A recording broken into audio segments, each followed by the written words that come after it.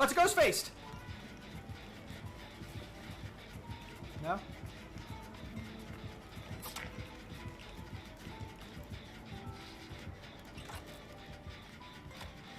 See, look at that. It's just like, hey, I'm here to... Oh, let me not. I'll let him get his spooks in. I won't look. See, like there, that was just me going, hey, would you like the point farm? No. And then he leaves. Fair enough. I count that as a friendship. I asked the question, he said no, we move on.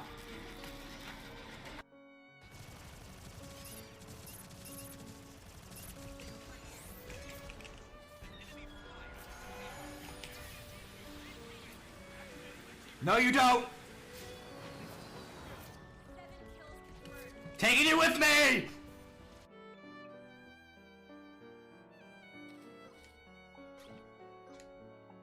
There it was. Okay, got that one. Yeah, I think it's this next jump here. It's too far this way.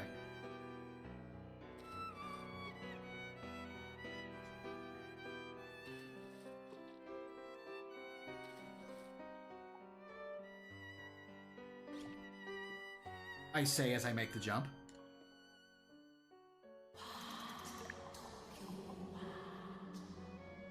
Tell me what you want. What you really, really want.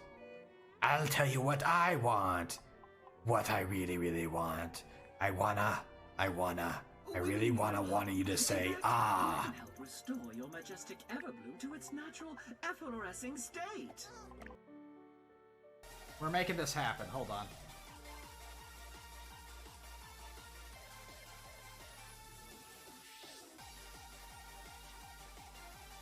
Come here.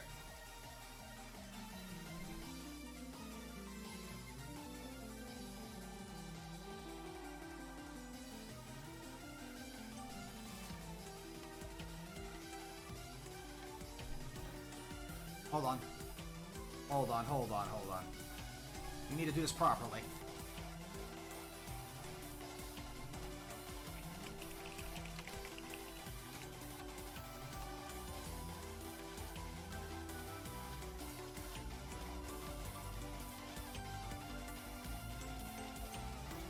Perfect.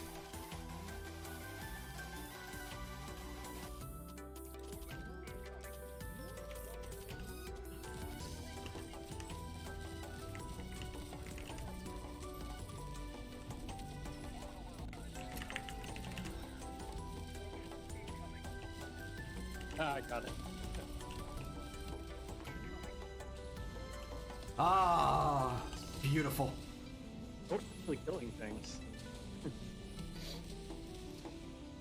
Oh, you can turn while you're doing it, so you can just kind of rotate and salute. Oh,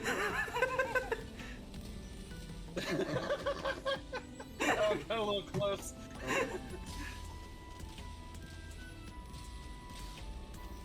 Now this is Super Earth. This is Super Earth.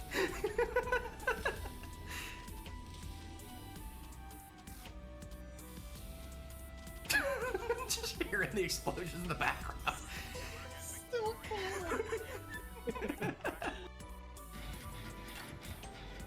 Oh, it's a ghost faced! No?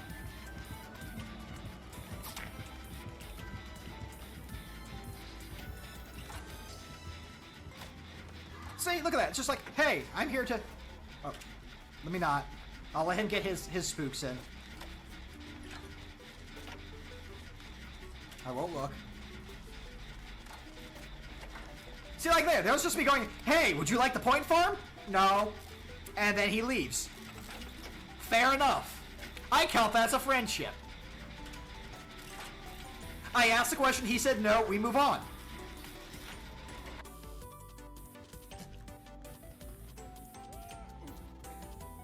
Hey, bud.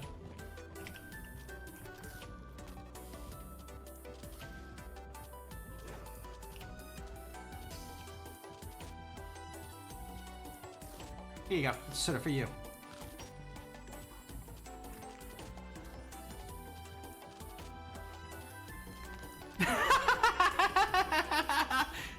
Okay, I like him.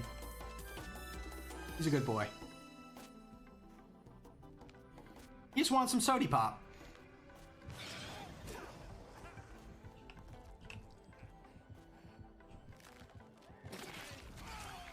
Ah, I did a cool flip. Where are we going?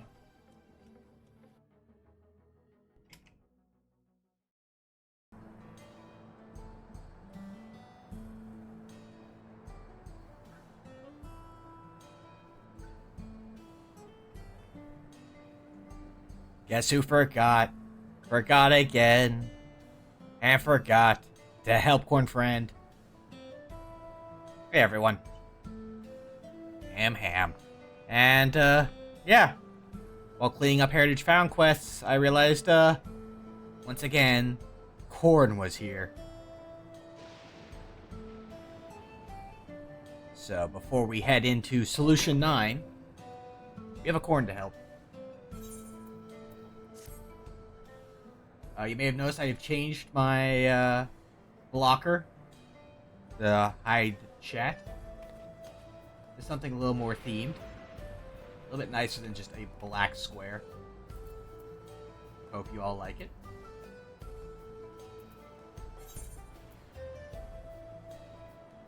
Let's go attend Corn. My, what a pleasant surprise. I hope you've all been well since the appearance of this particular place. You've all? Yes, because he's referring to us and you, Chad.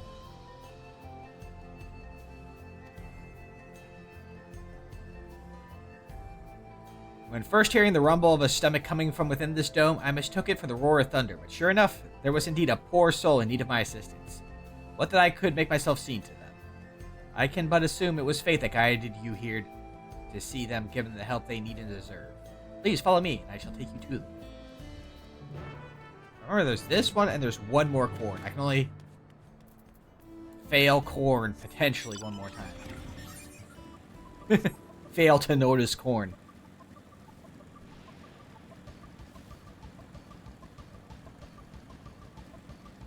It's a Milala. Try the vegetables from the outskirts, they said. Bah! Who can stand to eat this swill? I can't do it. I won't. A man if ever keep deserves better than this. With the perfectly manufactured rations of the production facility full to bursting with nutrients, I could easily work for days with little rest. But this, I'd sooner starve myself until my work is done. Rather sophisticated palate, it would seem. Perhaps as I take a generous helping of my kernels, apply a little heat, and... There! Let us see what he thinks of my popped corn. Oh man, I'm not gonna be able to have popcorn for a little bit in the near future. What in blazes is this? Popped corn. It's absolutely delicious! Light and fluffy, yet also crunchy and perfectly salted. I'd never seen such a thing in Solution 9. When you say this was made from a vegetable? It appears the plants grown down here are not to be underestimated. I believe I owe the farmers an apology. I mentioned, I think, somewhere that I was surprised, that we didn't see any Lalafell over here. And now we're seeing them. We'll be seeing them in spades.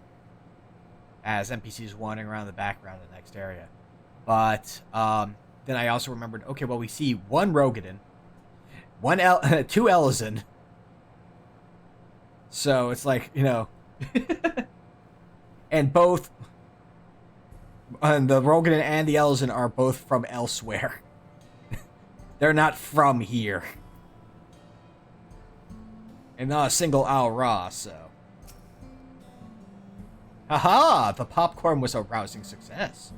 He convinced himself that foods should simply be taken as they are, never realizing they can become so much more given the right preparation. It was heartening to see something so simple as popped kernels could give him a newfound appreciation for food. And with that, I believe our work here is done. I can scarcely imagine where my search for bellies in need of nourishment will take me next. The next area. Wherever that may be, I should be glad to see you there. Safe travels, my friend.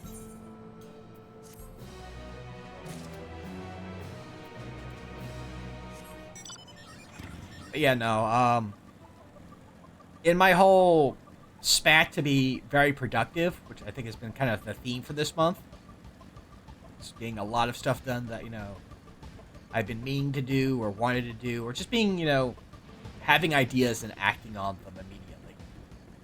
I am going to be getting some wisdom teeth removed in a couple weeks.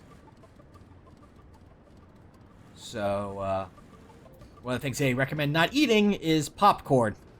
It's like I googled stuff like what you should eat, what you wouldn't eat, you shouldn't eat, and like literally popcorn I think was the #1 thing listed on one of the websites. But yeah, no, I have a hole in I basically have a hole in the side of one of my molars, like Courage the Cowardly Freaking Dog, and I'm finally fed up with it. So, since I'm being so productive with other stuff, I just kind of reached out to my dentist, who had actually told me, like, hey, we should probably get those pulled, like a month ago. Yep. It took me that long for me to gather those spoons to be this productive. But, that's today was the day I just kind of settled that score, and so we should be set up. Which means I probably may not be streaming that Thursday.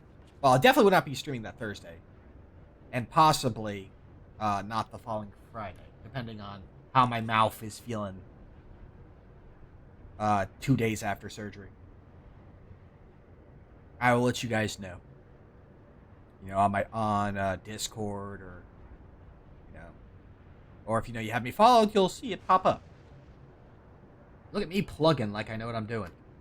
Ah, there you are. If Queen's Fiend has registered you as guest, you should be able to march right in. And if she hasn't, you may have a swarm of Zoraljo's minions to deal with. Let me fix the thing first. Nothing for it but to see his Fiend has betrayed us, eh?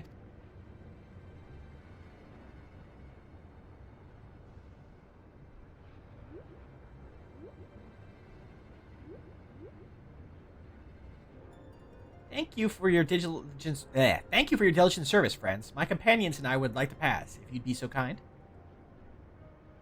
Outrider Guide Unit identified. Registration number, verified. Verification, verified. 6 accompanying civilians identified. Verifying credentials. That middle one seems to be a problem. We have concern about the Malala. Credentials verified. Welcome, guests of Queen's Fiend.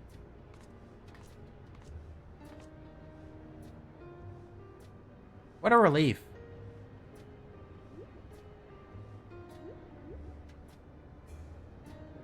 There you have it.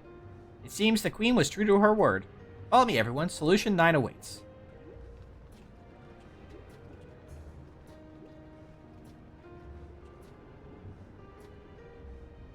Into the Mecha Ifa tree. Ifa? Ifa? Ifa.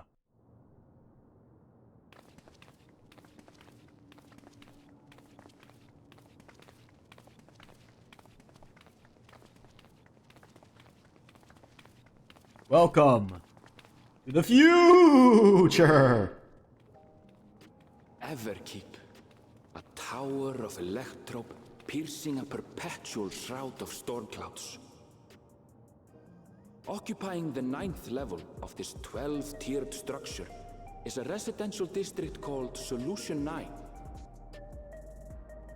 In so naming their home, what hopes did its founders harbor for it? And did it prove the answer they sought? And where did they get their rad fashion?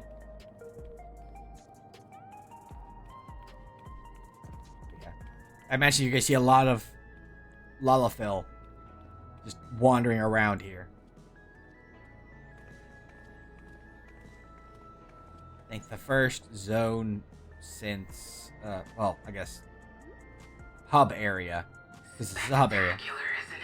Since, I'd say, Ul'dah and Limsa. They're the ARR ones to have a prominent number of Lalafell just wandering around and doing stuff. There are more districts throughout the tower, including industrial ones, but Solution 9 is the largest.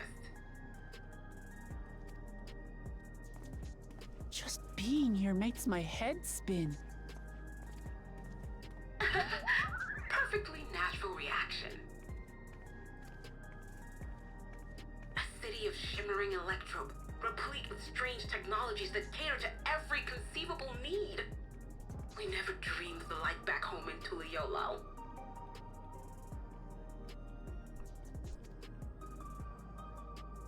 I mean, it'd be hard to imagine it. Now, while I go and explain the situation to those in the back room, why not take a moment to explore? This area, which we call the front room for laughs. I believe lived experiences are far more educational than dry explanations. I can believe that. And you want to know more about Sphene and Zoologist Dominion, do you not? Never even played Dominion.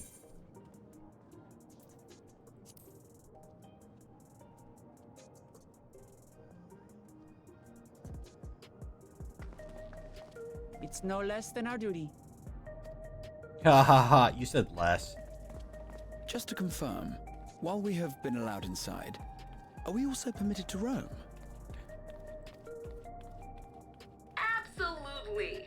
Small friend As marching Sphene's registered by. guest, you'll find you're exempt from the sentry scrutiny. Marching fry. Don't fry the don't fry the popadoe. Ah, the elevator to the uppermost level. I wouldn't go near that. But other areas should be fine provided you act like you belong. And update your fashion. All right then. We'll show ourselves around. Get a costume change. Yes. Familiarizing ourselves with the technology here will help us prepare for the battles to come. And those jackets seem awfully comfy. Try not to enjoy yourselves too much, or you're liable to attract attention. Once you've explored to your satisfaction, come to the entrance to True View in the eastern sector. You know what? I said there's only 2 Ellison, but there's technically 4. Because for some reason I forgot the twins. I was thinking Estinian and The way from there is the a goldsmith. little complicated, so I'll send someone to guide you. Understood. We'll see you later. Fontaine or whatever his name was.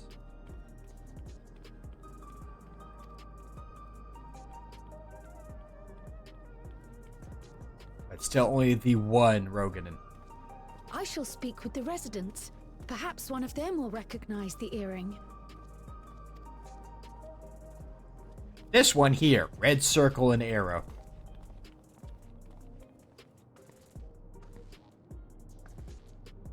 What's with this place? How can this all be the inside of a tower? So, what aren't you telling me? Where are you? I'm right here. That I can't reveal yet. Precautions, you understand. Just know that I'm safe. But come, tell me about your adventurer friend. You seem to have a great deal of faith in him. I am small but strong. A lot together. Alright, there's some elves. And what am I talking about? You might say that. For instance, we found the entrance to the Golden City.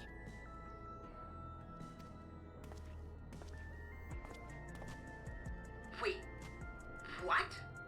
You did? Eleanor, why didn't you mention this sooner?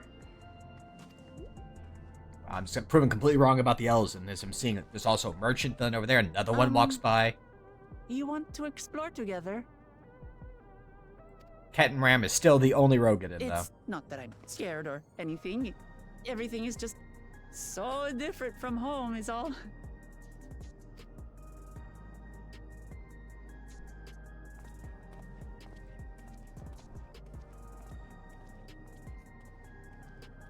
Glance, counter glance, glance, counter glance.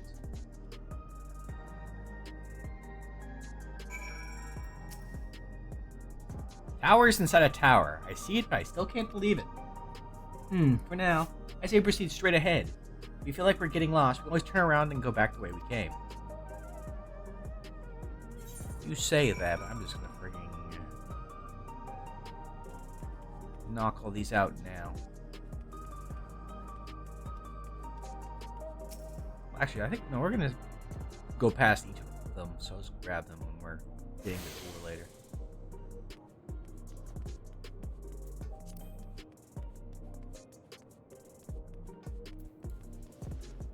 Scanning port 9. I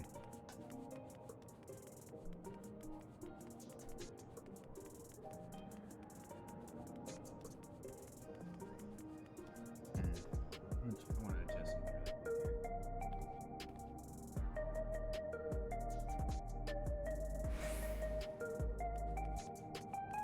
Sorry, like I'm watching my audio and it's just something is wavering. I don't know if it's being picked up, but I figured I might as well fix it a little bit. You know? Make sure it's working alright. Just dropping the gain a little bit so if, you know, it's my AC or something.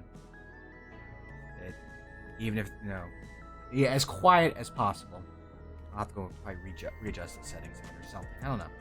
I always get annoyed when I, you know, see little bumps in my audio and not know what it is. Ugh, a crossroads already? This place is too much. I have no idea where I should go. Right, I made up my mind. Let's head to that building there.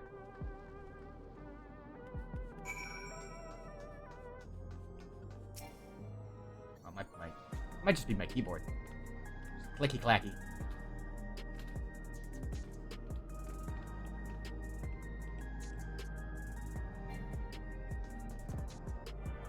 I have a very noisy keyboard. And my mic is right above it, so that could just be it right there. So my brain is all a tizzy just from... to be honest, a little bit worried about the... No, it's 2 weeks out, but I'm already kind of... Oh, geez. Was it a smart idea for me to do what I did regarding the wisdom teeth? But, you know, better to knock it out than just to keep putting it off. And then work was its own little pile of stresses, so... Brain is a little bit burned out for today. So, you know, I was full of go-get-em attitude. I still have energy, it's just... The thinking... the energy is there, the thinking is not.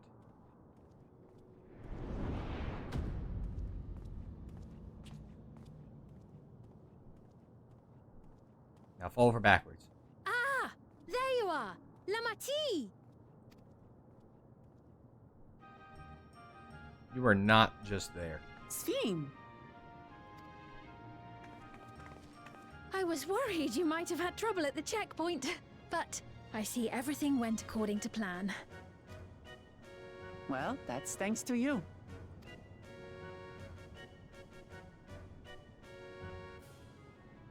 Now, I know you've scarcely arrived, but I have a request to make of you. Oh, a request, you say? Yes, an important one.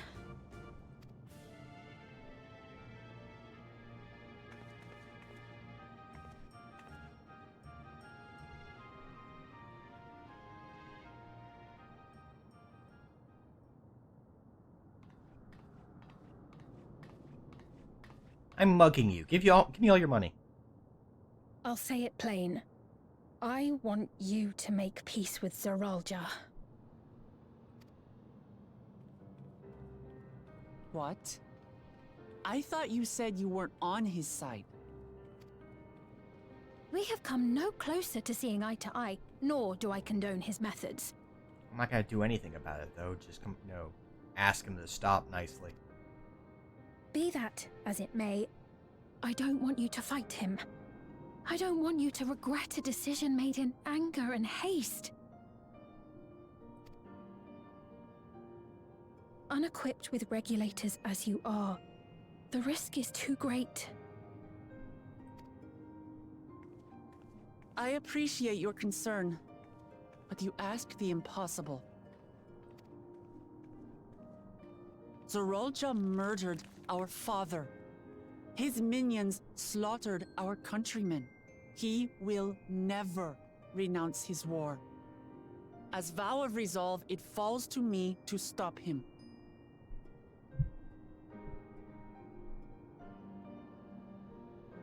Sorry.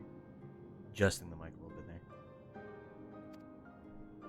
I know you love your people too.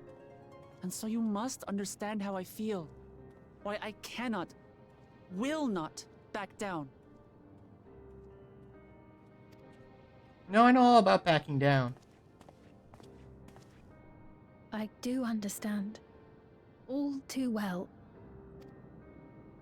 Let me say only this then. Zeralja will use any means to win.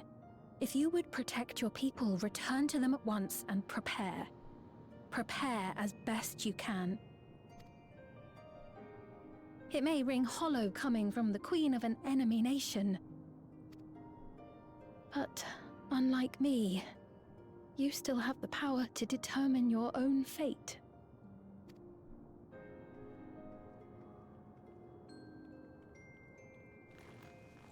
You really are a curious one. Look, you needn't worry for us. We have dependable comrades holding the fort in Tulihyolal. They'll keep everyone safe, so we can devote our attention to affairs here. Please.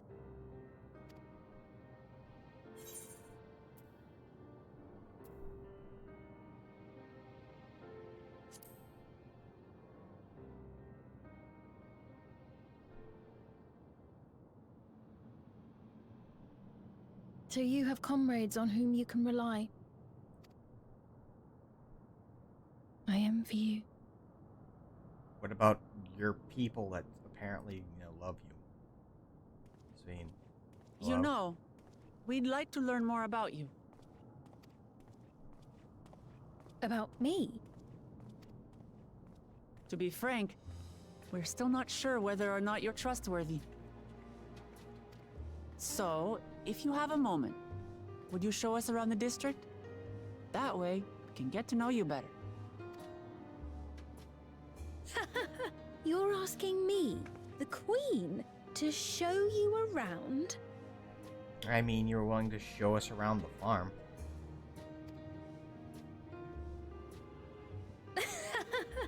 Oh, but I jest. I'm flattered that you've taken an interest in me. Very well, I shall be your guide. You're my guests, after all, and teaching you about my realm would be a pleasure in and of itself. If you like, I can introduce you to my citizens, too. I consider them family, as you do yours. By all means, we're in your capable hands. That you are. This will be an enjoyable and enlightening tour, I promise. I don't know.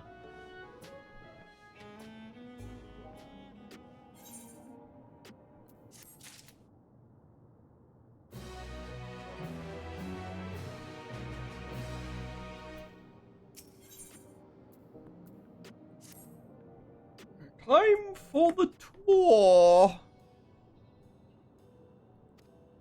Let's begin, shall we? I must say I'm really grateful. This place is so vast and confusing. I didn't even know where to begin.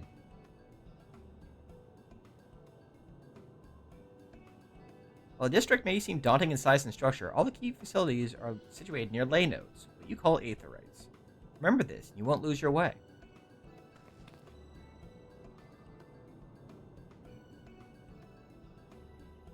Did you say ley nerd? Which is French for the nerd. Now then, seeing as it's right here, I'll show you the Nexus Arcade first. Please follow me.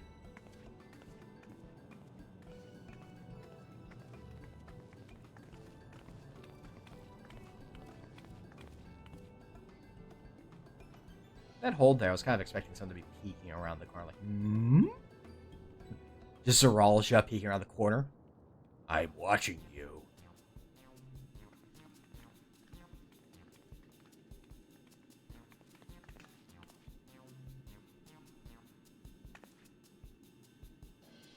This complex is... I was like complex like it was an adjective. This complex is home to all manner of shops. From food and daily necessities to technological conveniences, you can find most everything here.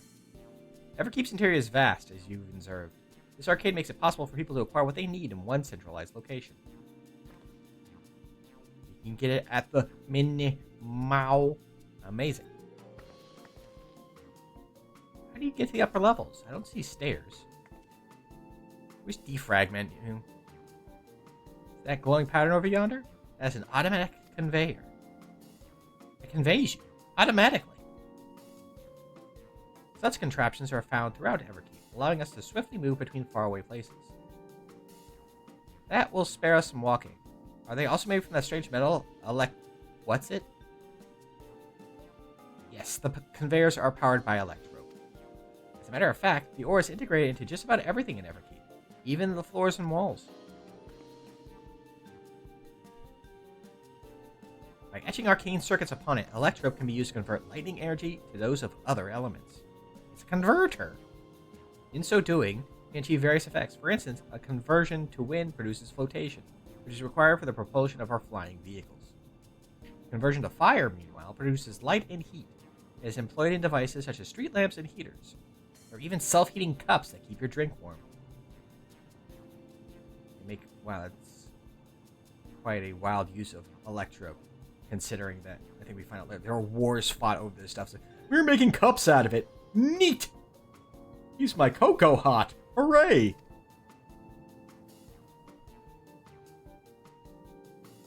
Can you make a drink cold if you convert it to ice instead? You certainly can. Our vending machines do just that, as do our electrope thermoses, which I call electromises. What's more, multiple energies can also be combined to produce some clever effects. For instance, by manipulating the air with wind while projecting light with lightning, it's possible to alter one's appearance. Electrope Glamour Crystal. It's almost scary what you can do with electrope. If such a wondrous material exists in our world, I imagine everyone will be fighting over it. That's the thing we're not sure about yet. Though, again, when we get into it a bit later, I have thoughts based off... Actually, it's not even my idea. Someone else suggested the idea. That it seems pretty solid.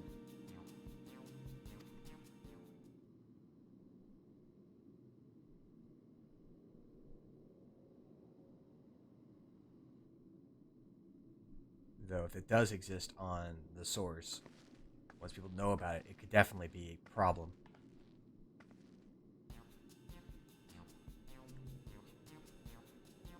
A slow, dark moment. This shop over here, what does it sell? I bet wars should be fought over it. They were. Good job, Lamachi. Ah, yes, let's go and take a look.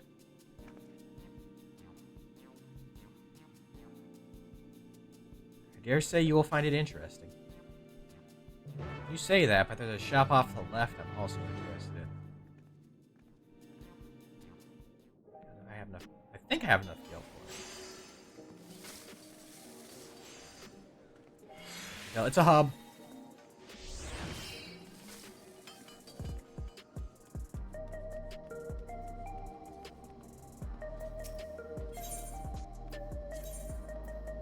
Gimme.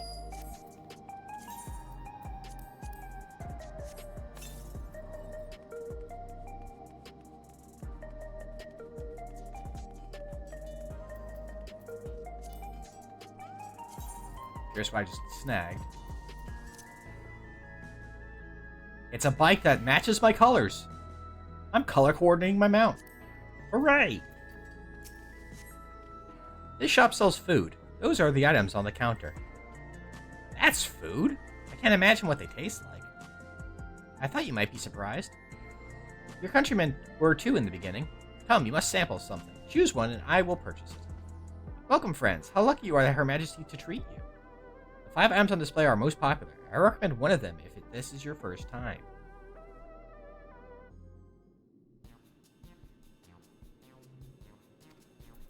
Artificial grape?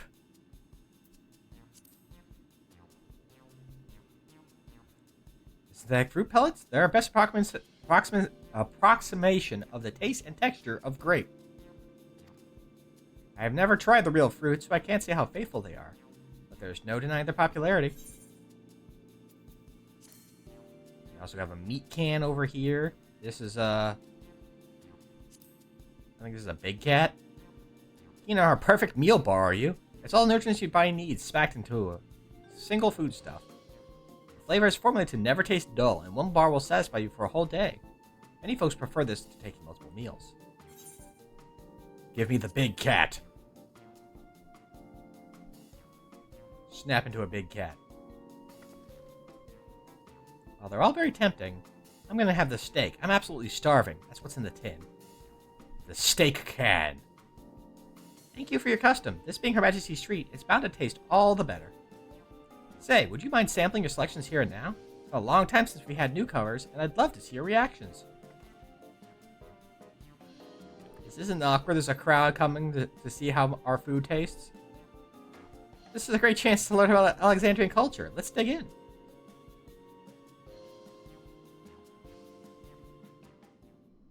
Snap into the big cat.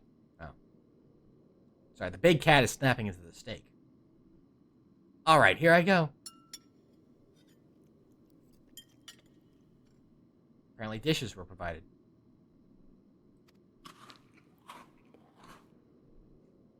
There you go. That's me crunching on the bar. Amazing! I've never had any meat like this before. It's tender like chicken, but flavorsome like rennet. And the spices give it just the right amount of kick. I could eat this every day. Yay, we're glad you appreciate food.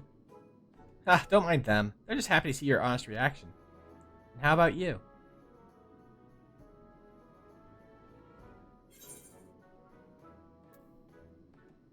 It's interesting. Sorry, I'm not going to give you a big how do you do while everyone's just staring at us. It's always such a pleasure. My thanks for humoring me. This does take me back. Though it was chaotic when the people of Tuliyola first arrived, we endeavored to learn about one another and embraced our differences. And then we made them eat our food. Ah, right. What about you, Sphene? Aren't you going to have something to eat, too? I appreciate the thought, but I'm fine for now. Thank you. Alright. What's your favorite food, if you don't mind me asking? My favorite food? Why do you wish to know this? Because I want to get to know you better. Why else? The more you know someone, the more you grow fond of them. That's what my old man believed, and my experiences have led me to believe the same. My favorite food.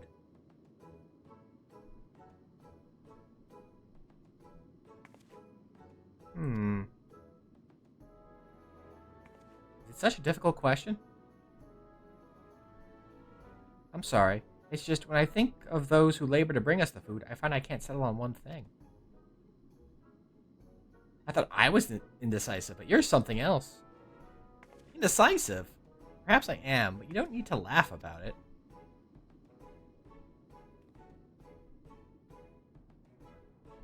Ah, someone is watching. Hello.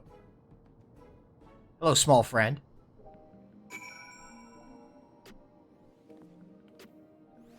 Still there, small friend?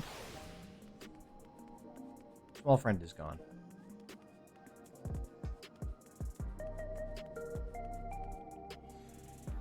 So I figured that could have been a more compelling scene to show something was off. But, you know, Wook Lamont just kind of brushes off like, oh, okay, you're just indecisive. And it's kind of... It's presented kind of... I don't know about you, but I'm satisfied. Let's keep moving.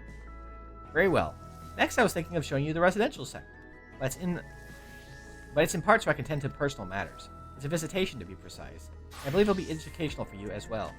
Would the two of you mind accompanying me? Not at all. Wonderful. Let me know when you have seen enough here, and we'll make our way. Ready? Then let's head to the residential sector. It lies to the southwest. As we walk, I'll be glad to tell you about any places of interest that we come upon.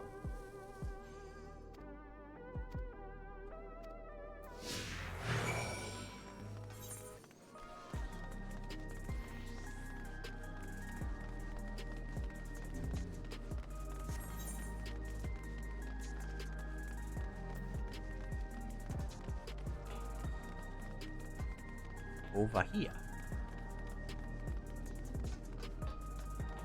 I was like, where's the next point? It's like, alright, it's right here. It says this bit here. Over at Mosaic.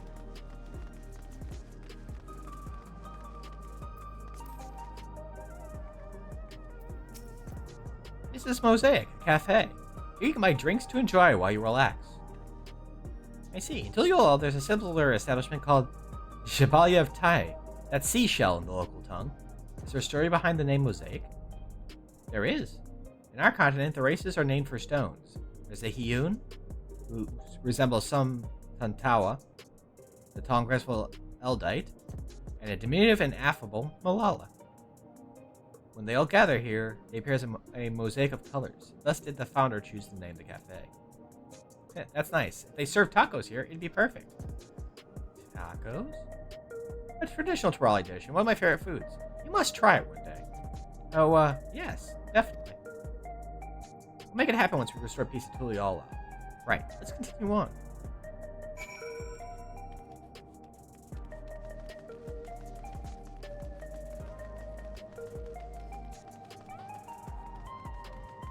I feel like there's obviously things she's not telling us. And again, maybe it's just my own feelings that they're trying to play her as being slightly off. I feel like they could lean more on it. Kind of give some more, I mean, less, I mean, they are kind of subtle. Once you know what the situation is, you can notice some of the things a bit better. But maybe they could have been a little more pronounced. Not too much. This is kind of more my nitpicking about just the general interactions with Sphene, which don't really address the more overall issue. Well, I guess it kind of doesn't. We'll get into it a bit later. And here we are. These buildings are where our citizens live. They're massive. Each one is bigger than the palace. They have to be, for just about all Alexandrians have apartments here. Unless you wonder, I'm here to visit some people. Their apartment is in the building on the left here, at residential radius 914. Residential radius? That's right. Come, the doors open automatically.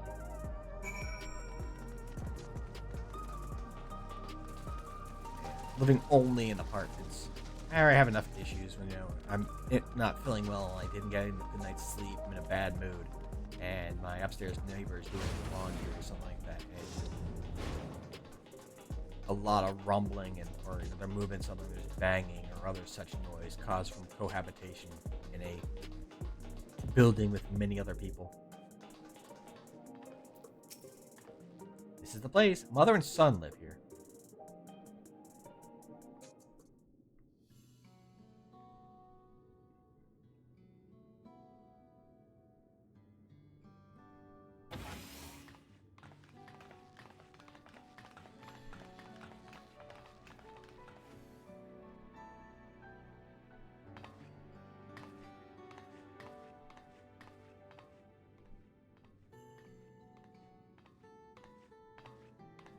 Hello, Isadora.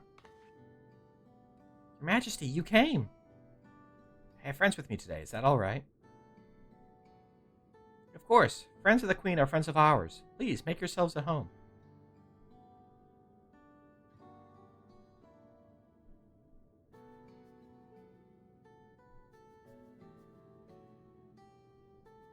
How has Milo's been? There's been no change, but the symptoms are thankfully mild today.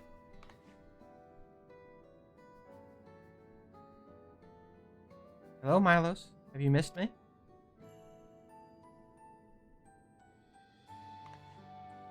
My son was born with Levin sickness, a severe etheric imbalance towards lightning. As a result, he suffers from paralysis. He cannot walk and struggles to speak. For a blessing, he still has his hearing, and even on bad days, he can communicate with his eyes. I see. Sphene visits often, does she? She does. Milos simply adores her. He sometimes even manages to smile while she's here.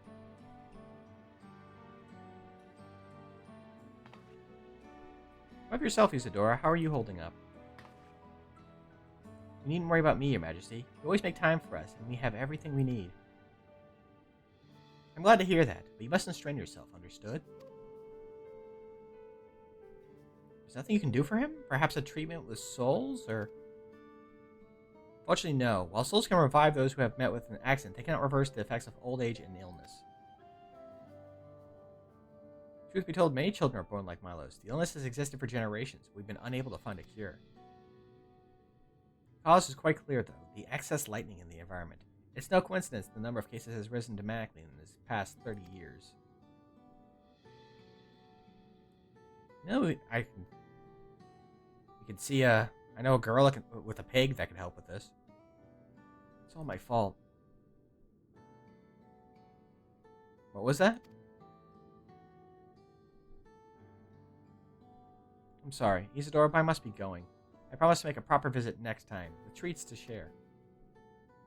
There's no need to apologize, Your Majesty. If it weren't for you, Milos and I wouldn't still be here. I thought I screwed up something there. I paused. So the whole thing is... I'm actually going to pause for a little bit here. Thank you, Queen Sphene. I feel like they could have done... Again, here's me fanficking in a way that this could have worked a bit. I feel like it would have made it feel like Sphene was doing more, other than just checking in like this. It's my pleasure, Milos. It's my pleasure, Milos. I'll be back soon, so be a good boy. For your mother and for me. Rather than visit these two in an apartment,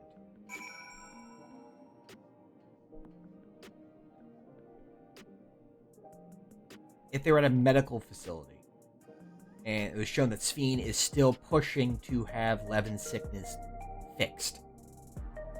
She's pushing and trying to get this on. This whole situation is like, oh, we've had it for generations. There's no cure. Just like, shrug. She's supposed to be so caring about her people as they keep telling us she is.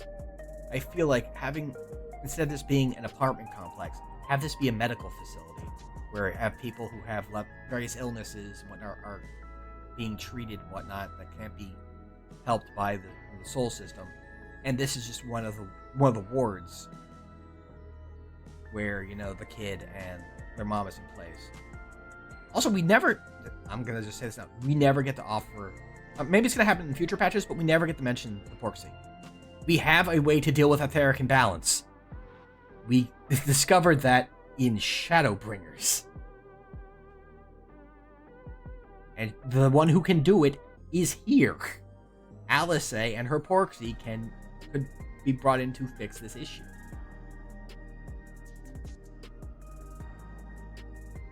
There's something like there's a dropped beat, I feel like, very early on where Sphene mentions, you know, that we have new knowledge. To what? She doesn't specify. And even to this day, I don't know what she means by it. Other than those concerning our knowledge of other, you know, the other reflections.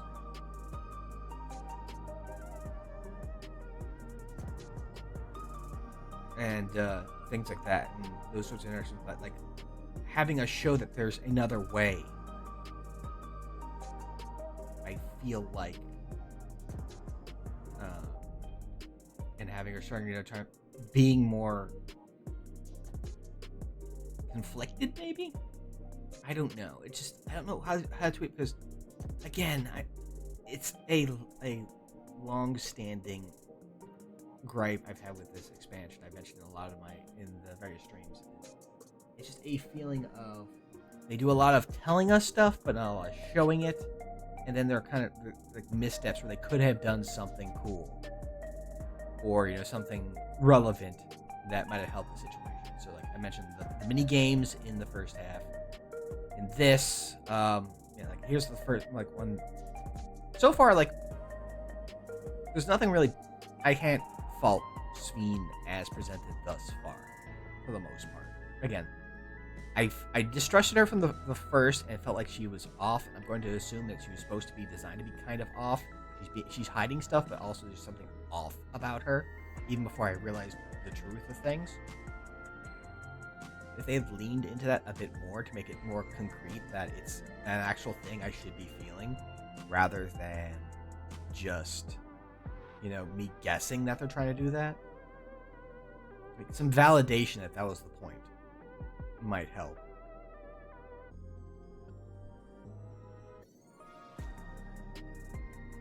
I guess I'm trying to figure out how ways you could do it without fully giving away her situation way ahead of time.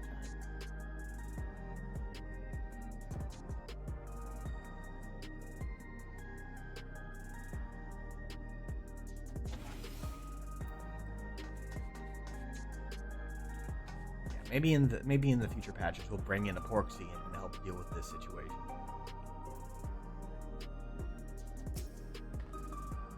Thanks for accompanying me on the visit. The illness is part of life in Alexandria, and I thought you should know about it. We'll find a cure one day, mark my words. We'll make it so unfortunate children like Milo smile again. Again, like, if it showed, like, if there's a medical facility and it was like she was talking to the doctors and, like, pushing for, you know, any advancements. Or something like that. Like, even if it's been a while. Just the fact that she's kind of like, she says that, like, oh, we'll figure it out eventually, but she shows no impetus or fervor to push for it. I don't know. Again, maybe I'm just being... Well, let's continue our tour, shall we? Look, you obviously have duties to attend to, citizens to look after. We can stop here if you like. No, I do this because I want to, so please do not worry. Next, I'll show you one of the district's most vital facilities, a place called Resolution. To reach it, we'll need to go by way of Layload 9, where the Aetherite is situated.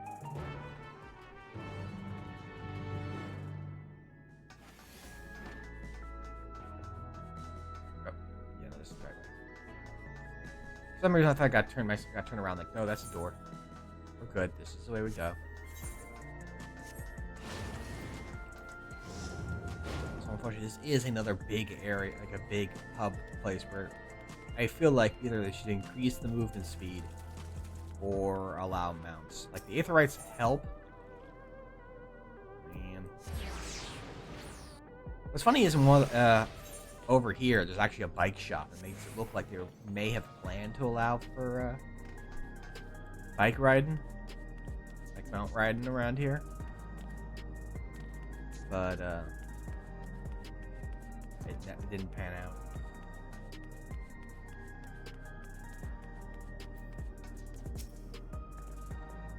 Conveyor ahead will transport you to the government sector, where Resolution is located.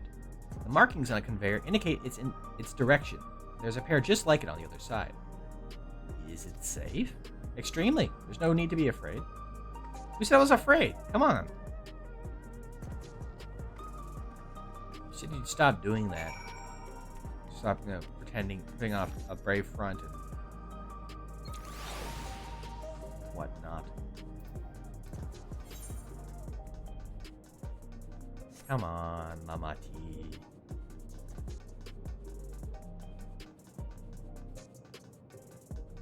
Yeah, like this? I don't know.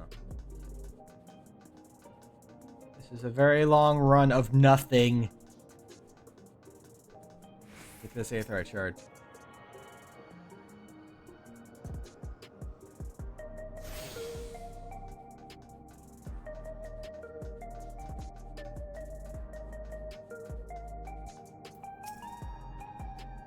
And here we are. Resolution. The operational heart of Solution 9.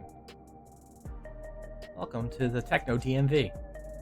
From Resolution, we oversee the running of the district and provide essential services to citizens, such as welfare support and job introductions. It's quicker to show than tell, so let's proceed inside. I really wish you would.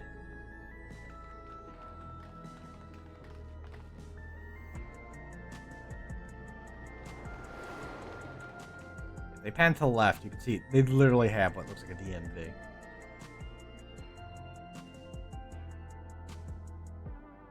There it is. Tell me that's not a DMV. Strange contraptions everywhere you look. Department of Milala vehicles. What's that? ATM. An infusion station. It dispenses souls in exchange for credits. Give them 100 coins and you get an extra life. Through hard work, citizens can obtain the peace of mind provided by spare souls.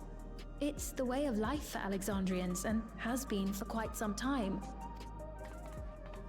But I imagine it must be difficult for outsiders to comprehend. That's putting it lightly. To be honest, it sounds disturbing.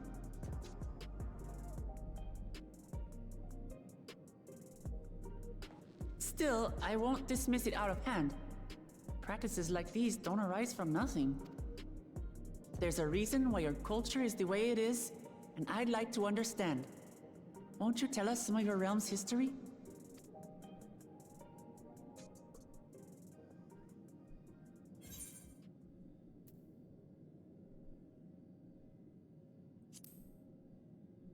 I like knowing things.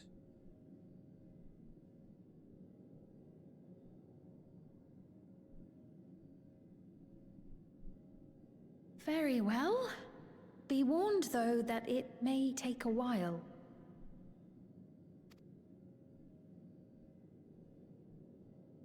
In the distant past, over 1,000 years ago, it's said, lightning energy began to swell in our world. According to ancient records that date back around 8 centuries, the rainy season spanned a quarter of the year, during which time severe thunderstorms ravaged the land. 4 centuries later, this season had lengthened to nearly half the year. The trend continued, with our ancestors spending longer and longer languishing beneath storm clouds. Crops failed, and livestock starved. Sorry, I was checking out for something. Okay, just making sure something. But amidst this growing desperation, a miraculous material was discovered that promised salvation: electrope.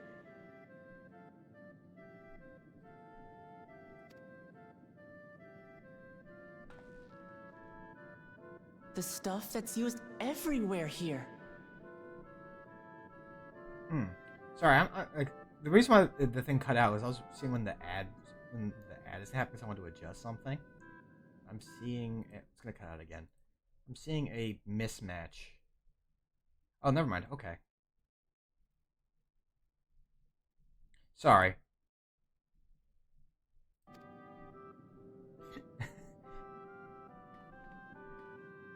Indeed. One day, when out inspecting a forest after lightning had caused a fire, a villager came upon a curious black ore none had seen before.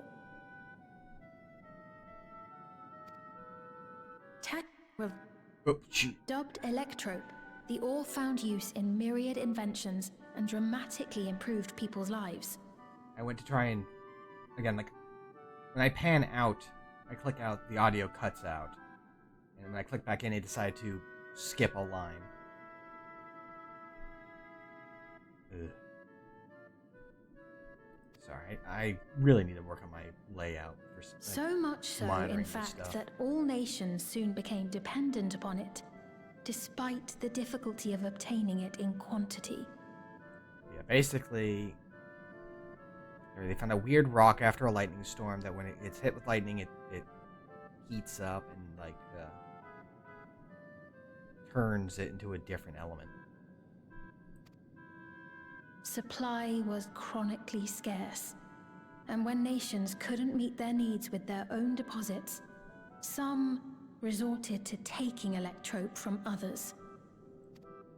The Great Electrope War. Fighting was isolated and sporadic until electrope came to be used in warfare.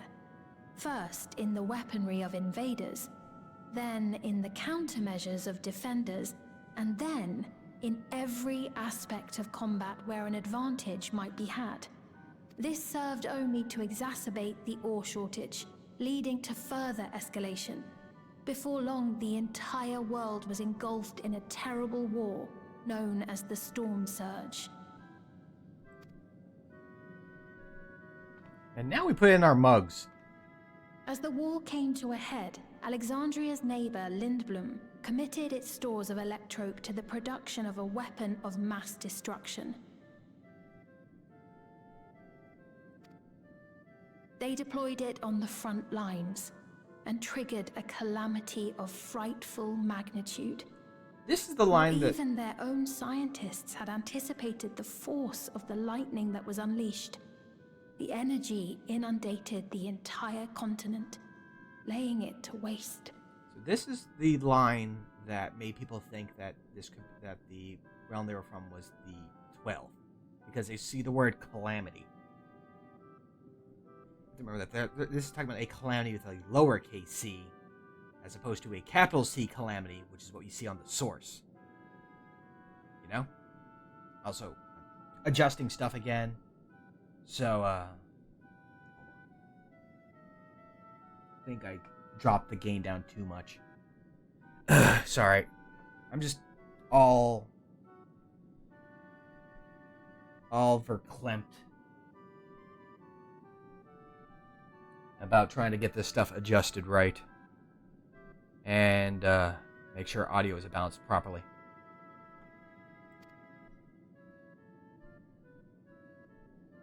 So that's how your world came to be this way.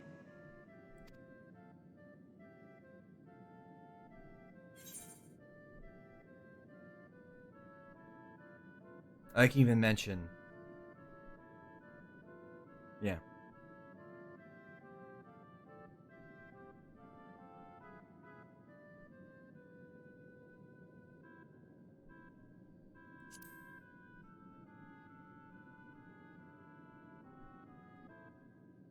You truly know a great many things that I don't.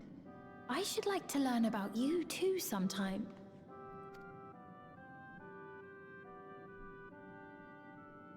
But to continue the tale, the people of Alexandria had already lost much to the war. They lost almost everything else to the Levin. Okay, we're gonna pause here for a second. I'm just gonna cut out again because I'm switching stuff around here. And oh wow, my captioner froze up again apparently. Okay, but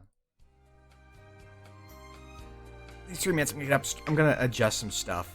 In the meantime, get up, stretch, refresh your drinks, what have you, and then once I've done fiddling, I'll kind of just roll with the scuff moving forward. I just want to adjust one minor thing, so just a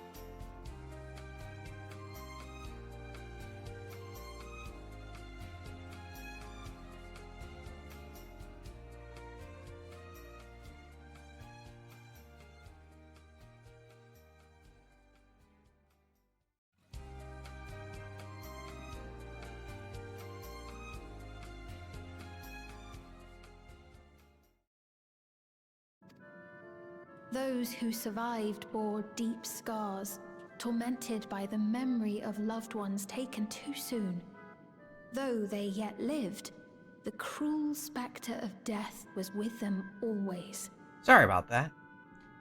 Hopefully I fixed some stuff there.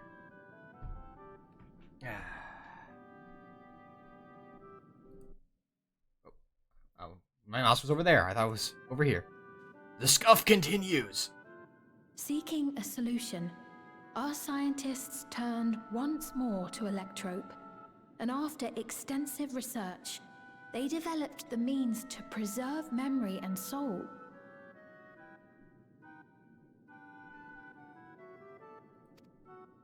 Physical death isn't the end. So long as our memories endure, we may live on.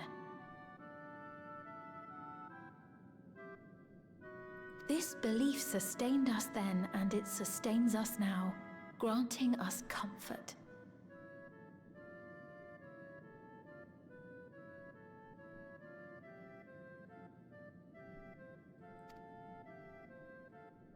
That's quite a tale.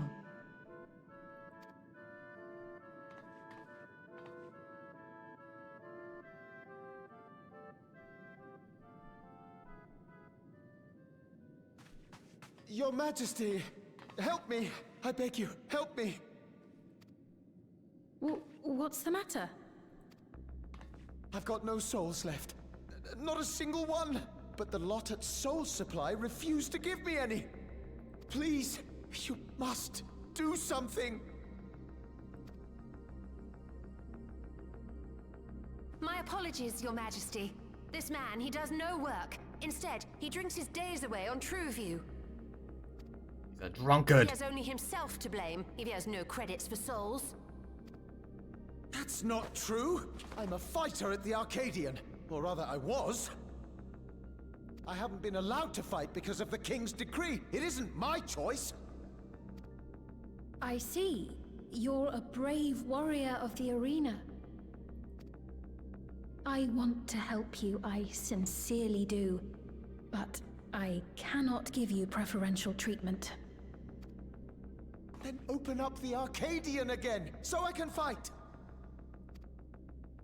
I'm sorry, but that's not my decision to make. The king requires feral souls for war.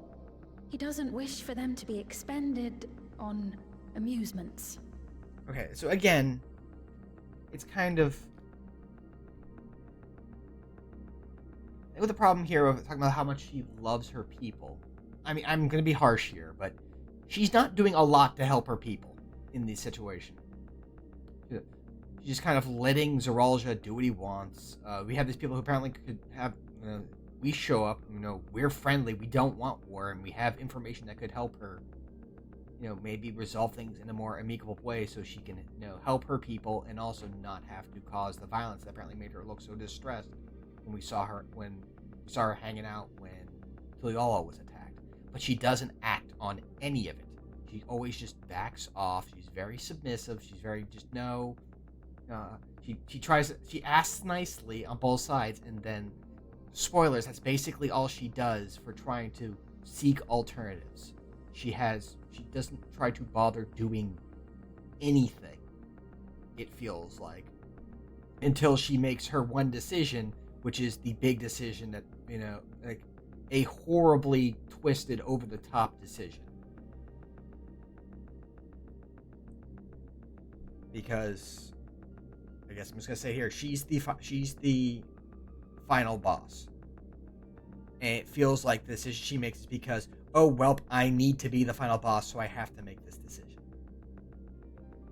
She goes and flips to this whole other end of the spectrum after doing nothing, and then she complains about how things didn't work. And it's like, you didn't try anything. You keep backing down.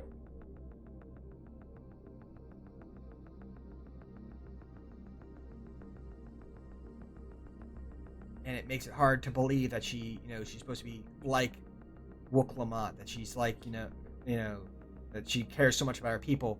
Because like Wuk-Lamat, like her people were under attack. She is literally coming out here on her own to try, to fight Zoralja. She's bringing the fight here.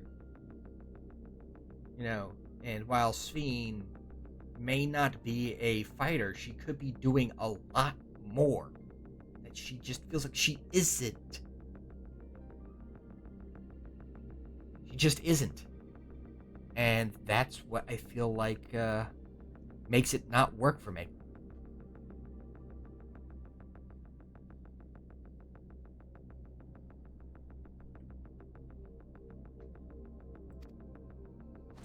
You're useless!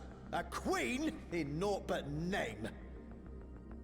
And then a guy's like, well, you're not going to give me my free soul. And I can understand him being upset.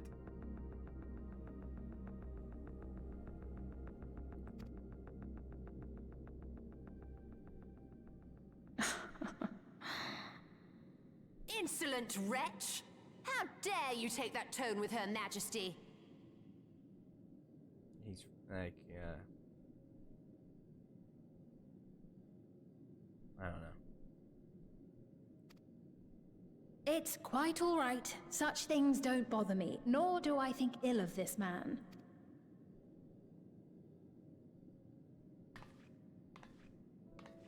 Hear me. Though I cannot grant you a soul, I mean it when I say I want you to live. I love all of you equally, dearly. You are as family to me, and it pains me to see you deny yourself hope.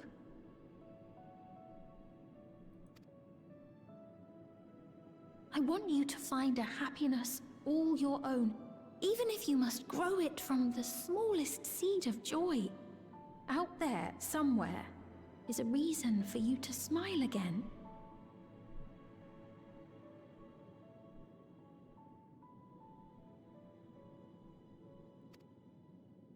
We all need to vent our frustrations from time to time.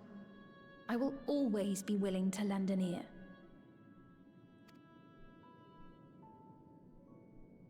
Yes, Mum. Of course. Even without a spare soul, I suppose I'm fine as long as I stay in Solution 9.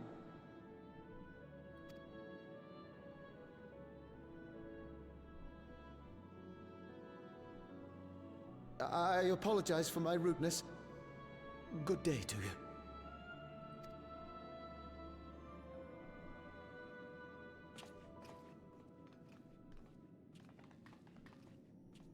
Keep your chin up, my friend.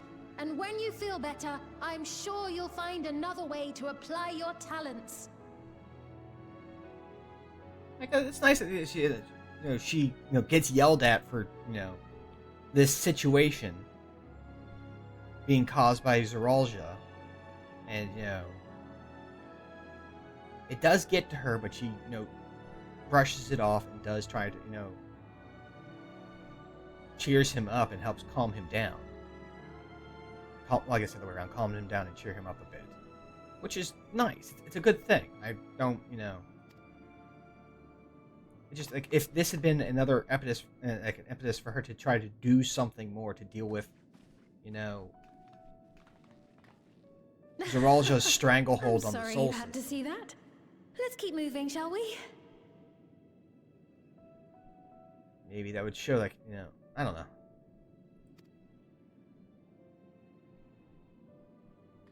I'm just really... Right. I believe we visited all the main facilities. With that, I declare our tour concluded. As Sphene falls flat for me. That man from before. Does that sort of thing happen often? As I said, she's kind of the final character, and the whole idea through through this expansion is you can once you learn about a person, their culture, and learn about them, you can understand them, and all that stuff, and just I don't understand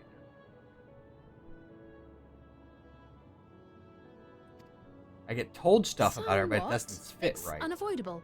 Hardships are a fact of life. And then, you know, there are times where I feel like she could be doing something to prove these things, and she doesn't.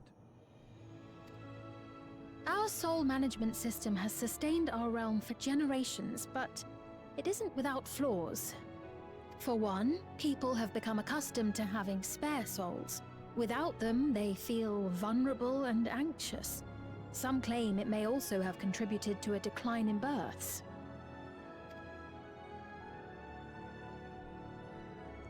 Just thinking out loud, but would it be possible to do away with the system? Especially now that you're here. No. Why not? Well, I know why not, but like... And it's for a reason that I also am going to have big issues with, and I know it's a divisive thing. But like, at least for the soul system here, the idea is that maybe they could face it because they're not in a place where the rare few have to be kept, you know... I suppose, but like, even in Solution 9, as the guy says, in Solution 9, you need not worry about souls unless you're going to get, you know, trampled during a sale or something like that.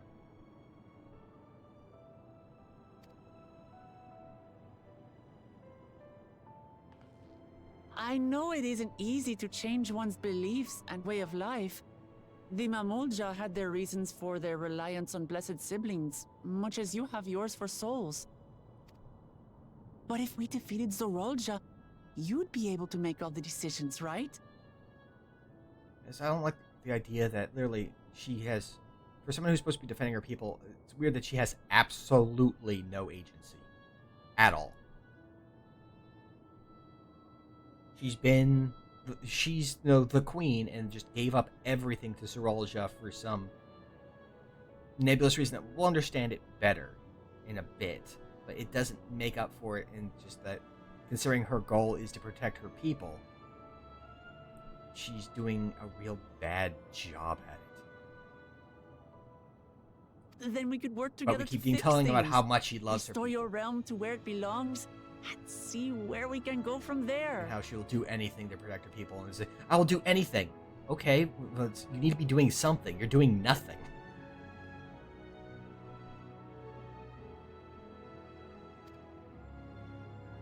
Like here we are, like these people like offering alternatives that could evolve, that could help without, you know, losses of life or whatnot. And she, for someone who's supposed to Listen to me. care about life There's something that I need to tell you. and protecting people, and she just, you know, doesn't. And then, okay, every time she's about to say something, robot comes around. She never thinks to go, hey, can we pull you aside and talk to you somewhere off, like, What is it? like off to the side where these guys aren't just conveniently coming by to interrupt you from saying anything of relevance? That might help us kind of Actually, understand you. Never mind. It's nothing of import. Well, it was lovely showing you around. I was like, this whole area was empty. It just happened to be walking by for the sole purpose of keeping us from getting any information. Of course. Of course. Thanks so much for the tour. It's happened twice We've learned now. not only about your realm, but you as well. For now, our priority is Zorolja. But once we've dealt with him, perhaps I can return the favor and show you to Lihiolal. I'd like that very much.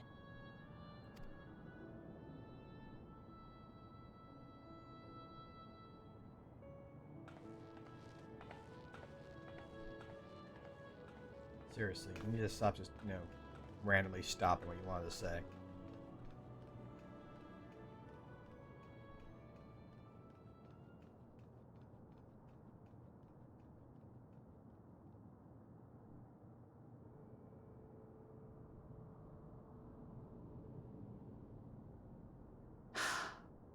It seems I've no choice but to continue down this path.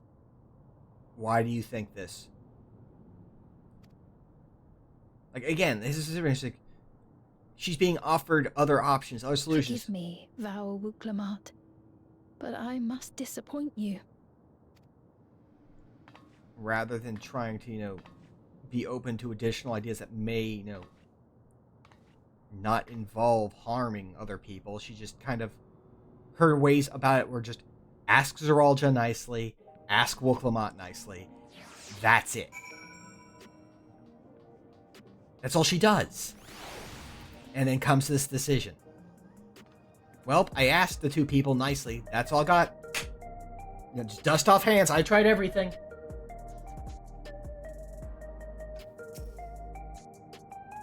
What was Fiend wanting to tell us, I wonder? Well, I can wait for another time. We've been exploring for a while now, and should probably go to Kakiwa's meeting point. I'll be back the way we came, I think.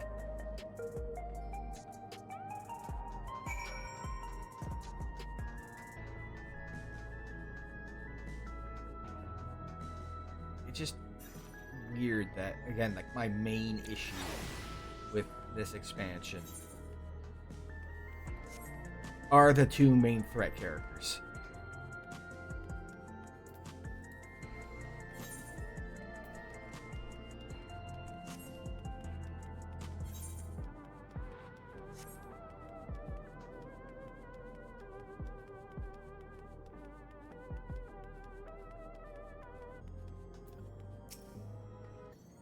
Fiend generally cares for her people. I can respect her for that. Thanks to her tour, I've come to better understand the lines of the Alexandrians. I don't feel so strange and distant anymore.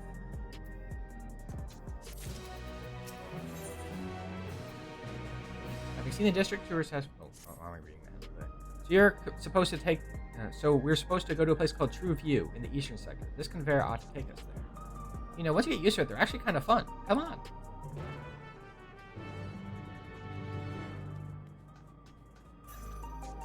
If you're wondering why, and again, the audio fixes just kind of come clean on this.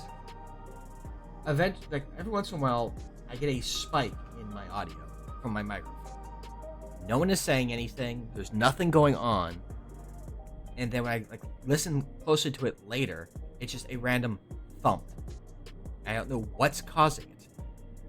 And it just drives me crazy. I don't know, it's just my ADHD or something like that. I see the bar jump and I stop everything because I was like, wait a second, what's causing it? Why is it doing that? And I want to adjust things, try and fix it.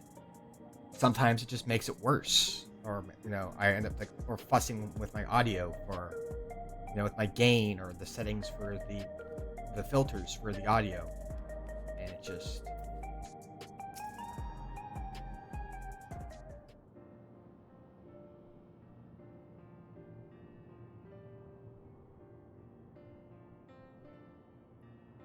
This is the right place, you think? I don't see the others, though. Well, rather than sitting and waiting, might as well explore a bit more. Huh? Look over there! Small friend! A Mulja child? What are they doing here?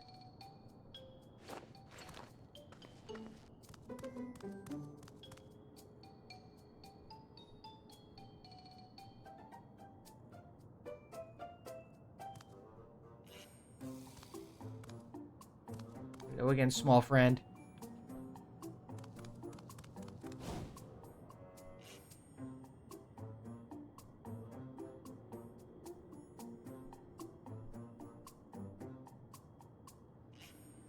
You noticed too, right? The resemblance to Zeralja? The blue scales of a Bunawal with the features of a Hubigo. This can't be a coincidence. At any rate, it wouldn't do to leave such a small child on their own. Come on, let's go after them.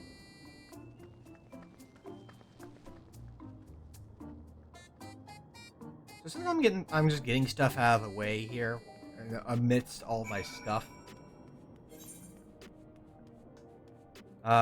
We do know that is Zeralja's kid.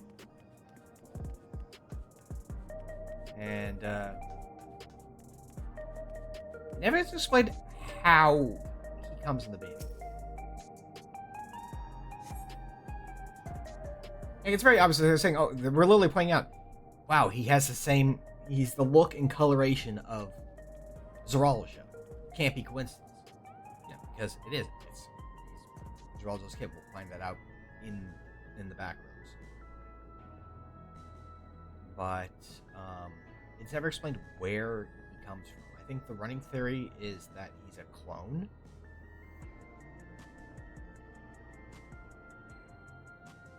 But here's, again my weird... So this is true view. I'm not sure what I'm looking at, but it does seem lively. And there's the big graphics card of the Arcadian. But the idea is, my little fancy theory thing. That building's just about the only one that isn't lit up. Open for business at the moment, I guess. I should just finish my thought instead of stopping it. He just shows back up. Here you go. So again, weird idea. I'm not gonna read this for a second. Weird idea is, remember how I mentioned how Jafarja, I say that they got removed way too early. I feel like if there had been like, if it wasn't just Zerulja holding on to everything, like maybe on the technical side, Jafarja had spent this time learning the tech and was actively, technologically stymieing Sveen and causing problems. Kind of act like there was a kind of a struggle for power of Sveen is the queen of reason, but Jafarja is trying to steal that position. And here's where the weird thought I had was, what if Jafarja had been female in this theoretical?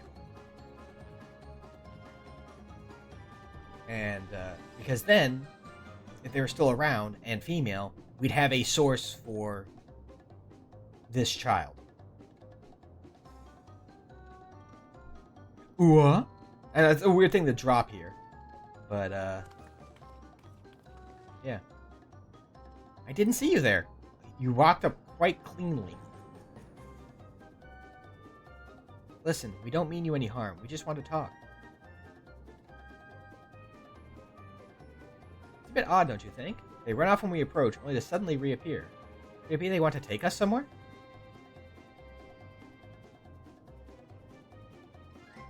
Is that the way of it? You want us to follow you?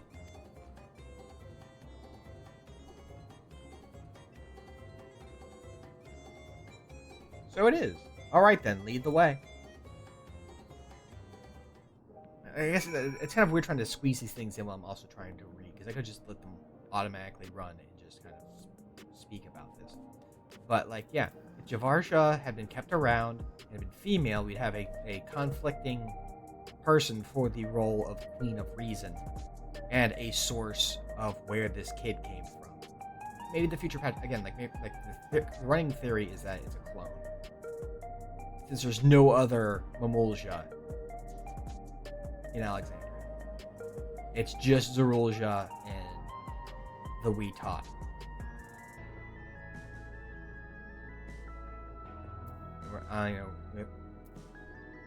Hoping it kind of gets mentioned a bit late on a bit better in future patches, like where he came from. I don't think it's relevant for the plot, I guess, but it'd be nice to know.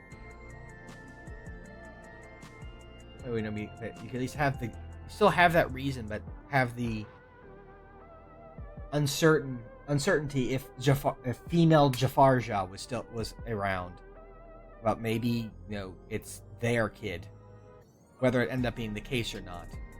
The actual cause, which is revealed in later patches, could still happen, but it would give potential ideas. I don't know. Asexual reproduction, sure. No, also, hey, Lurker. No, I was saying about how in my fanficky, it would make sense to me. Yeah, no, that's the thing. Could be a clone. Yeah, for sure. But no, that's the thing. Like, that seems to be the running theory from what I've heard from fans. But again, like in my fanficky, alternate take on things where all this other stuff is planned out. The idea would be, since Jafarja is still around, and in my version in the version I had this in my headcanon, and headcanon adjustments of things, Jafar Jah was female. There could be the guess that, even if it ends up not being the case, that this is Jafar Jah's and Zerul Jah's kid. And then you'd also have Jafar Jah continuing to be a negative force on Zerul Jah's mentality and feuding with Sveen and actually causing conflict, a way of conflict where Sveen is wanting to do stuff to help her people and Jafar Jah is getting in the way. Because as I mentioned, the last scene, like the last cutscene over at the whatchamacallit, resolution. There you go. Resolution, where it just feels like Sveen talks about how she'll do anything for her people, that she's, willing to do, she'll do whatever it takes, but she's, she doesn't do anything. And she asks the two sides very nicely to try and get along, and then decides, well, I tried everything, as I mentioned. But that's kind of the size of it. It's just like,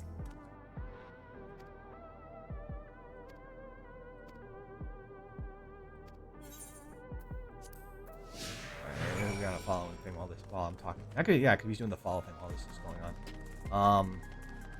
Yeah, it's just said, they're both kind of poorly written, and it's a shame because they're the two main antagonists of the expansion.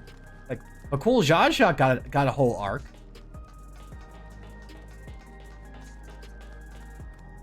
The Dick Dastardly got better writing, I feel like, than the two main characters, like the two main antagonists.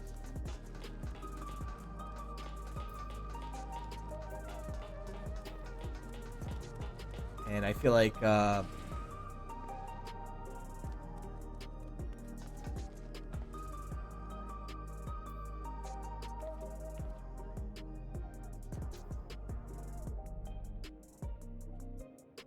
subtitles? Oh, did my captioners do something funny?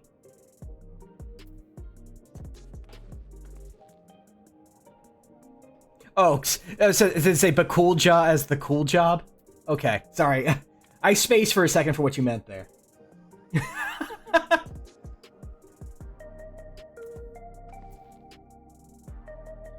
But yeah, like, Zerul Jah, I feel like could be fixed pretty easy with some minor adjustments. That still kind of keep him about the same and still have him go on his Virgil path. Sveen, I just feel like she makes the decisions that she makes after not doing anything. And it feels like that she makes these decisions because, well, I need to be the final boss. There's no, like, it doesn't make sense in the context of the story to me. It's written so poorly. It's just like, well, I guess I'm gonna be the final boss now. Well, oh well. I talked to Zerul Jah. I talked to I smacked my mic. I talked to Wuklama. I asked them both nicely. They both think, well, I've done everything I can do to try to defend, try to keep this thing from happening. Even though, it's obvious that Zerul Jah is a problem. He's not, he's going to be, he's stealing the power away from me, or I've given all this power to him. I've left nothing for myself, give myself no authority. That he's actively harming my people. That causing unnecessary hardship on my people because of his warmongering. And then here, these other guys got, Wuklama and this strange, Lalafell who keeps hiding Malala who keeps hiding the upper half of his face, who seem to know a lot of stuff about, a lot of things that could be relevant to what I would do, that could give alternative options. But no, I'm not going to consider that at all. I'm just going to stick to my guns and do what I have to do, because otherwise I can't be the final boss.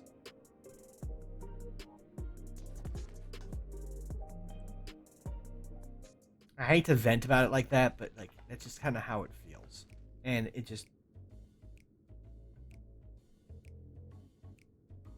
it's depressing. Is this where you wanted to bring us?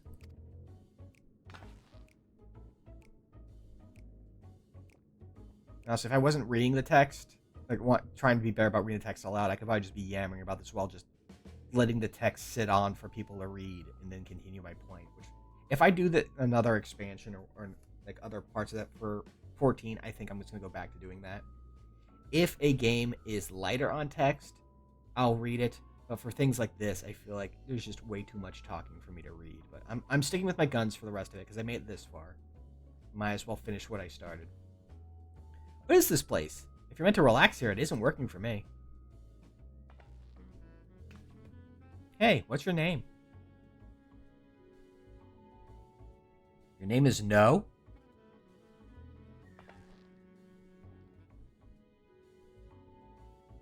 So you're still not inclined to talk. I was drinking. I was trying to see if the spacebar would let me auto advance it forward. He'll only talk if he's completely comfortable with you. You know him? No. After a fashion, but never mind that. How about something to wet your whistle? That's what I was doing. Durable as you are, it's on the house. I can recommend our special, Her Majesty. I'll prepare one without liquor for the boy, too.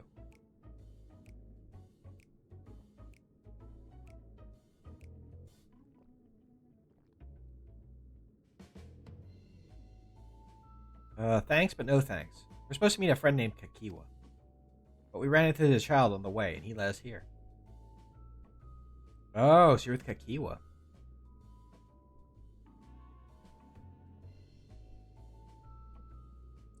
Yeah, calling him on Kodak.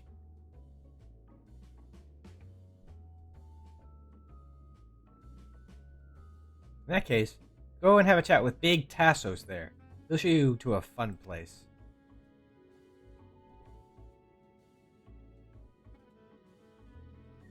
What about him? I don't think he's in the mood to talk, so he can tend the bar with me. Yes, let's have the 5-year-old tend bar. This is taking a turn for the strange. But don't you think we're walking into a trap, do you?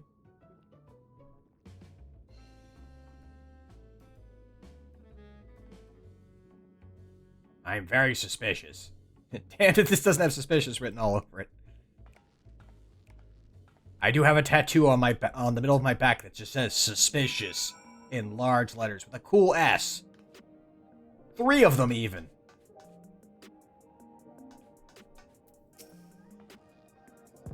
What is this fun place meant to be? Is Kakiwa there? Well, I suppose there's only one way to find out.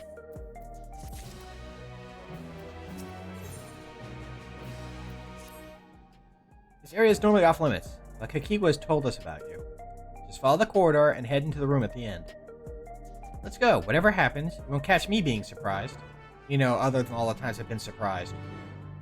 Like at the buildings and the canned meat.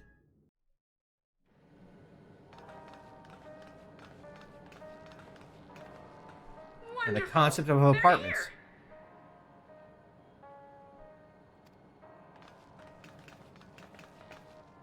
We've only just arrived ourselves. Amazing.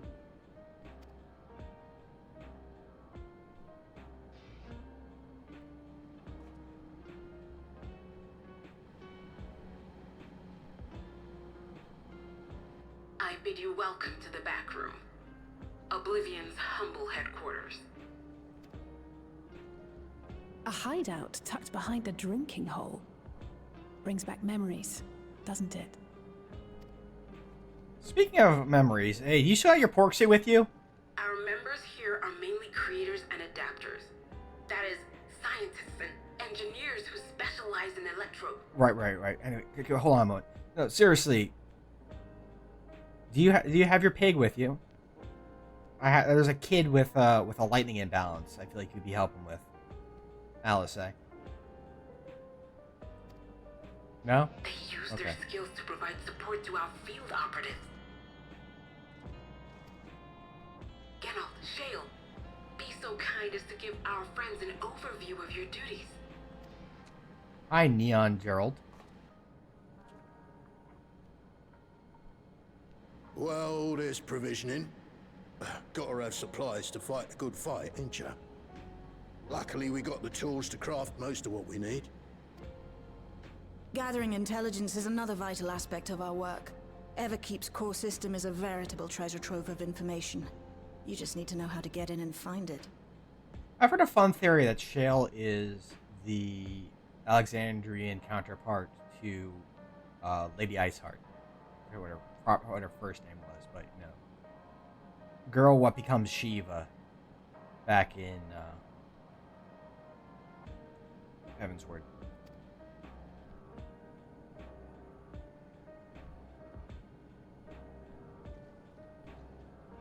We also handle surveillance and communications, watching the enemy's movements and coordinating our own, that sort of thing.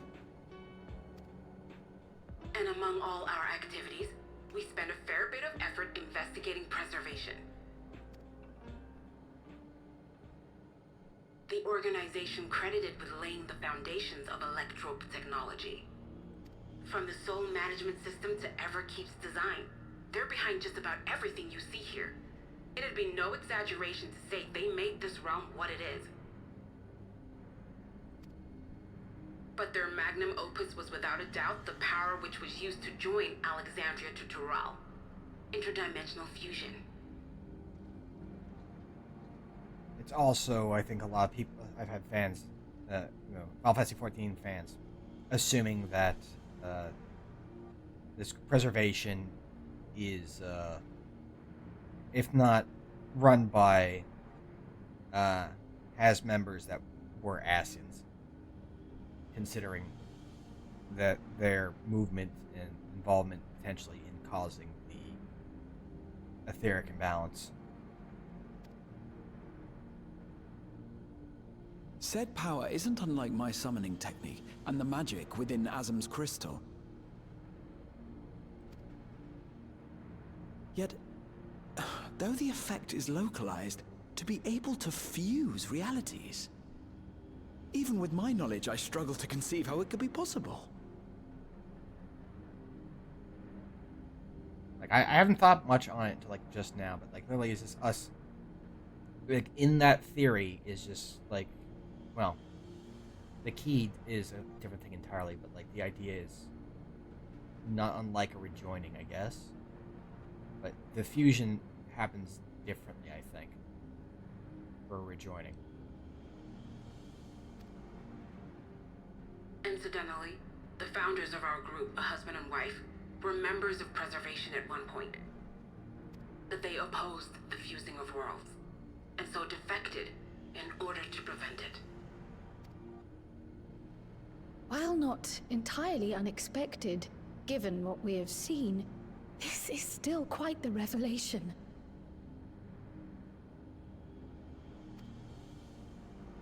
By the by, that's an interesting earring you have there. A novel way of carrying a data storage device. Nice thumb drive earring.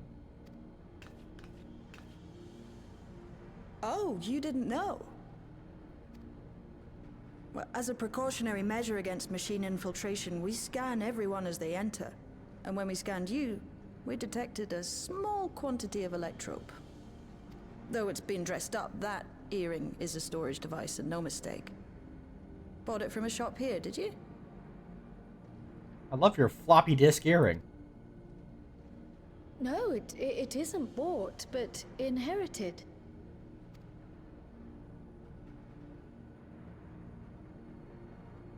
Like, it makes sense, like, if you think about modern technology, like no thumb drives. So these or, people sent you SD through the cards. portal along with the earring. That you could, I can see an SD card becoming like an earring. It would probably destroy the SD card.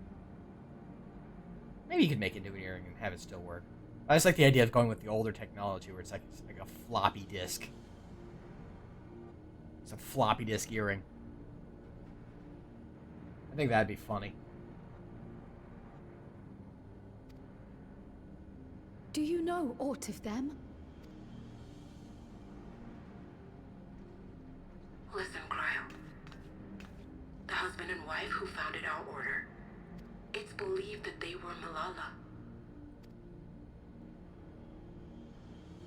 Though we have no evidence at present, we can't rule out the possibility that they were your parents or perhaps close relations. This I posit because they were the very individuals who spearheaded the research into interdimensional fusion. As traitors to preservation, they were relentlessly pursued. If they had a child they feared they couldn't keep safe, entrusting her to the people of another world might have been their best option. My parents, the founders of Oblivion. Tell me everything you know about them, no matter how small or seemingly insignificant. Anything and everything. Also, once this cutscene is done, I'm going to actually mention some thoughts about how I actually think Ascians aren't involved at all. We don't even know their names, I'm afraid. In a bid to elude Preservation's agents, we suspect they erased all trace of themselves.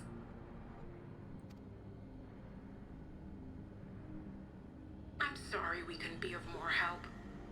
If you're interested, though, you're welcome to review our accumulated data. It's in a big pile over there. Please. As an individual and member of my order both, I wish to learn as much as possible. I should also like to peruse the data. Where the joining of realities is concerned, I may well be of service. Of course. Feel free to peruse to your heart's content. Thank you. If you like, I can examine your earring. I have to say, the prospect that it belonged to our founders has me itching to take a look.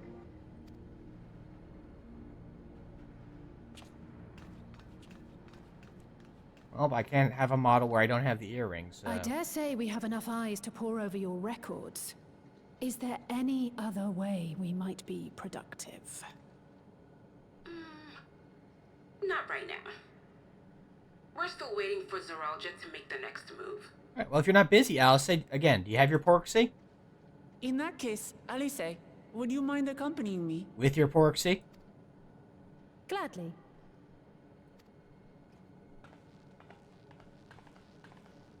Oh, I've buggered it up again! I forgot a semicolon! Never a moment's peace. Pay him no mind. I don't.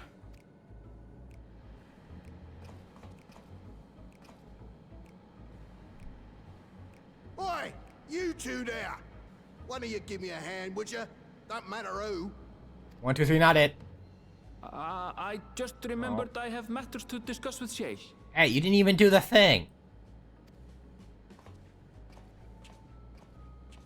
I already said not it. God, you never follow the rules, Arendelle.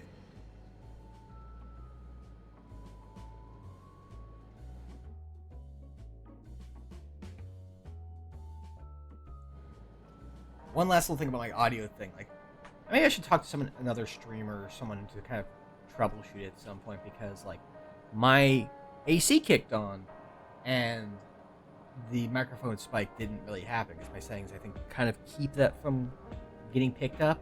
But it'll sometimes, like, again, it'll be silent, it'll spike up by like 20 decibels, like 10 decibels for no reason. It's weird. Once we finish talking with Gnault here, I'll talk about why I think preservation may not be as involved at all. Sorry you had to see me passion spilling over. Happens when you put your heart and soul into your craft, you know? Not to be weird or nothing, but I felt a sense of kinship when I saw you, as if we've met in another life. Yes, multiple times. Any road, as I was saying, I need someone to lend me a hand. I haven't slept for 2 nights now, not a single wink, and I'm ripe to collapse. Can't afford to, though. Got folks relying on me, see? Well, if I'm to keep at it, I need you to fetch me my favorite energy tonic. That voucher's good for 2 cans, one for yourself by way of welcome. Enjoy my monster energy drink. Can't get this stuff at any old vending machine, though. You need to talk to a bloke named Philemon. You'll find him tending a bar out on the main strip. Off you go now.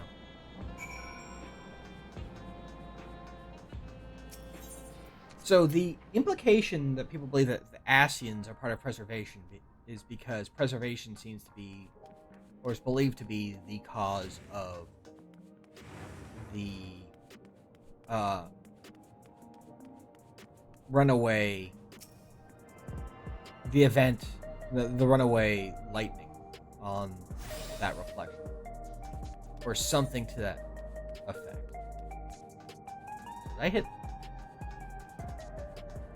I wish I could tell if I had already hit this or not. I don't think I had, so I'm gonna go grab it really quick before we go get the drink.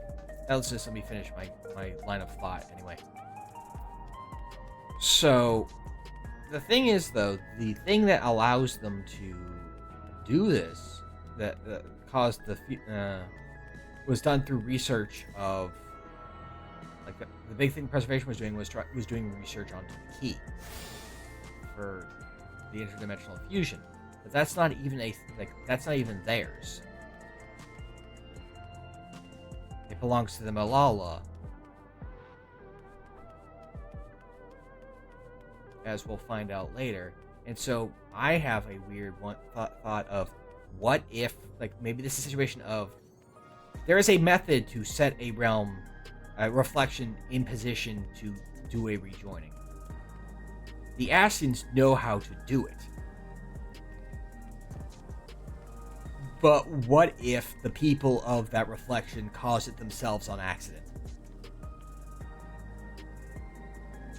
Like, they start their own, chain reaction that causes the problems that happened, rather than it being an Ascian thing. It's just they did what the Ascians tried to do by themselves,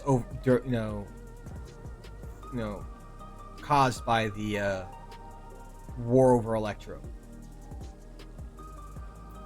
Just showing you don't need the Ascians to ruin a reflection. The people in a reflection can ruin it themselves just fine. Welcome. What are you having? Antitoxins you can't get from vending machines? How dare you suggest I sell such dangerous stuff? Away with you! Away with you and don't come back! Got a voucher? Slip it to me then. Nice and subtle.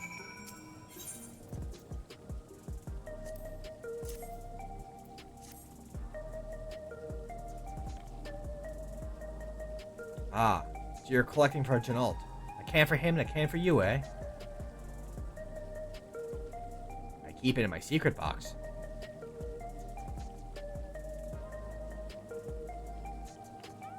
Here you go. Yours is formulated for beginners, gentler than the full strength stuff. It's not contraband or anything, so you won't run afoul of the authorities. But if the Rodina Consortium was made aware of my special selection, it'd be bad for business. Now, seeing as it's your first time, I want you to drink your tonic here, just in case there are side effects. Also, I want this effect to be a thing you can do more regularly. I can't believe we only get this one time. Hey, now that's how you do it. Your pulse will quicken soon, after which you'll start to see everything more clearly, and then finally, you feel a roaring surge of energy. So, people say it's like growing a pair of rainbow wings. Rainbow rings. So it's Monster Red Bull / whatever. Well, you haven't upped and carked it, so hurry along and give Janalt his tonic. He tends to leave it for the last moment, and I expect he's about to keel over. Yeah! Yeah! I want this effect!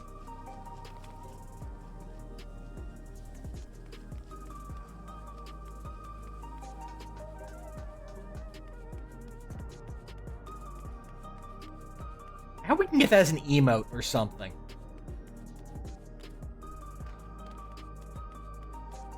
I want the Rainbow Kaioken.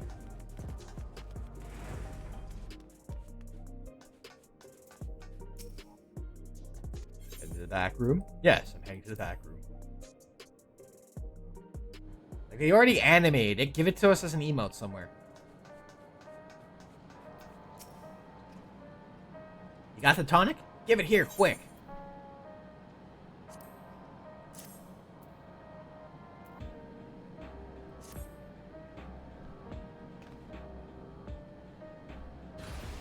Yeah! Ah, that's the stuff. Ain't nothing like it to blow the cobwebs right out with a great big kaboom. Awaken something feral in me, it does. Transforms me into a remorseless beast, what won't stop till it's done what it's born to do. Any road. Sorry for sending you off on an errand like that. I just can't concentrate without me tonic, you know? And the pile of work only ever gets bigger. Speaking of which, I better get back to it. Those weapons and tools ain't going to enhance themselves. Like, I hope, like, because he's going to be our, like, the relic quest for this expansion. You just know he is. Like, I'd be shocked if he wasn't. But I hope during it, you get the emote to do the rainbow the rainbow aura.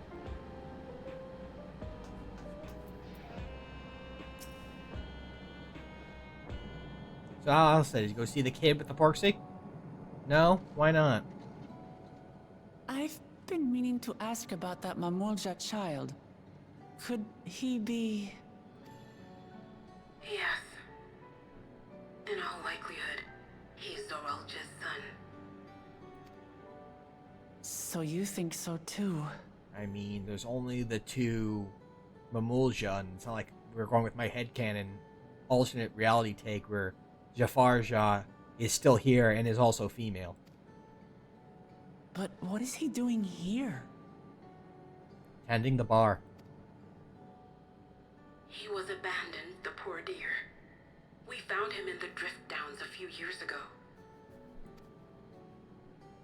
To think he'd cast aside his child. We can't say for certain who he was born to, or why he was on his own. But he's a blue-scaled Hubigo, and Zoralja is the only other one around. That being the case, everyone assumes they're father and son. Even the boy has put two and two together. This all happened when he was very little, so he has no recollection of his parents. It breaks my heart to think of it. And like, just What's his the name? touch on it there. Pausing here, so I don't know if it's coming across in the stream, but like my microphone was jumping up and showing like from silence to negative 40 decibels, which is 35, negative 35, negative 30 is about the range of where the back, like I have the audio music at, so as loud as the music in the background of this cutscene. So it'd be something I should be able to hear, and it's nothing. So I don't know if it's just something with the mic, it's some other setting that I need to fix. It's just, every time it pops up, it just drives me crazy. Because it just seems like happen, and I don't know why. And I would like it to not happen. And I'm just not sure how to fix it, and in trying to, throttle the audio, then I end up getting all faded and clippy and terrible. Gulja.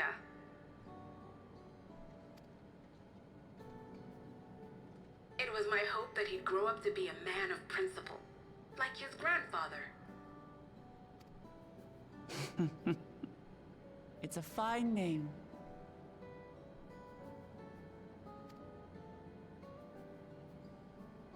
I should mention that the boy is a little unusual.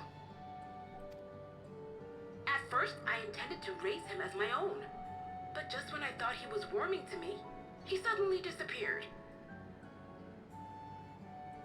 We searched high and low for several days. And where should he turn up? But in the wilds near Everkeep. What? It's a miracle he didn't fall prey to fiends. See? That's another unusual thing. Creatures don't seem to attack him. He could pick his way through the Thunder Yards as if he were on a stroll. On making inquiries, we learned that he had been living alone and receiving food from the people of the outskirts. This became something of a pattern. We track him down and bring him back, only for him to disappear again within a matter of days. He would return to the wilds without fail, and once again rely on the kindness of strangers to survive. He just sneaks off, like I'm a mole ninja. Finally, I took the hint and left him be, giving him the solid solitude he prefers, and lending a hand only when he explicitly asks. If Gululja is Zorolja's child, that makes him my nephew. Assuming he's willing, I'd be glad to take him in like Papa did for me. But seeing as I'm here to kill his father, I don't know if it would be right. Who was that? Sure, you could guess. Oh, Those dear. tiny feet. It's Gululja. We have a Tell me microchip. he heard everything. This is my fault. I asked that he be kept away, but I should have taken more precautions. I'm going after him. I need to explain. Wait, Lamachi. I understand your haste, but it'd be best to coordinate a search. Kapkiwa, do you have any idea where he might go? Nope. There's no telling, I'm afraid. He could as easily be outside the tower as here in Solution 9. If we went going now instead of talking about it, we could probably catch up to him a lot sooner. If those who can fight would search below, my mother and I will scour the district. Sounds like a plan. Let's get to it.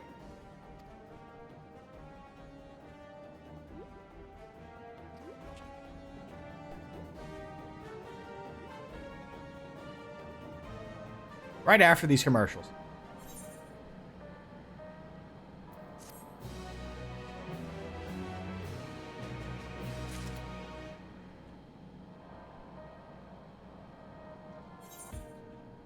So I'm gonna tweak the audio a little bit more again. So apologies for just continually jumping over this stuff, but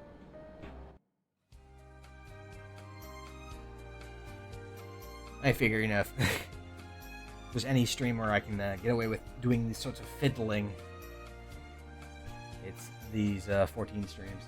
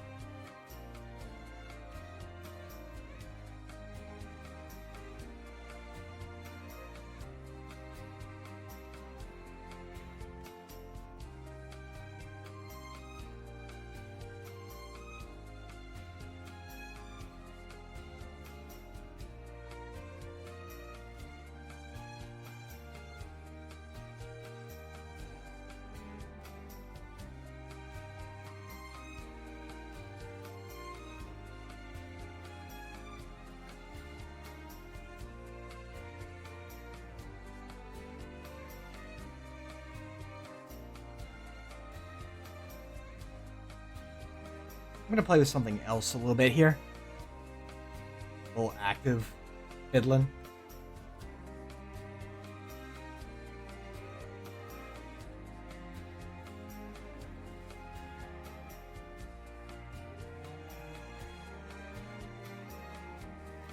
If this will fix anything, maybe it finally will. But adding I've tried two different ways to kind of fix my audio. One was originally a noise gate I set up and then got rid of in favor of in audio tech stuff. A compressor that kind of lets it fade a bit better. And but it did also kind of clip me off a lot. So I'm just thinking if I set it low enough, maybe it'll deal with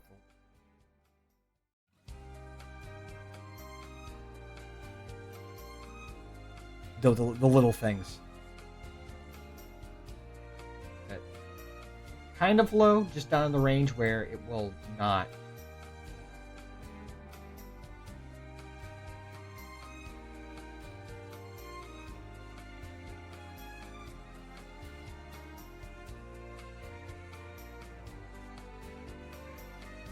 Yeah, there you go. The idea is that it'll be low enough that that little range of the bumps that I kept noticing, they'll hopefully catch those. I don't know if it'll fix it, but you know.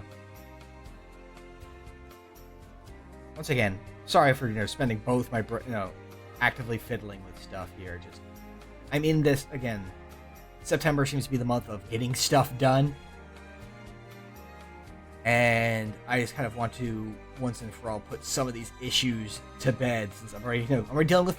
I'm getting my teeth dealt with in 2 weeks. I can deal with this little audio peculiarity, this little thump in the night, the thump in the mic that comes out of nowhere. I'll be real happy. Anyway, we'll see how this goes. Hopefully, if this is good, then I'll say it problem solved. Again, I'll probably come back and listen to the audio afterward.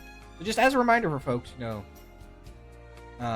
you're watching streams and something is off with the audio, the streamer is cutting out, they're too loud,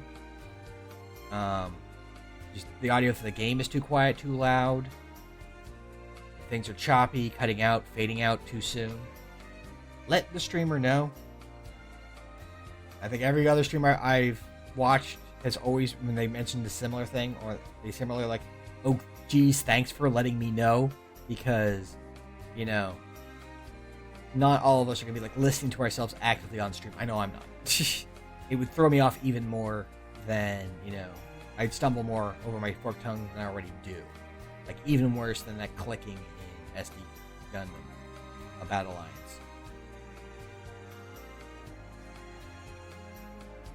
So, if you hear something or don't hear something, say something. Anyway,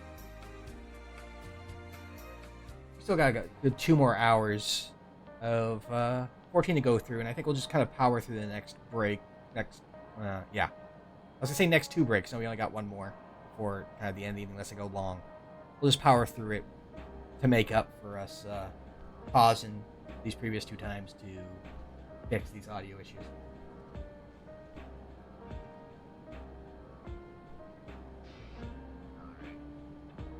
Just to deal with my neuroses, I'm gonna continue looking at my audio bars, see if the pop, little thump, the phantom thump shows up again.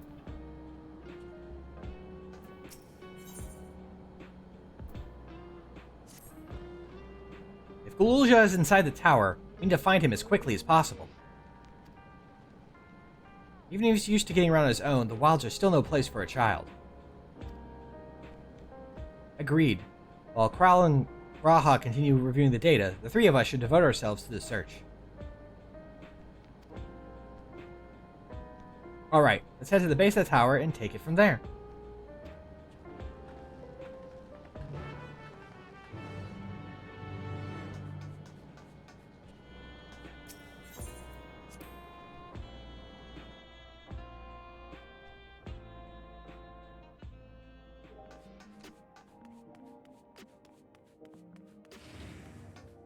So we can, so we can leave. Let me go grab this last mini aetherite.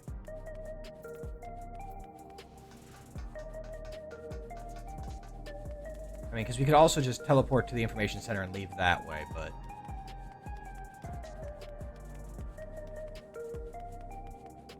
I'd rather have this over and done with now and get our potential free exit from any crystal.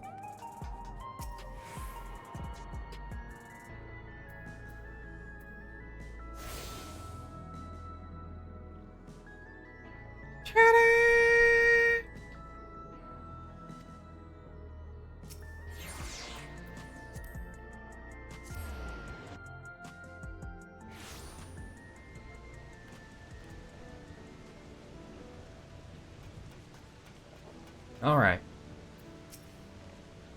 Well, here we are outside, but where do we even begin? Perhaps someone has caught sight of Galulja. Let's make inquiries nearby. Good idea. Did you handle the outskirts, Alice? In the meantime, Gigonji and I will head beyond that big wall. Like in the second half of this map.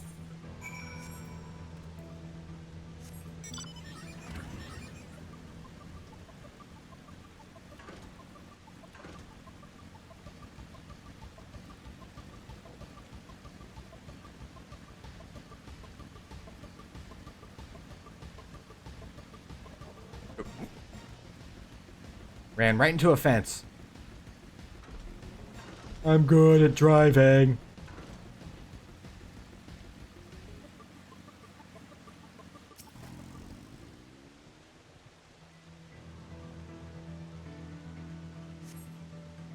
Galulja doesn't appear to be in the area. However, you catch sight of a group of people a short distance to the southwest. You spot those people too, yes? Perhaps they've seen something. Come on.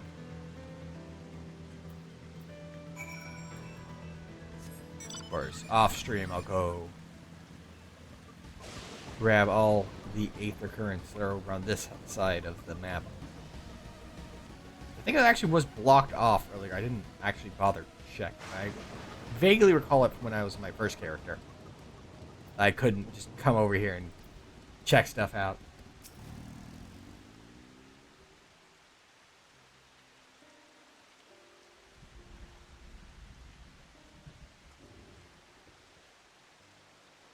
Looks like some sort of salvage yard. Well, let's ask after Galulja. Galulja isn't here.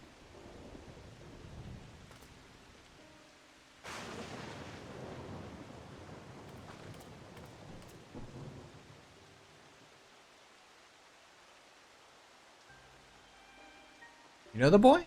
Have you seen him?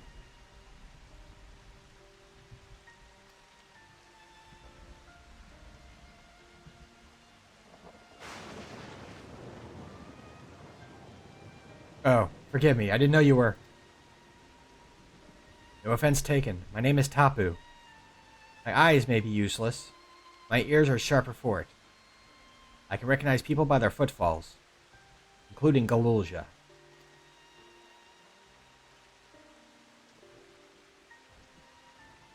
So he didn't come this way. Where in the world could he be?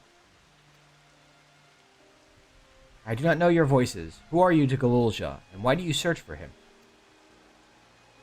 I'm... family. Though we're not related by blood, his father is my brother. I've only just met Galulja, and if anything were to happen to him, I'd kill everyone and then myself. And we haven't had the chance to talk properly. I'm about to do something that'll make him hate me. I wanted the chance to explain.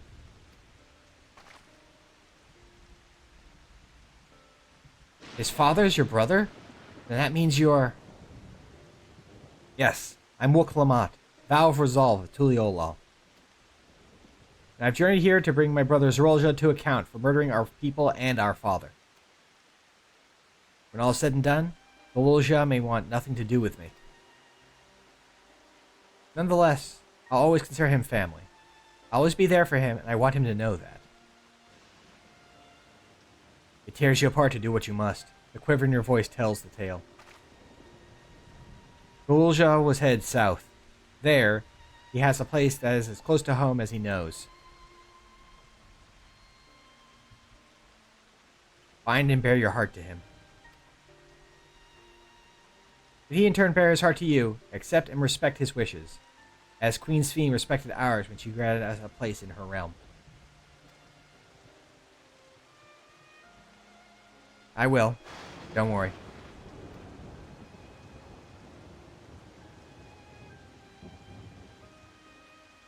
But, what do you mean when you say Sphene respected your wishes? Out of concern for our well-being, Her Majesty has urged us to reside inside Everkeep. When we declined, not only did she gracefully accept our decision, she granted us the necessary supplies to make our home here. And since then, she has paid us regular visits to see how we fare.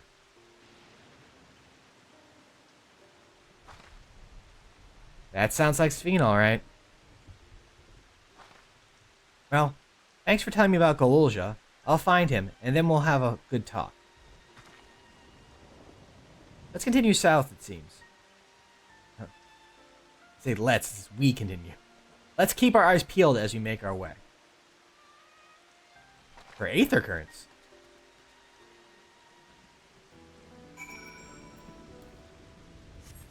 Oh, actually, I should show. It's going to be slower because I don't have the, obviously, I don't have the speed increase on this thing. As you can tell here. I don't have any of the speed increases. Go away. Not you.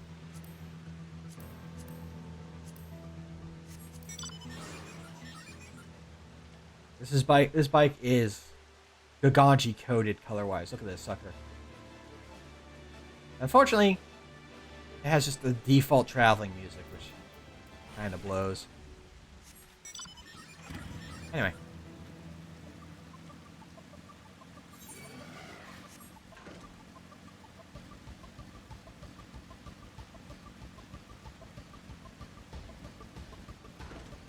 People bubble, people bubble, people bubble, people bubble, people bubble, people bubble, people bubble.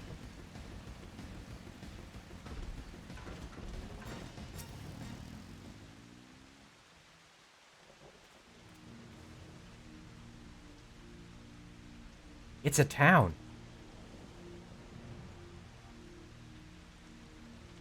Half of it is submerged. The architecture looks nothing like we've seen so far. It's more Chilean.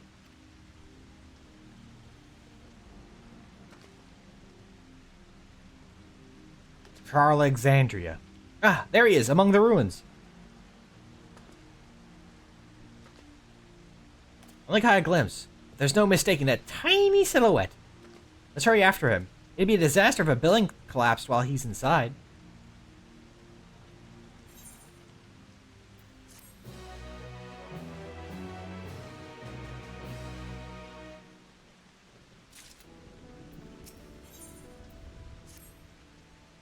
I only saw him for a moment before he disappeared behind a building, but I'm sure Galulja was headed further south.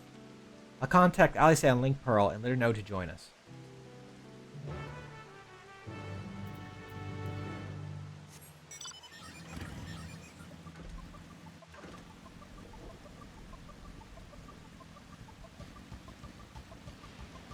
I got the cool bike too.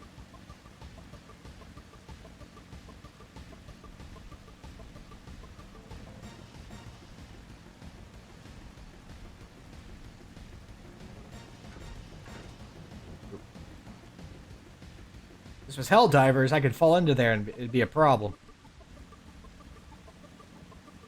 If I died, I'd have to have a second Gaganji be shot down from space.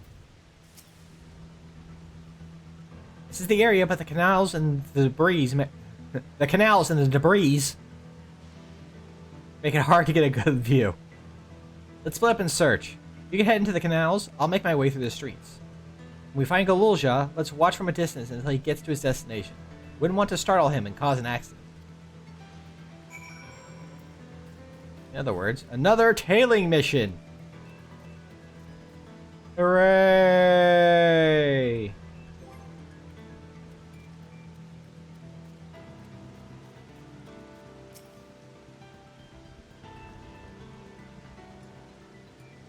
Don't you love tailing missions?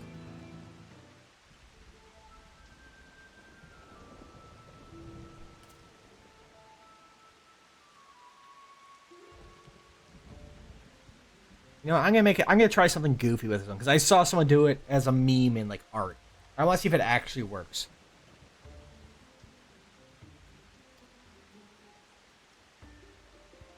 Ready?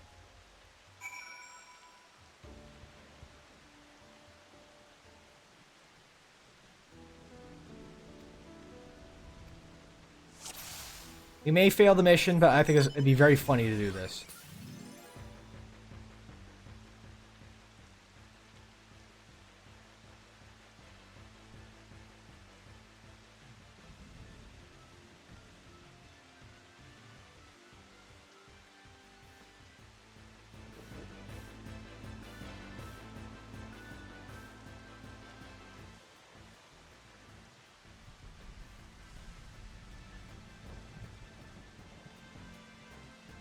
Behold the power of my fully operational stealth battleship.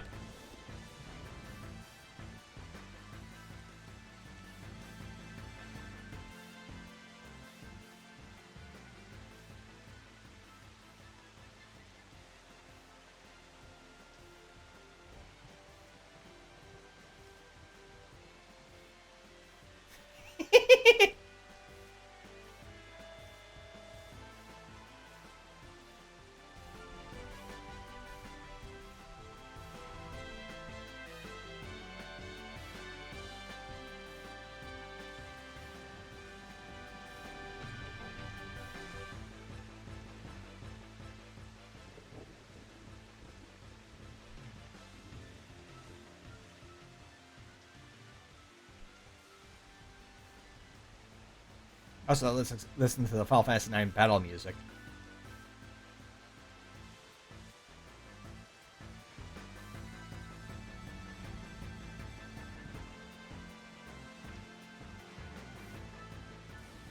I'm watching you.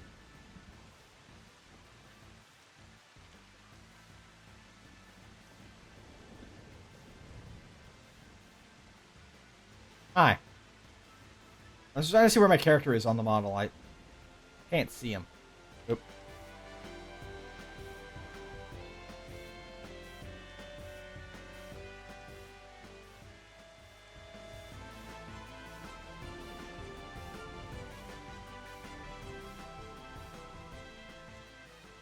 I mean, like, I've never like looked at it, so I'm like, where is my character? He's not on it, is he? Huh.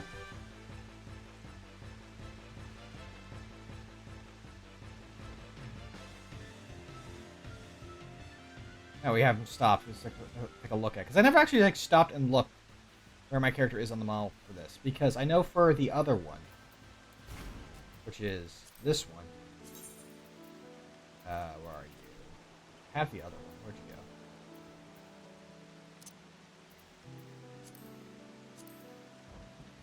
There you go.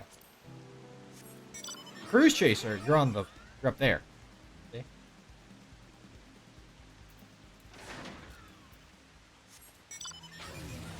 I guess I was expecting him to be up on the shoulder for this one. Like, yeah, no, you just vanish entirely into this sucker. You ride him like a mech. Okay. Never thought about that before.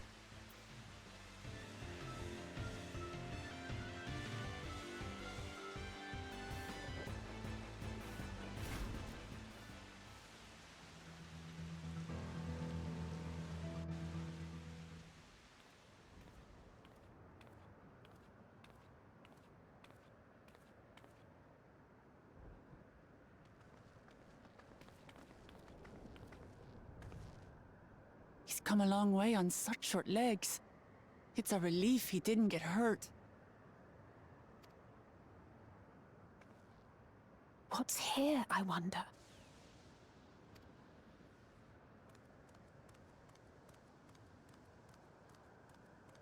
A friend. A friend is here. I think there he is. There's two more. So he's looking after those little ones.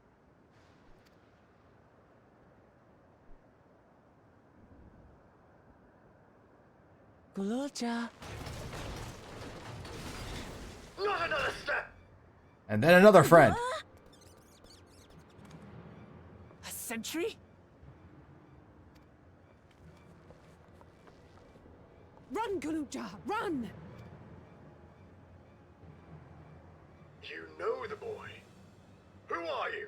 And what do you want? Who is your daddy, and what does he do? My name is Wuklamat, and I've come to talk to Gululja. Is that so? You can talk to the hand. I'm sorry if I scared you. I want to get to know you better. That's all. And you, my boy, do you wish to speak with them?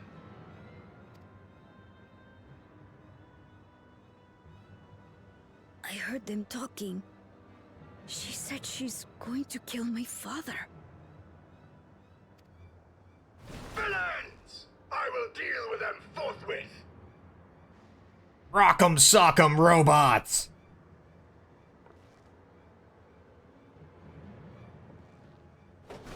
But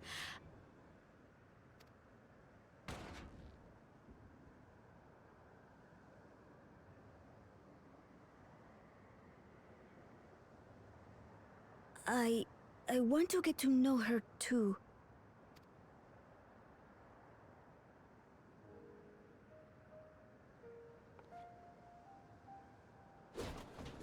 I see. If that is your desire, then I shall stand aside. All right then.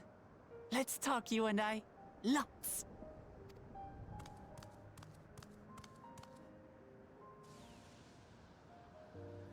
But, who's the ancient-looking and articulate machine? If I look ancient, it is because I am. This has been my vessel for no less than 380 years. So a little while. Vessel? Otis is my friend. When I was hungry and sad, he came and looked after me. He cooks for me and teaches me all kinds of things. Like how to read and write and not be noticed by dangerous creatures. This machine cooks for you? Lulja, this is a sneaking mission.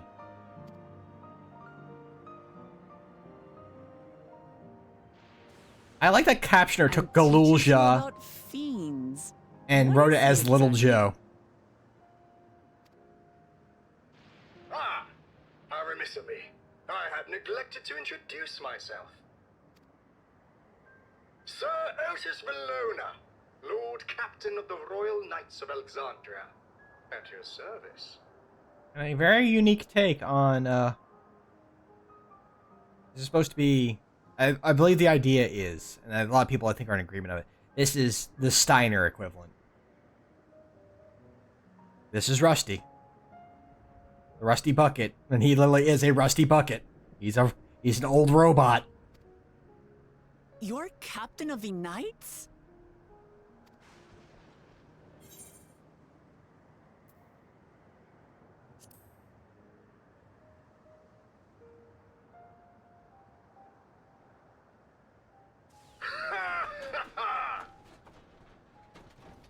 And there I thought it was Gululja with whom you wished to speak.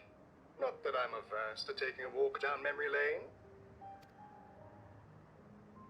But ere I regale you, we must take our repast. Oh, it's the feet of her past? Have to make shoot, what was it called? Pibil? I forgot the first word, but the second part was Pibil. Here. I hate to turn down food, but I'd prefer to have this conversation in the back room. Jabruk? I think it was Jabruk Pibil?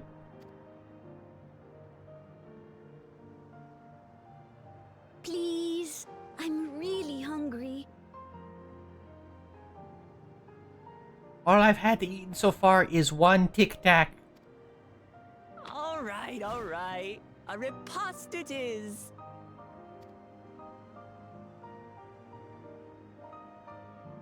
She's going to spoil her nephew silly. I'll send word to Erenville so the others can stop worrying. Now, if I might prevail upon your assistance, I shall whip up my most delectable specialty. In honor of, streamers outing themselves about weird things they do. Has anyone else ever just, snacked on Tic Tacs? I know they're supposed to be, a breath mint, a breath-freeing kind of, sometimes I just like to, take a couple and just nosh on them as, a treat. Anyone else do that? Or is it just me? I have a feeling it's just me.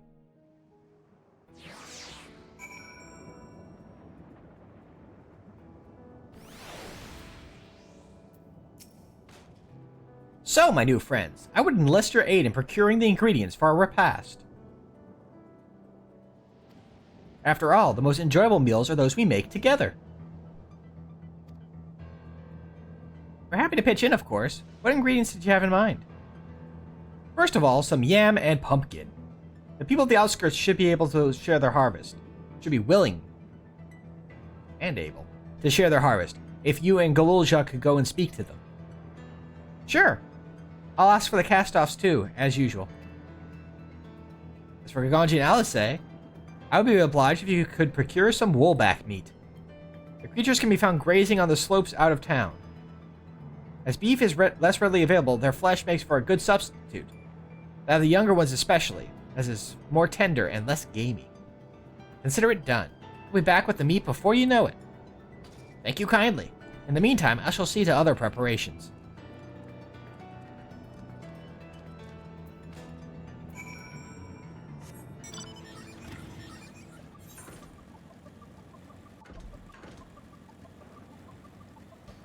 Before we hit that up, I'm going to hit this Aetheryte just so I don't forget to do it later.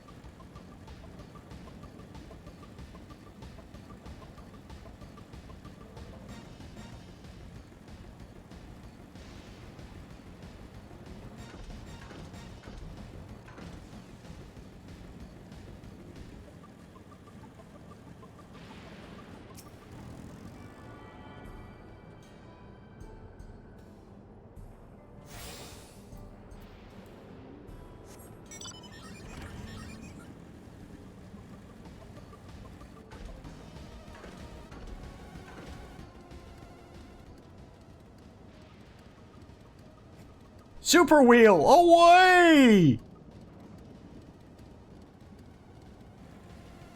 And then it was gone.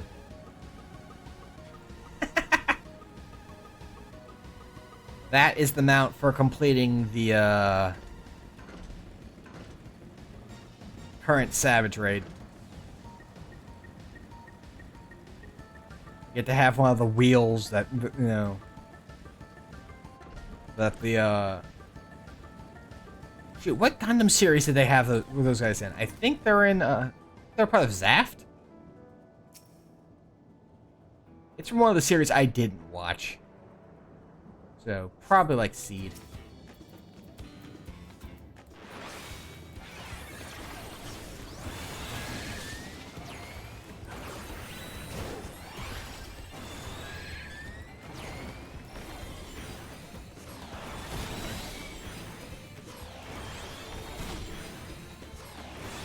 Also, I'm maybe misremembering, but I think if you talk to, like, Alice is standing around here. I'm skipping, like, talking to, doing any of the side conversations. That's something I always do in my first playthrough. I go around, I just talk to everyone. Maybe it's not here. I feel like there's, at some point, Alice challenges you to a contest.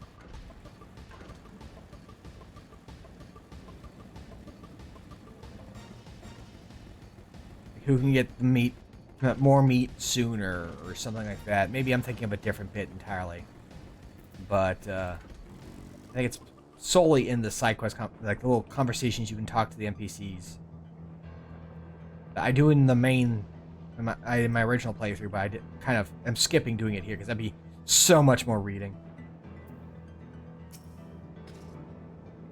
What's this? Am I to understand you have already procured the meat? The meat! Good heavens, you have. And such a choice cut it is besides. It's plain you know how to handle yourself in battle. Were it 400 years ago, I would have recruited you to the Royal Knights. Ha ha!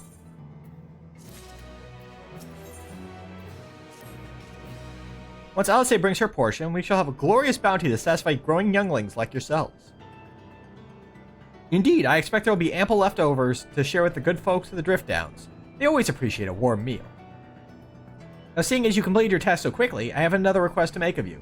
We've exhausted our supplies of kindling electrobe. I should be grateful if you could search the houses yonder for more.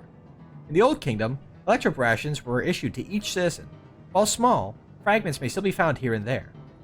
If you can obtain 5 pieces, say, at least one ought to be what we require. That is, the kind that converts lightning to fire. Galulja can identify them by their circuitry, so pray take them to him. The boy has become quite deft at discerning electrode types, in a very short time, I might add. Now off you go, and happy foraging. Yeah, if I am remembering correctly, and it was that one. You can talk to Alice, say, prior to finding the thing, and she'll challenge you to see who can find either find one the fastest, or have the meat back sooner. And then you can talk to her afterwards, and she's like, "Oh well, no, you won."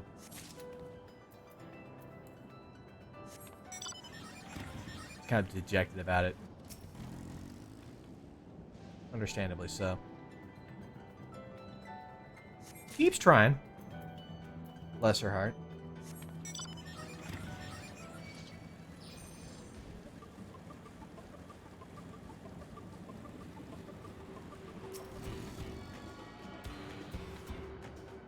So what's funny is, for the hunt, like, the hunt marks, you get one of these guys, it can be kind of confusing because one is S8 and one is G8.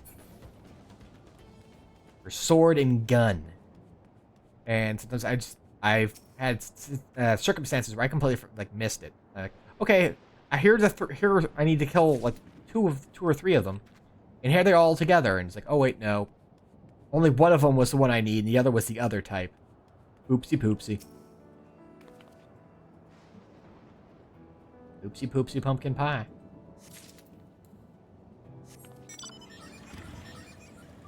Dropped the electrope and made them cry. Ow! Ow!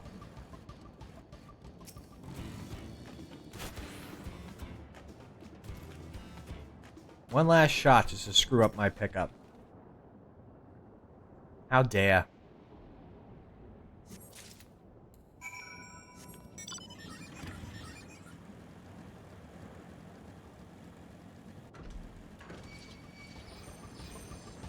Anger all of them while I get back over there. I'm lazy.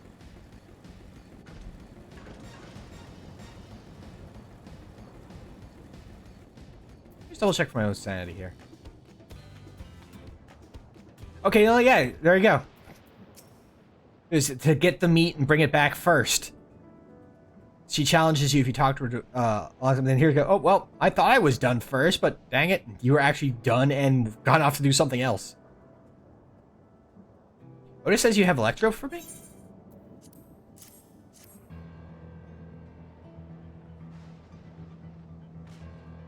Wow, you found a lot. Let's see, this one creates wind, this one is for water, this one's earth, this one's fire, and this one's heart. Clever, isn't he? I'll bet he gets it from his father. Ah, this is it. This converts to fire.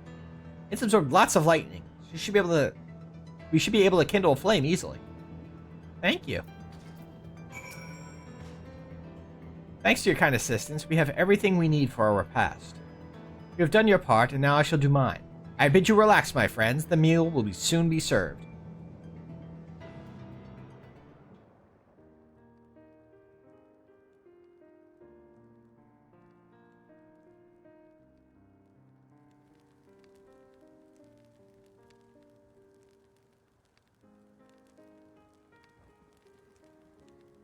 This is the kind of thing families do, Galulja. You have meals together and talk about what's on our minds. Do you ate with your father? Yes, with them and my brothers. It was mostly the head of Resolve and I doing the talking, though. Conan, the head of Reason, occasionally joined in, and Zeralja spoke when he was spoken to.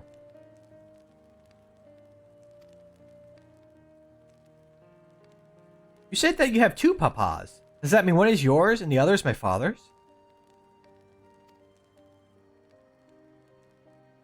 No, both are our father. He's what people call a blessed sibling, a Mulja with two heads. Zerolja is his true-born child, while Conan and I were adopted and don't share the same blood. But that doesn't make us any less of a family. What matters is that our hearts are connected. The head of resolve taught me that. Family. You have someone like that too? A person you think is family even though you don't share the same blood?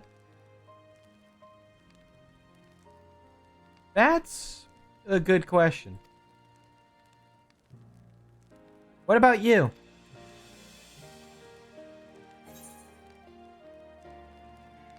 I'm something of a lone wolf.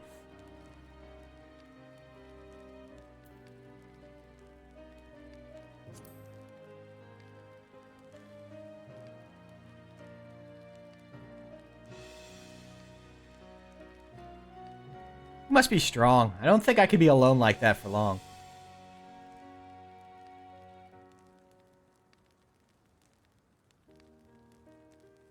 I picked the first option for my first character. Because he's a lot friendlier. So, Golulja, I'm hoping that we could be family, you and I. Won't you tell me about yourself? You really want to know about me? That's the theme of the expansion. I do. I want to know all about you. The things you love, the things you hate, anything and everything. I want to know all about you, too. So these are like the electro heated cups. That reminds me. We were hoping to hear your story, too, Otis.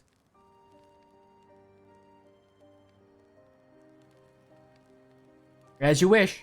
Be forewarned that mine is a tale that will be long in recounting. Several cutscenes may play in succession. It was before lightning had altered the world that I was appointed Lord Captain of the Royal Knights. We're talking hundreds of years prior to the calamity, right? Indeed.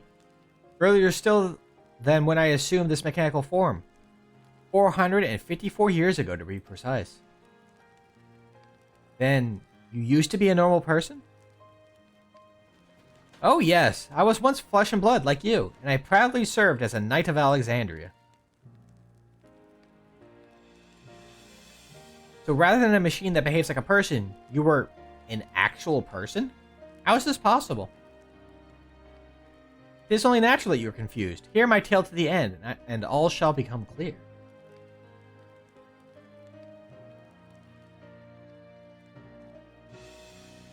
The foremost duty of the Royal Knights was the protection of the royal family.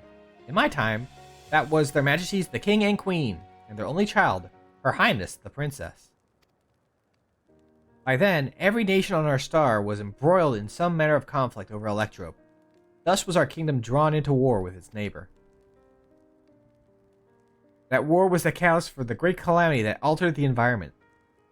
Countless countrymen lost their lives amidst the chaos, the king and queen among them. For a blessing, we were able to protect the princess, who then rose to the occasion and brought hope to her people in those trying times. So kind-hearted was our young queen that, at her behest, we even took in refugees from the enemy nation. Sadly, her reign was cut short. Like many others, her body had been ravaged by lightning, and one day she collapsed and passed away. How tragic. Aye.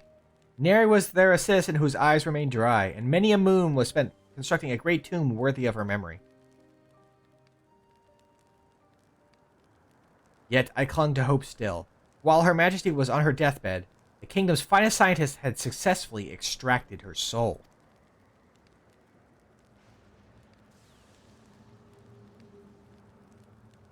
You hear that right? Extracted her soul? Our flesh may wither and die, but so long as we were remembered, we may live on. This age-old belief had always comforted our people, but as casualties mounted in the wake of the calamity, we sought to make it into reality through the power of Electrope. In time, we succeeded in developing the means to preserve the soul. It was used to spare the Queen of eternal death. And it wasn't enough to simply prevent the soul's departure, but the ultimate goal was to recreate a person as they were in life, and this required that their memories be further extracted from their soul.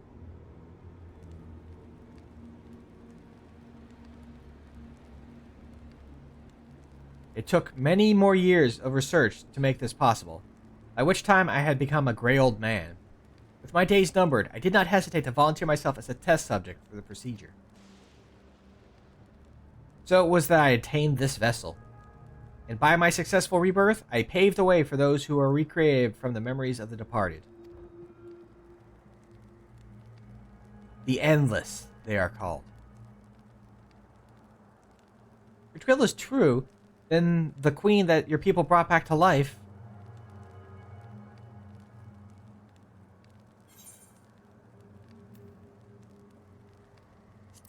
I think we know who it is.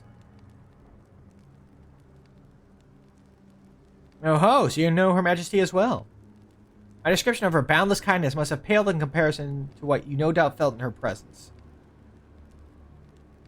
I definitely felt things. Most of them disappointment. I haven't met her myself, I confess. Not since assuming my current form. Wouldn't want to frighten the living daylights out of her. Haha.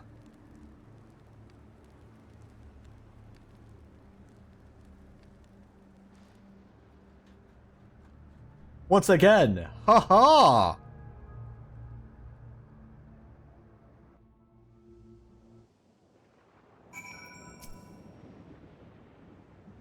So yeah, Sphene is...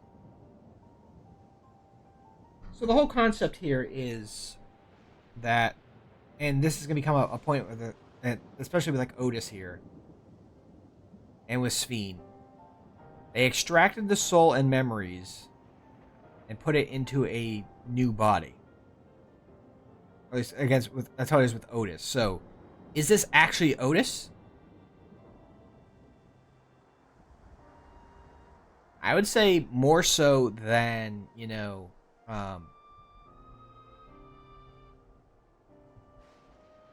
what feels like when... Because it's the same soul and the same memories put into the body, I'm more willing to believe that this is still Otis.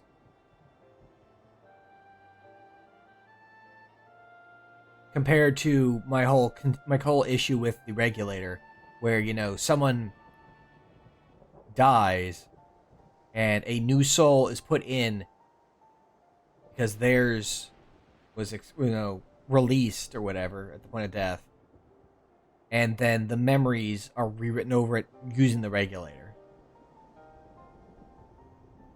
If you make the concession that instead of it patching, like again, that's kind of the idea of how the regulator works. Though I don't know why the regulator couldn't just I guess they couldn't recapture the soul as it's escaping, so they'd have to use a new one.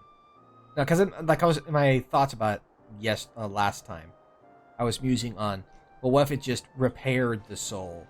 Like, the soul isn't what's damaged, it's the body that's damaged and causes the soul to leave.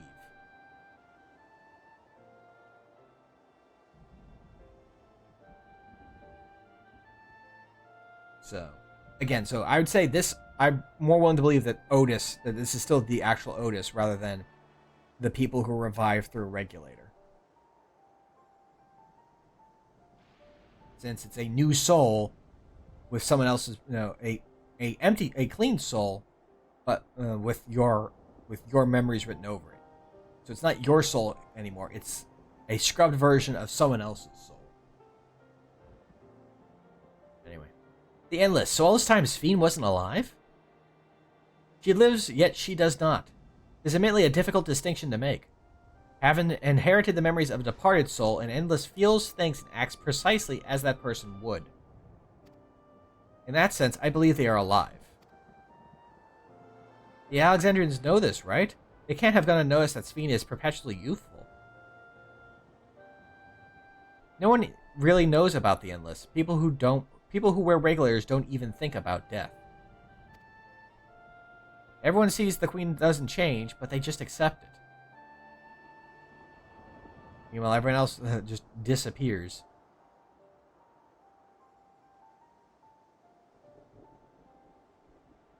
Yeah. like, I can believe that they're alive. Because it's a soul in a body with memories. They are still alive. It's a living thing. Whether they are the original person anymore is where I have my doubts. To them, it's just who she is.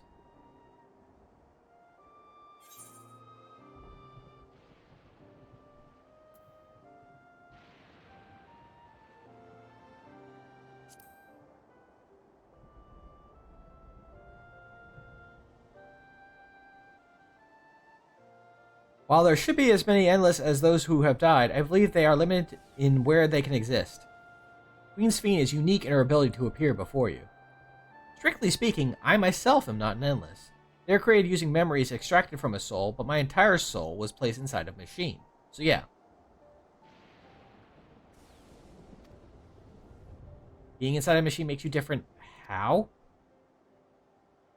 Well, I do not understand the finer points. My life is bound to this vessel. If it breaks down, then it would be over for me, much like a being of flesh and blood. Hardly an endless, unchanging life. I'm sure you'll agree. An endless, unchanging life. I can't help but be reminded of the Ia.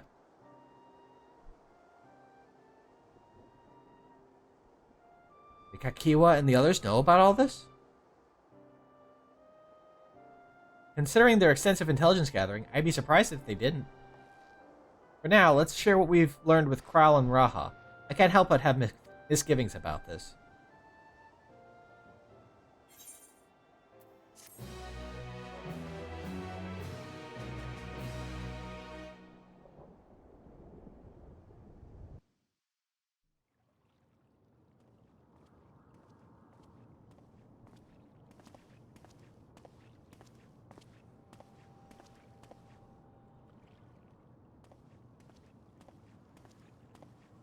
Nahe, is that you? Good gods, Ellen Nespia! It's been too long, my friend. Where have you been all these years? What have you been doing with yourself? Hold on. They say Queen Sphene has guests from outside the barrier. That's you, I gather? It seems so. I'm looking for my mother. Do you know where she is? And now we continue. Aaronville's no good, very bad, terrible day. Your mother? Sorry, but what was she like again? What? It's Kafkiwa. You know, the one who was too adventurous by half? Who journeyed with the Dawn Servant? It's not ringing any bells. You can't be serious. Ours was a tiny little village. Surely you remember her. Also, like, I didn't think about this. I'm sorry to break the mood here. Well, I'll wait until afterwards. Hold on. I really don't. It's all a blank.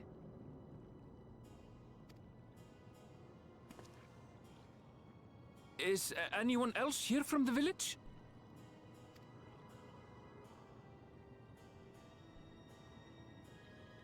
I had a point I wanted to say that I completely forgot to mention. I want to bring up when this revelation happened. Regarding Sphene, not this revelation. Mind. Huh? Ellen Nespia? I'm looking for Kafkiwa. Where is she? What's this all of a sudden? Who's Kafkiwa?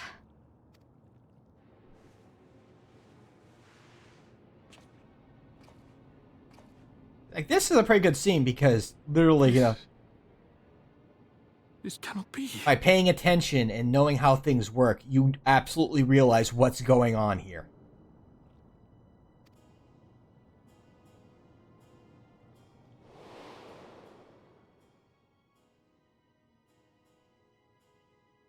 Even before they kind of remind you of what this could mean. The memories of the departed are taken away. Yeah, like the moment with the first friend where it was like they didn't remember Kakiwa. I'm like, oh no. No.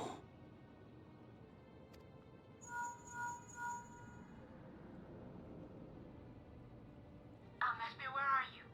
The others will be here soon, so hurry back, won't you?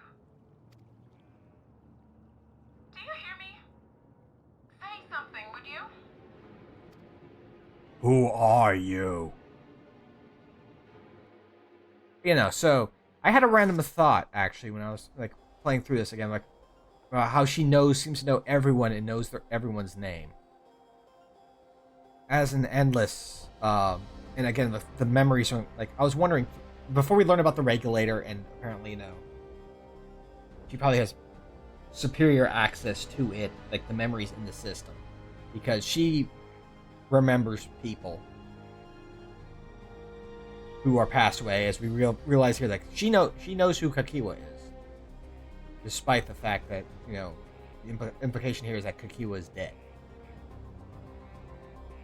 So it makes me wonder if she is able to know everybody because she accesses who they are, their names, and about, you know, what happened to them through the regulators. So like she doesn't actually know them person to person. She knows them through the lens of being able to basically instantly Google search, you know, who they are, basically. Like there's someone who got their new job assigned to them. It's probably in their recent memories, and so Sphene accesses it through the regulator and goes, "Oh yeah, you're X and you do Y," to simulate knowing her people. She's kind of cheating and shorthanding. And I feel like that'd be interesting if she did, if there was like if that's the case, if they showed that, like when she was looking at someone that, you know, before she, you know, talked to them or spoke to them by name, there was like a pause that you could later infer that she was down, like accessing the information. Like it doesn't need to be very long, but like just like a moment that you could infer that she's downloading information.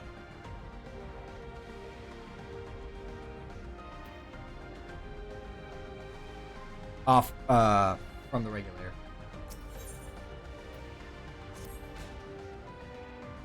Although the mood became a tad subdued at the end, I thoroughly enjoyed our repast together. We did too, Otis. To hear about the Endless was something of a shock, but we likewise enjoyed your company. Above all, I'm glad that you and I could talk, Bululja. We're going to get along great, I just know it. You think so? Haha, I'm happy for you, my boy. Now then, I presume you'll be returning to Everkeep. Permit me to accompany you at least a part of the way.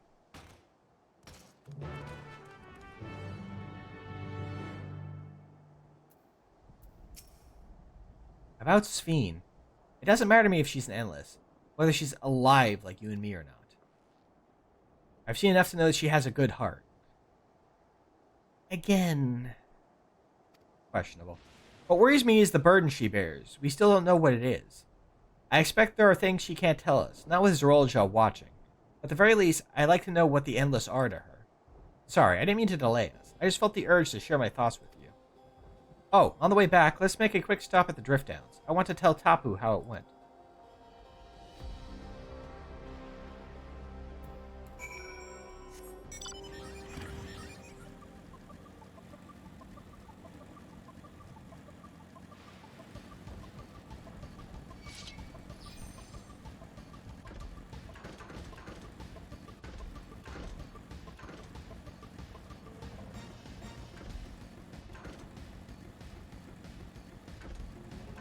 Though it would be interesting because in that case, that would mean that she knows her people better than anyone else, because she can access all of their memories at a moment's notice.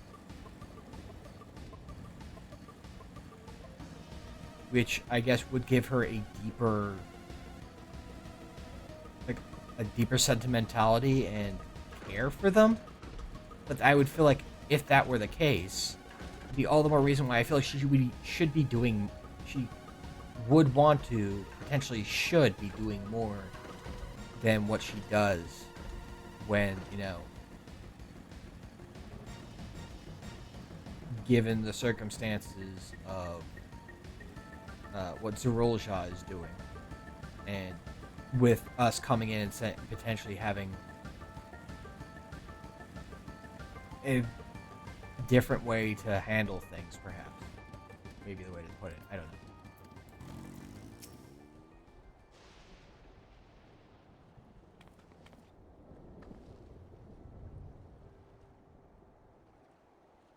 Ah, you are returned. Were you able to find Galulja? We were, thanks to you. All's well with the boy. I'm relieved to hear that. And to know that he has family who worries for him. Galulja, too, must be glad.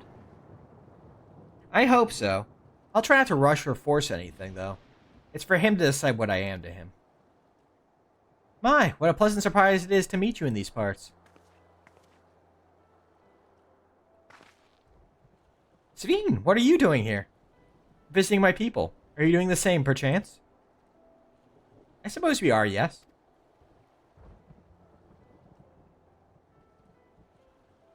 Listen, there's something we'd like to talk to you about. We have a word in private.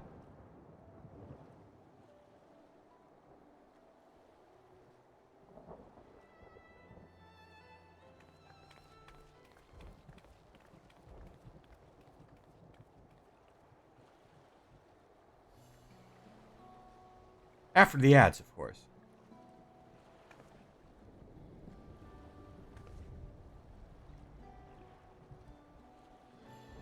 So you know about the Endless. Although you may not discuss it openly, my people will have surely noticed that I haven't changed for hundreds of years. I made no attempt to conceal my nature. If I may ask, though, who was it that told you about the Endless? Only a few should be familiar with the concept. I'm afraid I can't say.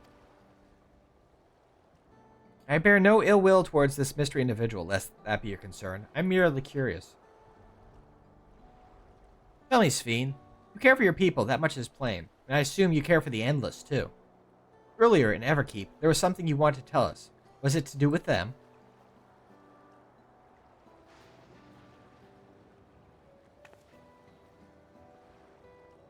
The Endless are as dear to me as my living citizens. They are as much my family. But they can only be sustained by meeting certain exacting requirements. Thus far we've managed to do so, but should more people die, I fear we will be pushed beyond our limit. Their preservation demands vast amounts of energy. Energy? I don't understand the workings of it all. Is there something we can do to help? Then... would you be willing to become Alexandrian citizens? What? I have my nation, my people to protect. I can't just become Alexandrian. Indeed. I suppose you cannot. First, you tell us to make peace, then you tell us to go home. What is it exactly that you want? The same as you, of course, to protect my people. So the point is that she wants to have us be Alexandrians so she can include us amongst her people.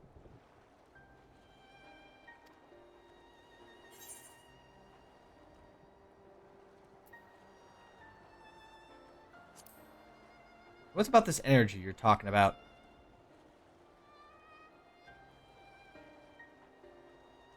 Because and then it's a bit of an obnoxious thing. That I cannot say. I do not ask that you understand or like me, but I wish. Random robot walking by? No. I wish we had been born on the same side of it.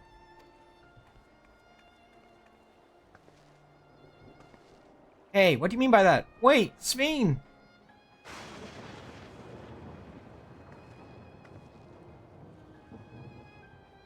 Damn it. Well, I think we kept everyone waiting long enough. Let's continue on to Everkeep. And let's not tell Otis about our conversation with Sveen. I don't want to risk causing him pain.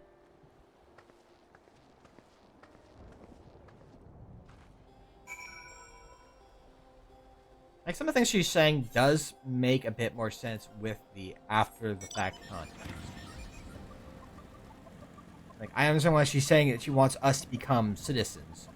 Because then we fall under her protection, considering what she's saying, you know, for what she feels like she needs to do next.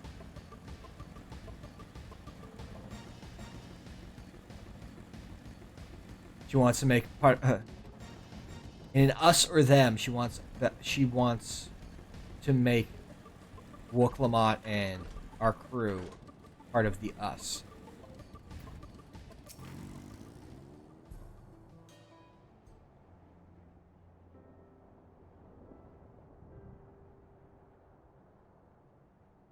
Why don't you come with us? You might get to see Sphene. Ah, 'tis a magnanimous and much appreciated offer, but I must decline. A part of me longs for an audience with Her Majesty, it is true. Yet, though it be in my previous life, I failed to protect my queen. I couldn't bear to show my face before her. And such an uncomely one besides. I laugh so I don't cry. All right. If that's how you feel, we won't force you. But rest assured, we'll visit with Gululja, and we hope you'll cook for us again. It would be my pleasure. You are welcome to bring other comrades should you so desire. The more the merrier.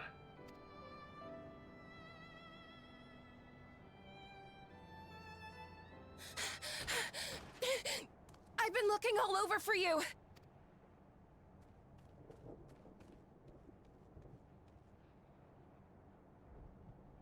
Nostalgia, was it?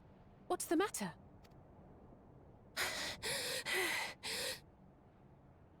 It's Zeralja. He marches to Vanguard. So he's done waiting. But why weren't we alerted sooner? I had to run all the way here. Our transmissions are being jammed. The lookouts couldn't get through to us.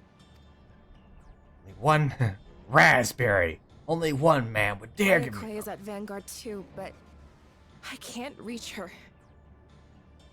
Oh, what are we to do? Stay calm. Kafkiwa has yet to be alerted, yes?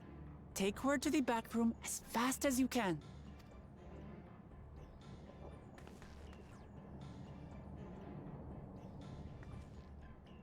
Our link pearls may still work. I'll try contacting those in Tuliolol.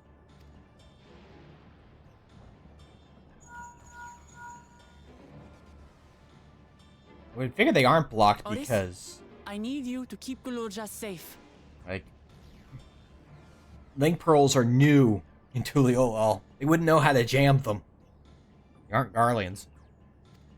You needn't ask.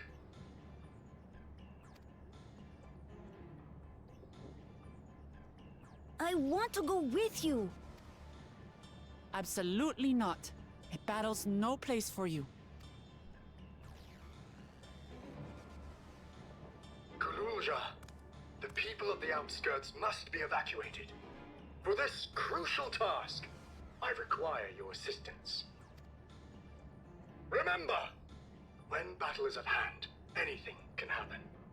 Caution is as valuable as any blade. Yes, sir.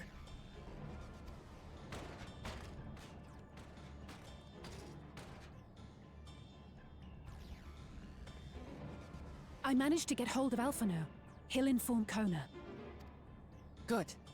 How's the situation in Tulichola? There's nothing to worry about, or so my brother assured me. With such short notice, though, I doubt they'll be fully prepared.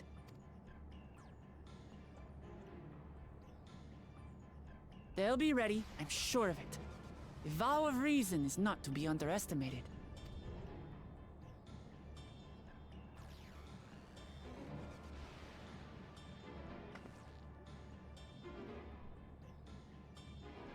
I'm coming, Soralja. And we will finish this once and for all.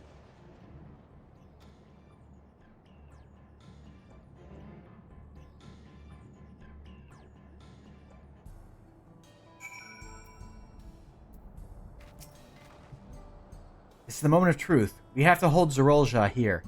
I know exactly how to do that. Violence! Uh-oh.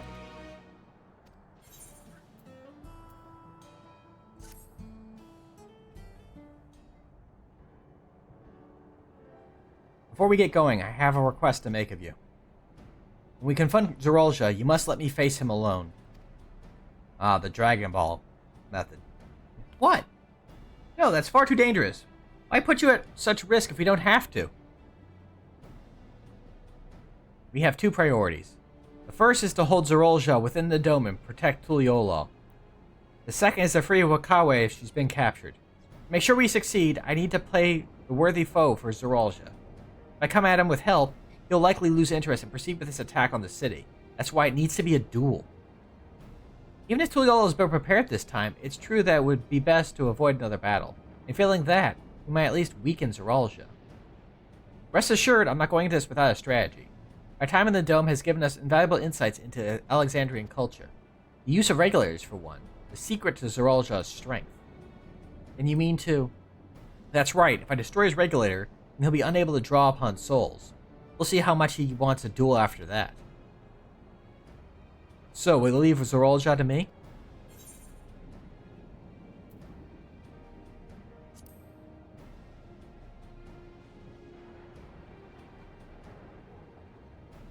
Thank you. It's true that this is your fight, and how you choose to handle it is your decision. But if we see you struggling, or Zorolja attempts to call upon his minions, we will go to your aid. If fair enough, knowing you'll be there, I can give it my all. Together with Kona, I'll keep Tuliyollal safe.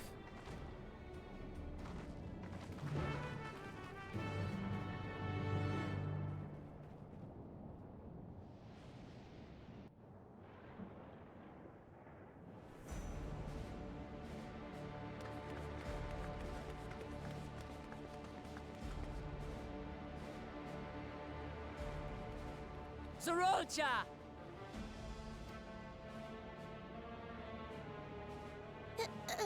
Hello.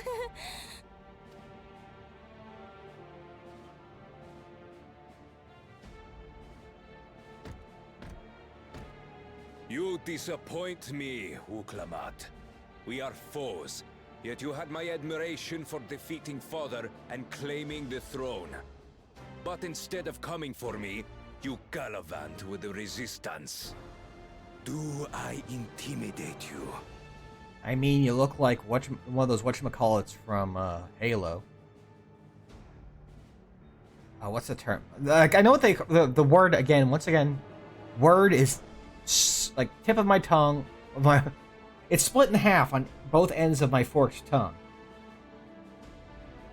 The guys with the swords, specifically, arbiters. An arbiter, I think was the term for them from Halo. Wart.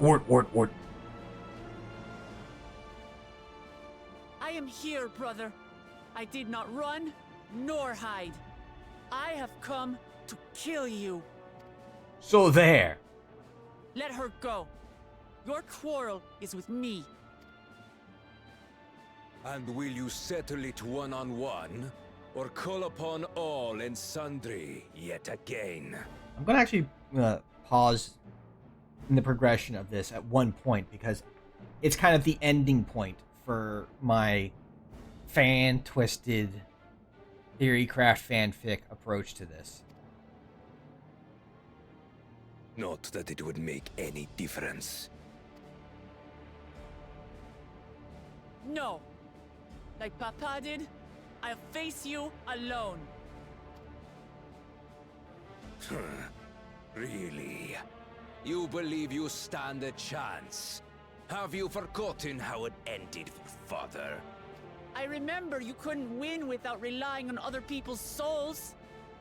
Alone, I may be weak, but so are you. So be it. Do not regret your decision. Release her. Oh, thank you. Oh, I thought I was done for. You don't.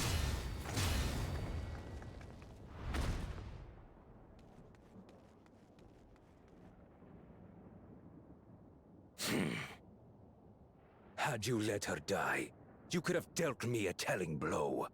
Your compassion will be the end of you.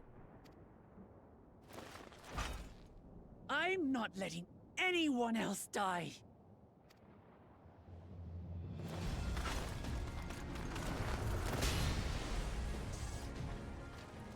And you will never surpass Papa.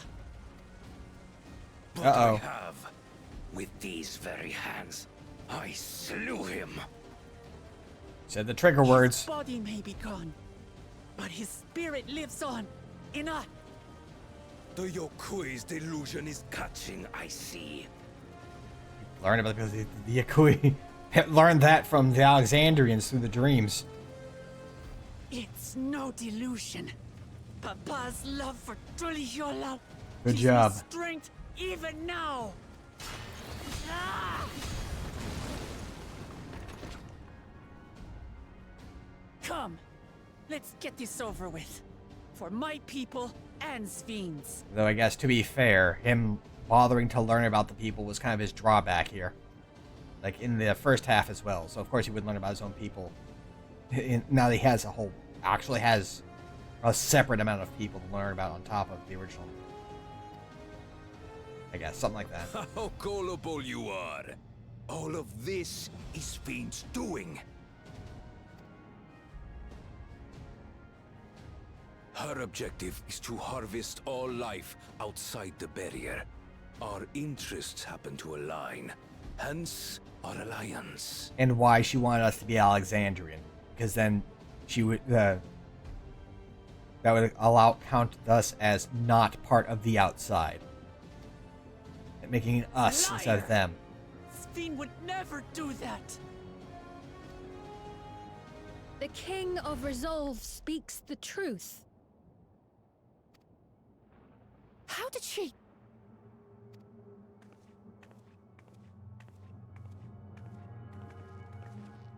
Yeah, like she looked so forlorn about, attacking the people outside, but apparently, yeah, this is her original plan, is she wants the souls from outside the barrier. It's gonna happen the attack regardless. on Taral was no less my desire than Zaralja's. You said you wanted none of this. It was a farce from the very start.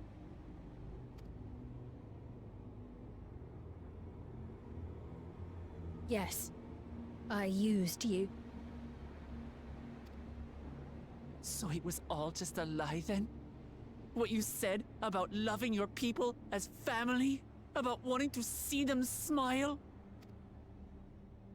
I do this for them. For what it's worth, I'm sorry I deceived you. But I had no choice. You totally had a choice. You just don't want to try different options. If I'm to save my people, I must take the lives of yours. And this is where, I don't know. Like, she had her little bits and issues before, but yeah, these last, little bits are where she really starts spiraling into, yeah, I don't care for her.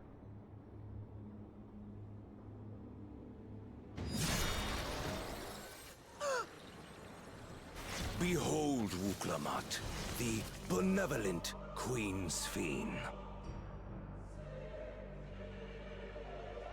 Now, the reasoning is that, again, that An illusion that orchestrated a massacre. I forget how soon it gets mentioned, but the idea is that she's actually not a full... And I don't know if it ever straight up... And I guess it's kind of stated. I forget whether it is or not, or if it was just a fan statement, so playing through this again will help. The idea is that, as the first Endless, she's not completely perfect. She's a program running off of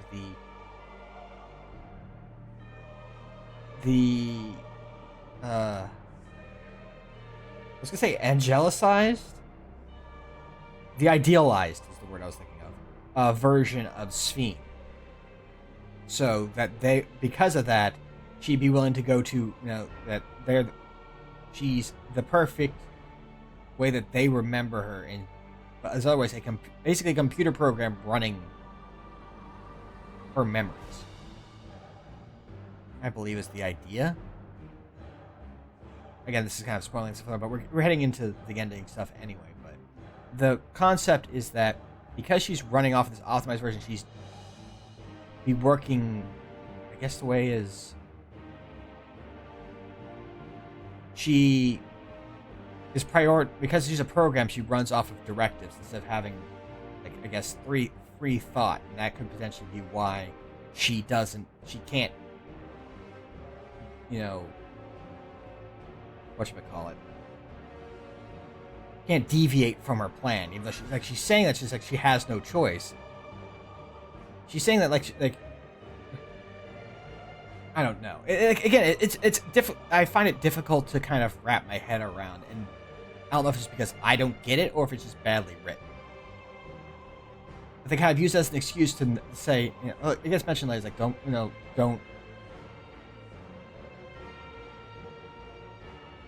Well, I had a phrase, and my brain just escaped again, you know. Don't be too hard on her because she's stuck running a program effectively. But I don't think that absolves her of it. And if she's a advanced enough, you know, that she can act like, you know, and make all these kind of other decisions that she's making, you'd figure if she saw a way to help her people and still, you know, help others as well, she'd look into that option beyond just asking one side or the other to stop it. Because my understanding is, even if she, you know, she got Zoralja, the idea was to get Zoralja to stop fighting with Wook Lamont because she wants to keep Wook Lamont. She likes her, wants to keep her, and then so the idea is also the other side is Wook Lamont, make peace with Zoralja so you can live here as an Alexandrian. The plan to kill everyone outside the barrier that is the people currently in the barrier never was going to change.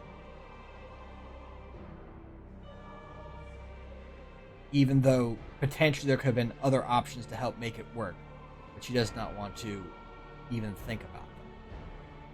And I don't know why.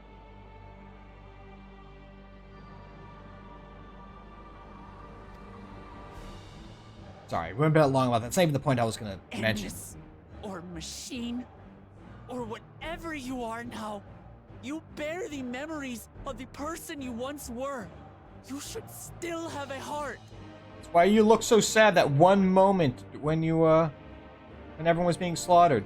When you speak of slaughtering my people, do you feel nothing?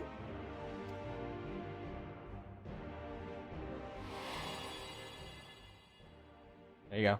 Got reminded her one moment where she felt kind of sad about it.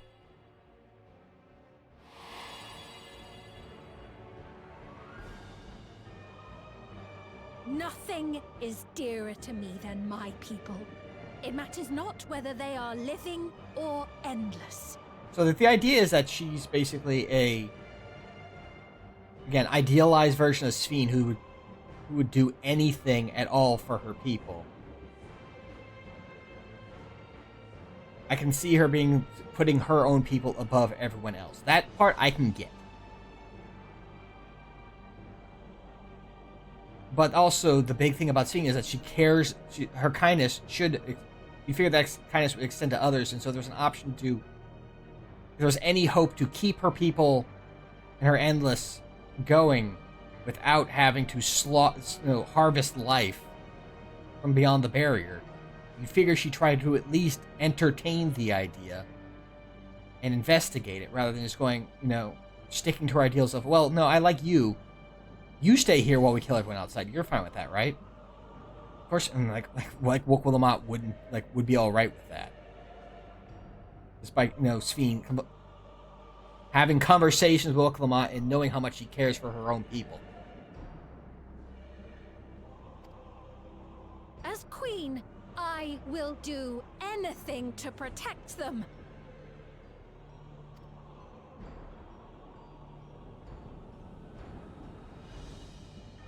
If it were you, could you have found another way? with your strength, could you have held fast to that which is dear without sacrifice? Did you try? What exactly do you seek to do? What are you protecting your people from? Again, I think this was like it feels like she's saying all this, but again, all we see her do is like I don't see her doing anything. She like again, even the two things she asks seem to be more in line of staying on this course, but adding, to the people of Alexandria, adding a few more people from Tuliolal to it. Maybe even just, all the people of Tuliolal. But the rest of the world, destroyed.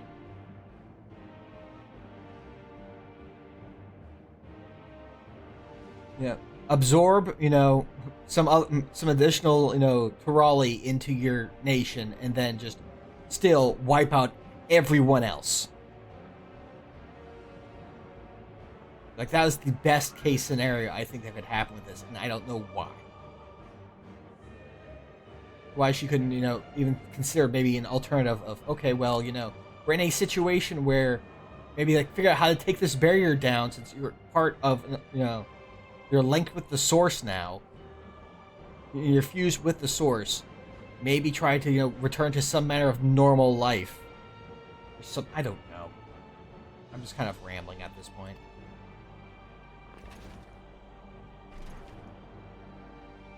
You waste your words.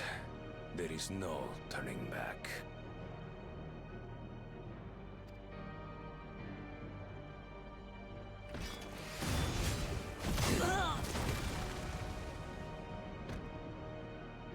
Is this the strength that the love of Tuliolal lends you?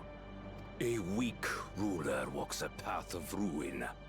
Tell me, which of us is worthy of their throne?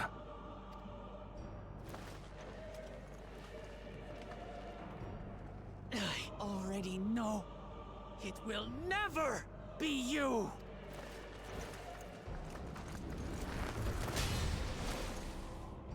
As long as you think only of yourself, you'll never be worthy.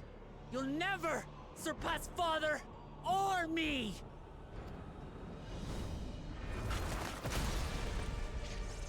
Said the words again.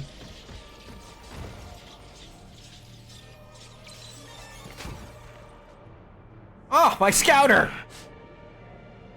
You can't rely on souls anymore. It's over.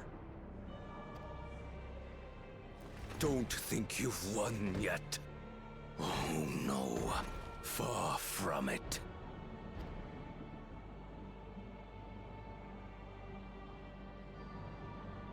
Give the order to the fleet. Raise Tuliolal to the ground and harvest every last soul! It is over for Tuliolal. Your works, your people, all will be ash before the day is done.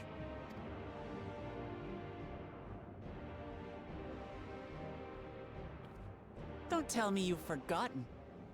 I'm not the only Dawn's servant. All thing else considered, this upcoming part's pretty rad.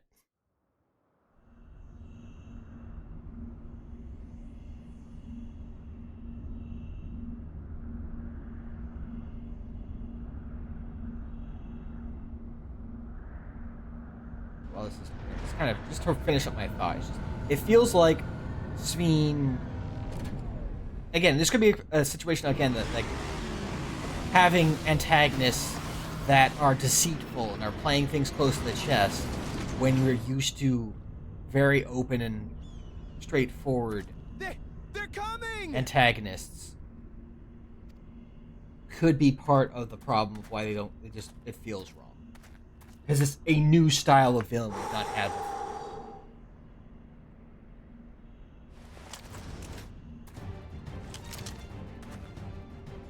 Well, come on then, you 10 bastards. Because, yeah, like, looking at again in retrospect, it does seem like it's a situation of If I didn't know better, I'd say you're enjoying yourself. they're trying to rather than make amends or peace. Nothing gets a hunter's blood pumping like It's a little danger.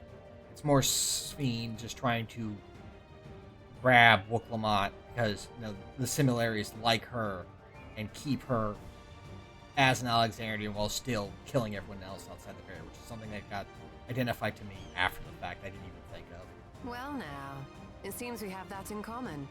I haven't felt this alive in a good while. It feels kind of obtuse if that's the case.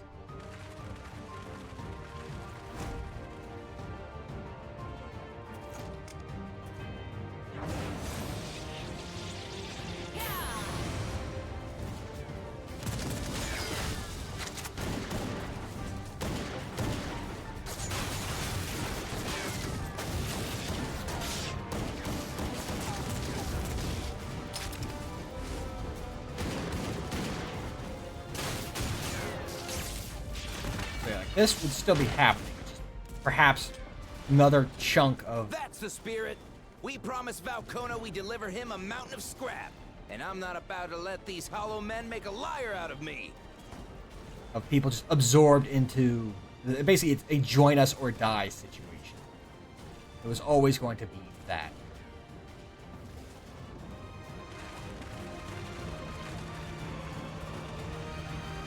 Like as I said before, like an us or them situation. Are you going to become us, or are you going to remain part of them? Hey, kid. The ones below are yours. Like, as I said, I'm kind of repeating You myself. got it. I talk in circles. But, like, the best case scenario, quote-unquote, would be if all of Tuliolal had been absorbed into Alexandria, become part of Alexandria. And then, but, like, the rest of the source would have gotten its... everyone else in the soul on the source was screwed. Wait, what do you mean below? That's enough of that. Let's watch Justinian do rad things.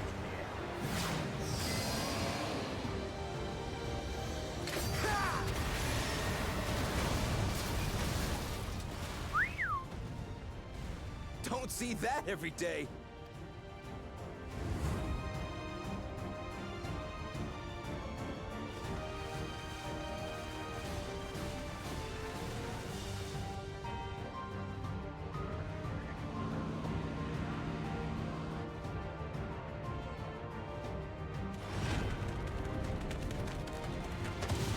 This is Thancred.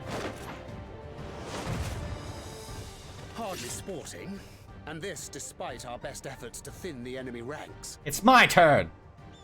While it's not quite what we had planned, I'm glad we chose to remain in Tural. As am I. 'Twas an unexpected but welcome opportunity to join in the defense of this realm. And that also helps us have a full raid later. And to his credit, Kona did ask very nicely. Still, it's a pity his brother had to delay our pleasure jaunt. But business always comes first.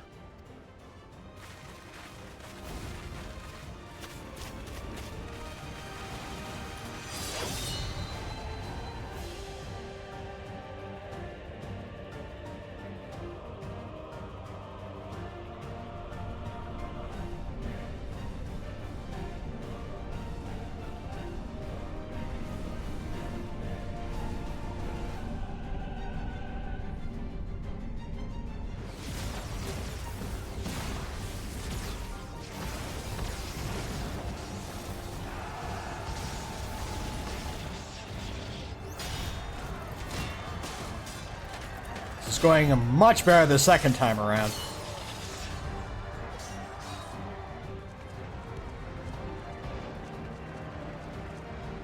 For the most part. Damn it. Come no closer, you bastards! It does mean we get to have the boys show up again. They're back in town. That one! was a near thing. Are you all right? You... The boys! They're back in town! Save your life. Yes, I know. Don't squander it. I never thought you of all people would come to my rescue. Bakul Chacha. Thank you. Oh, still rings odd in my ears. The thank yous. Kind of nice not being a complete asshole.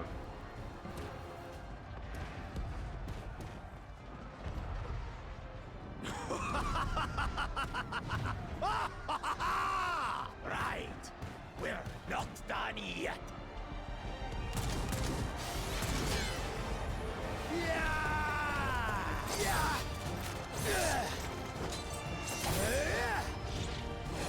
Phantom Ram is still fights pretty well for being like 100 years old. We're holding our own against their infantry. But what of that monstrosity and its escort? If they start bombarding us with cannon fire, we'll have no means of fighting back. Worry not. We have a countermeasure.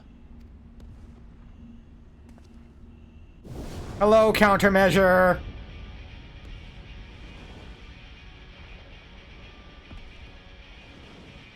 A bleeding dragon.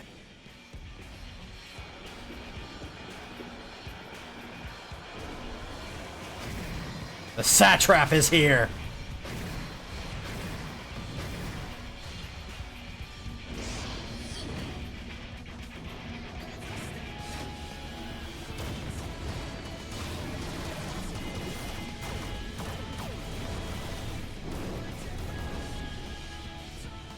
What in the Navigator's name is it doing here? Helping. Tuliolal has entered into an alliance with Radzat Khan. A wise and timely decision on Valkona's part.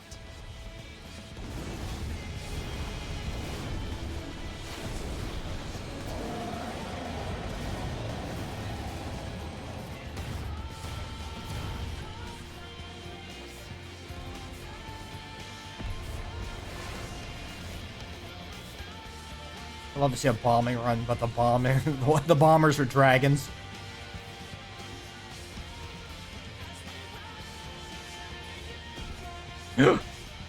Small friend. Tuliolal shall never forget this debt. So many small friends.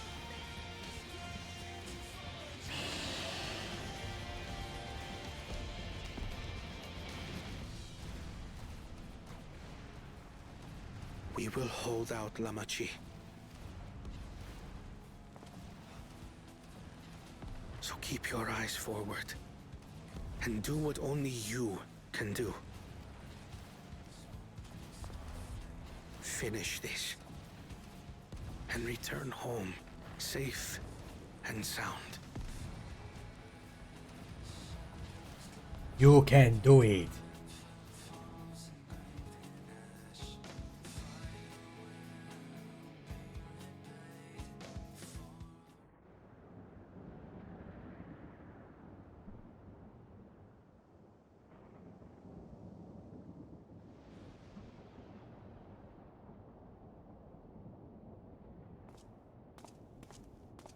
Report from the fleet.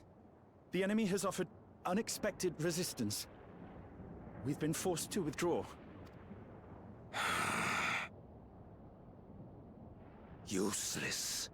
All of you. Stop!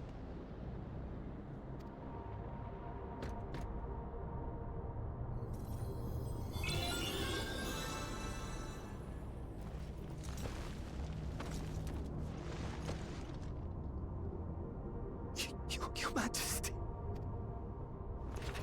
Enough of this! Enough!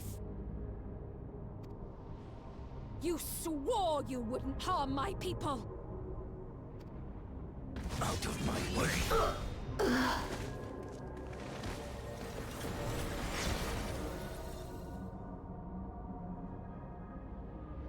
So it would require some adjustment.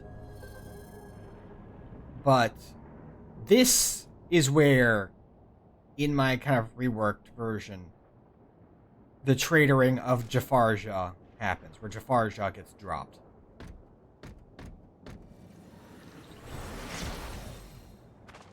Have you gone mad?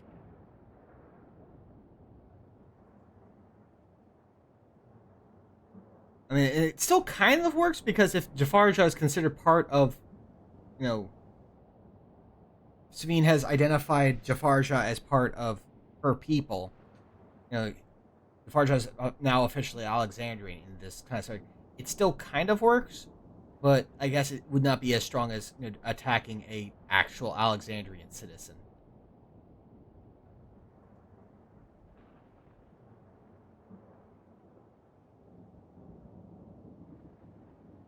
Alternatively, this attack still happened, like, somewhere in here you work in traitoring against Jafarja.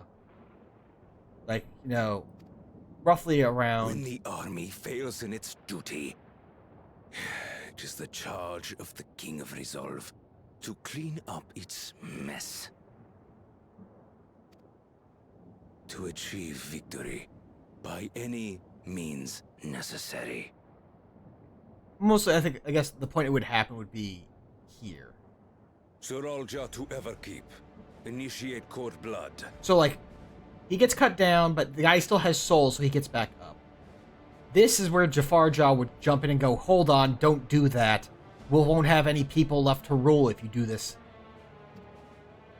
Execute all civilians and commandeer their souls. And then this is where Jafarja gets cut down, because Jafarja wants power, wants to have an empire. And if everyone dies, who would Jafarja rule? Alongside Zoralja. And this is where, in my alternative storytelling, Zoralja cuts Jafarja down. And as will be noted, he's going to take the regulator off of the downed Alexandrian. It would just be switching it over to taking it off of Jafarja at this point. No! Damn you! After that, everything else plays the same. Please, Father, stop! Gulucha!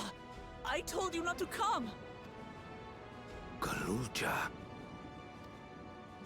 You must flee, Guluja! It isn't safe! I'm not going anywhere! I have to stop my father!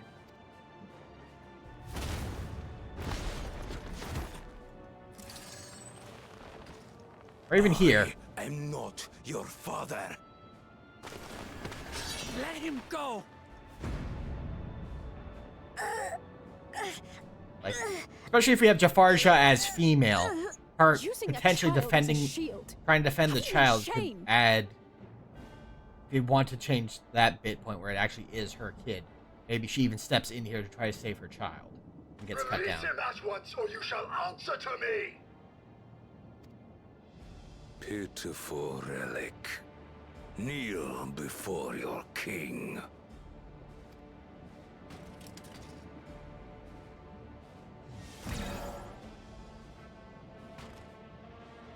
Ooh, want to make it real nasty. I just thought about you. Otis? What's wrong? You had the cut down happen here. He tells Otis to cut down Jafarja. So we lead up to this point, Jafarja is bemoaning, saying, "Oh no, if you do this, we won't have any people to rule over. We'll lose our empire." And he's being she's being dismissed out of hand here. Kid gets, Galulja shows up, gets grabbed. Jafarja again is like, "Hey, that's your son," potentially implying that it's also hers if it's female. In my fanficky approach to this, everyone else is upset. Otis says, makes the threat, gets overridden, gets told to cut down Jafarja to show his Find control. me at the top of Everkeep. And then this happens. There, we will determine who is fit to rule. Yeah.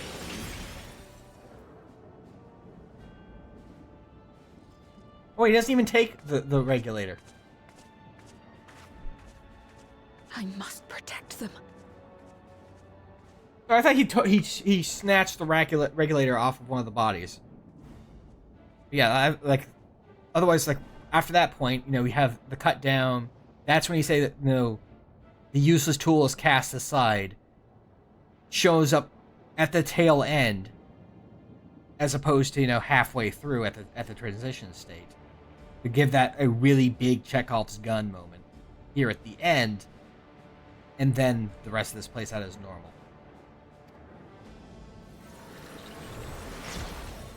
That kind of changes, That is the end of my fanficky adjustment to how things play out.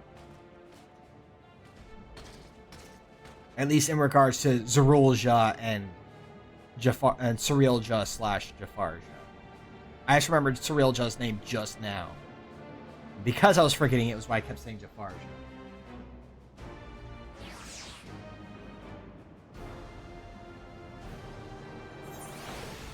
Fixing Sphene, though, making her work in a more palatable fashion, would be a whole other estimate. This was just that thought project, that theory craft, is solely to make Zerulja and Cyrilja work better in my mind.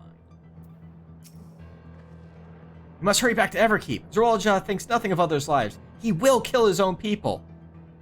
Chances are we'll have to face a good part of his army, with Otis among them. Let's take all care.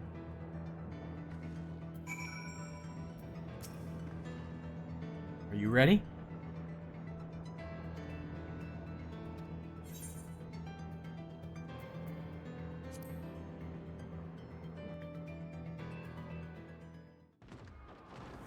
But yeah, so the rest of what happens with Zerulja can happen as it plays out. That's just kind of the lead up was what I felt needed for it. And that was kind of my idea of how to address it. Ow.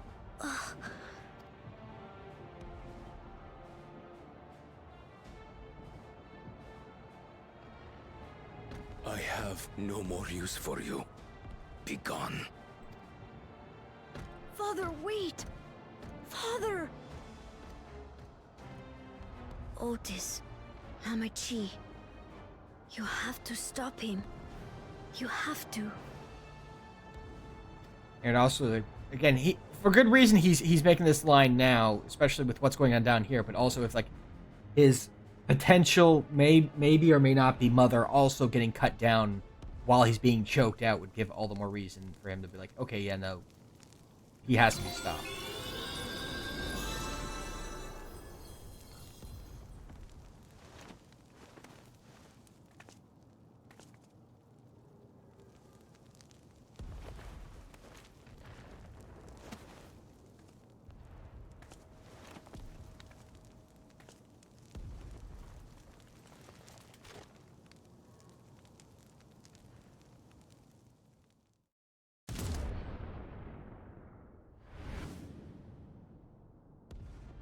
What have you done?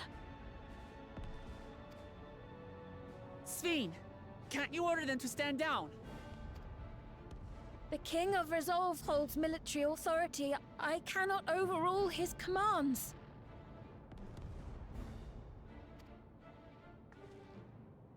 Again, if this is falling under, program can't... If there's something you can do, then do it! Yeah, this is something that might have been an issue with her the entire time. Your crimes are beyond forgiveness, but your people are innocent. Like, we'll see later that we get to see memories of the actual Sphene. And she was willing to put herself out there, put herself on the line. I guess, to be fair, she did put herself out to protect the one Alexandrian there, but, like, you figure she'd be doing more.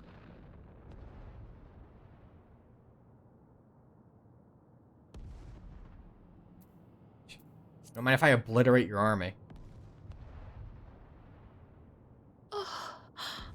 That's true. Actually, it's a good point. I deceived you all, and still. Yeah. No, saying that she put herself on the line here is a little like. Yeah, no, actually, I'm saying that I realize, yeah, actually, it's not even a threat to her, because yeah, it's cheapened by the fact that she's not actually there. She can just so yeah, she's body blocking with a puppeted machine, so it's not even putting herself in danger. So you figure, you know, with that in so she'd be doing more to try and help and protect her people, rather than standing back like, oh, I can't do anything. It's just cheap. She says that she wants to defend her people, but she really doesn't do anything to actually make it happen. The talk can wait. When you said that you wanted to protect your people, I trust you weren't lying. She doesn't put her money where her mouth is at all until I'm the final boss now decision. Of course not. There's nothing I wouldn't do for them. Then let's split up and get to work. Do what you can do. Like, she totally could be like just body hopping into all of these bots before they, you know, shoot her people, and then like destroy the body that she's controlling. Just you could see her jumping around trying to save it, and be like, "There's too many. I can't stop them all." Please, everyone, lend me your strength. And at least show her that she's trying to do something.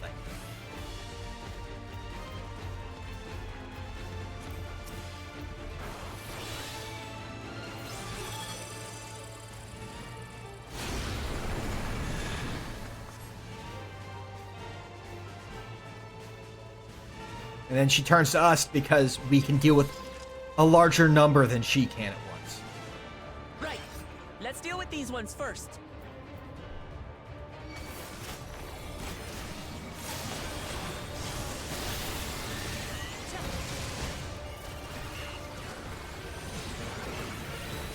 And it would at least show her doing something.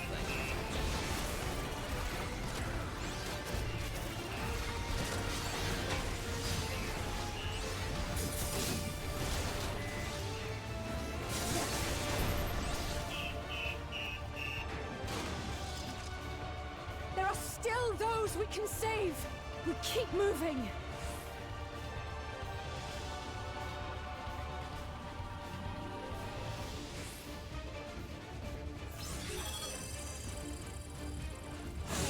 Yeah, like we could do things like you could see her like hopping from body to body, and then have her be, instead of helping on this side, she's like just took out a robot, like possessed and taken out a robot, possessed a robot on the other side, like creates the bridge, and then, you know, is off again after, you know, destroying herself. Or destroying the bot. Fiends too! Damn you, Zaraja! It's up to us to stop them. And you get like this sort of situation. It's like, okay, well, like she can't even control these ones.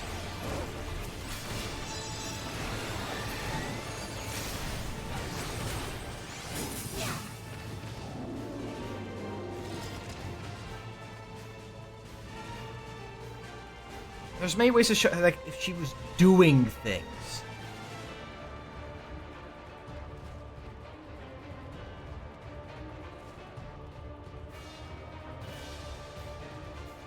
You're safe now. Be at ease.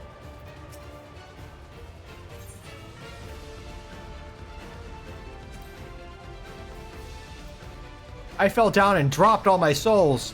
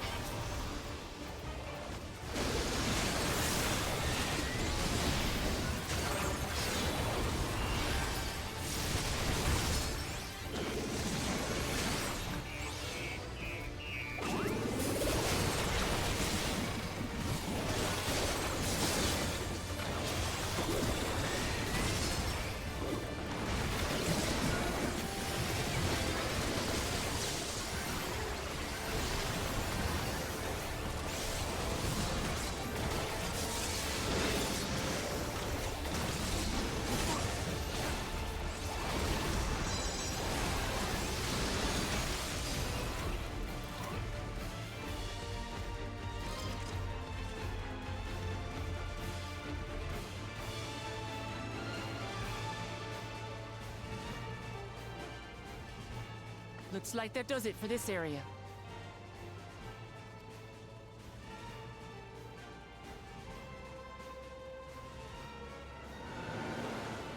What'll be interesting is, again, it's like she's supposed to be... The King's forces are on the move. Her issue is considering an us versus them. There are still civilians on Trueview.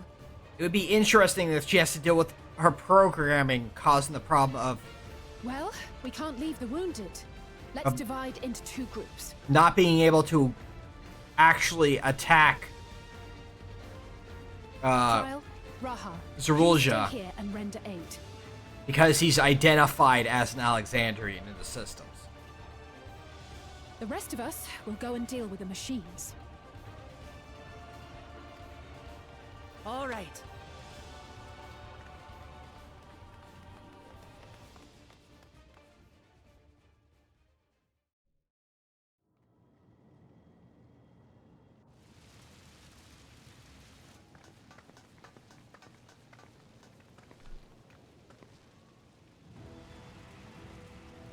Otis, you've got to wake up.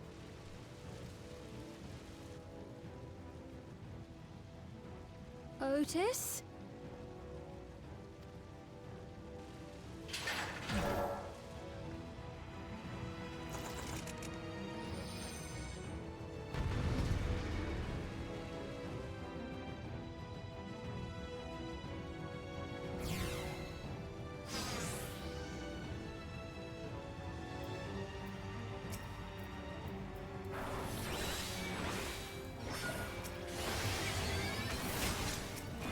For the honor of the Royal Knights! Forward!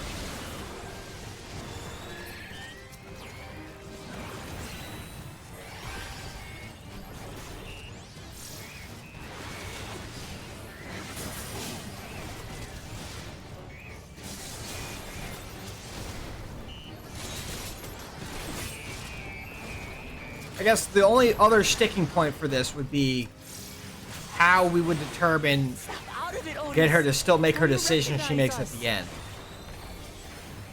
Again, it's, you know, I still feel like it's a weird decision I don't much care for, but oh.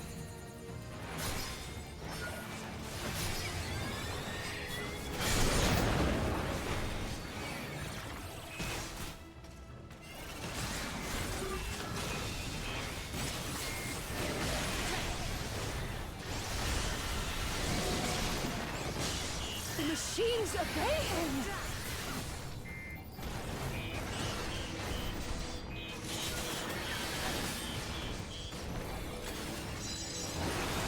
Second formation!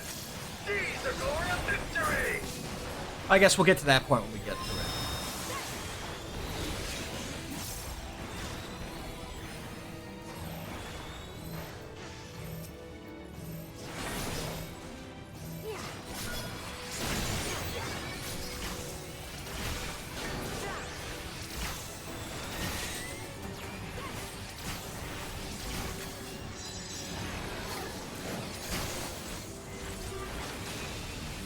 Something about him is familiar, but it couldn't be.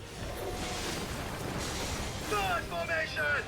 Onward for Alexandria!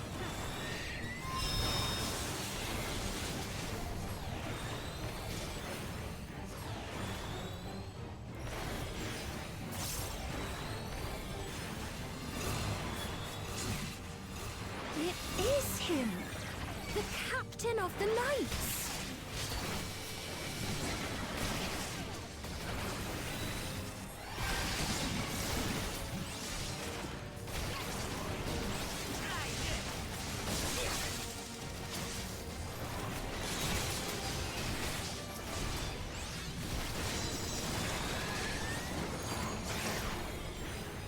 Don't like the looks of this. Everyone, keep your guard up.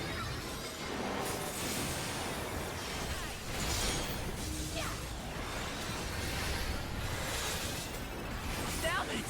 How do we bring him to his senses? By lasering him a bunch. Apparently.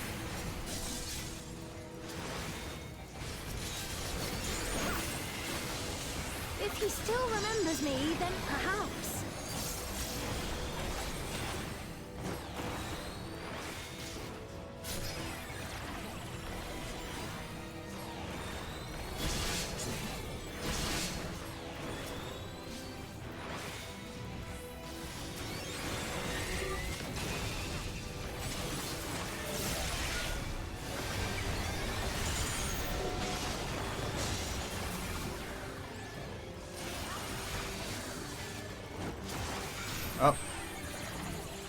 Another ad. We're running a little bit long, but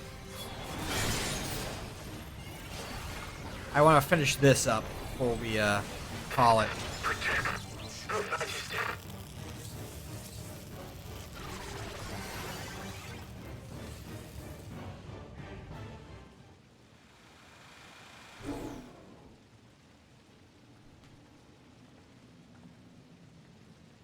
Right, he's deactivated. It should be safe to approach. I'm reactivated now. Otis! No!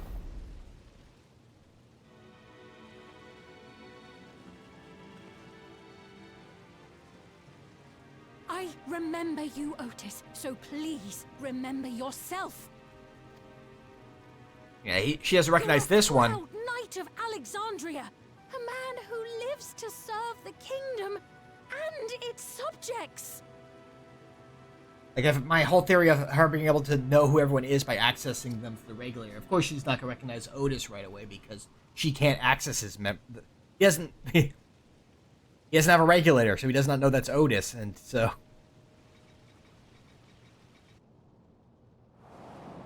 Amongst other things.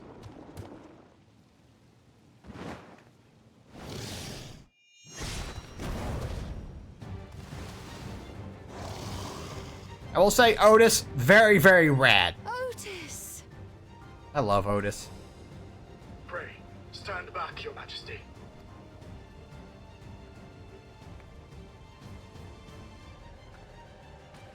I am Sir Otis Bologna, Lord Captain of the Royal Knights of Alexandria. Upon mine honor, you shall harm neither my fair queen nor our citizens!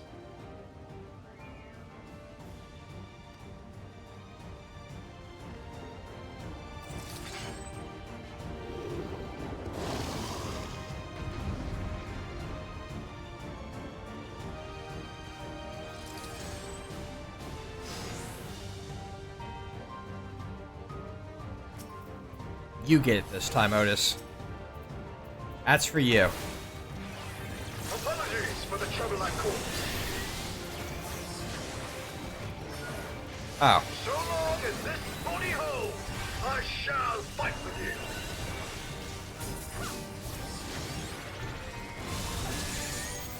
Tis but a flesh wound.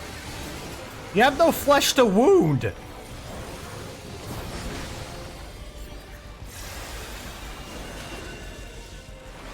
It's building up energy. Have care.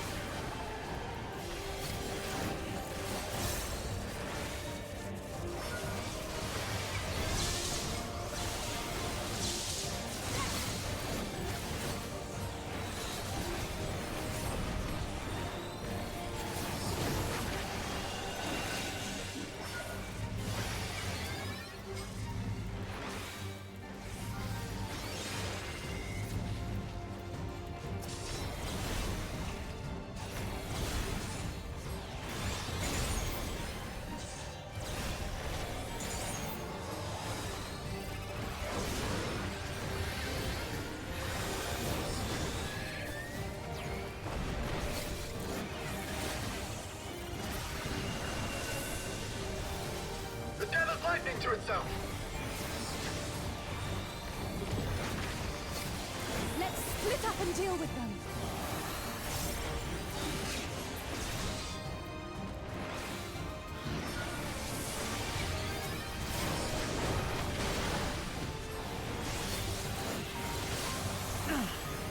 Not holding anything back, are we?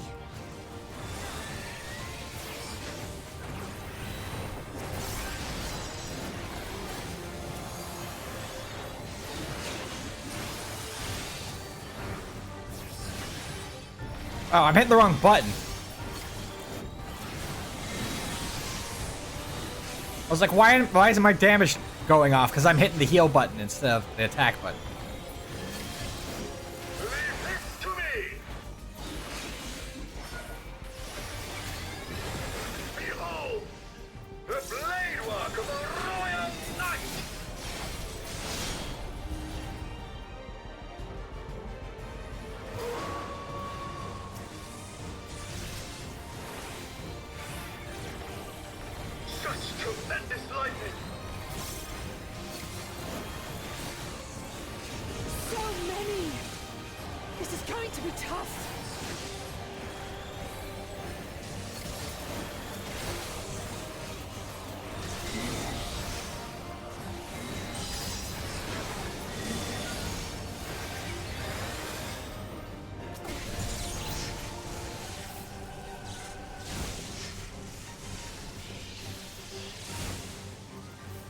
I should have done Panhama. That would have been really funny just to block.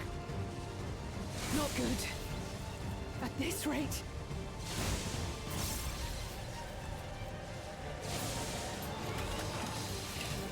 Just block several of them. Upon mine honor, we shall weather this storm.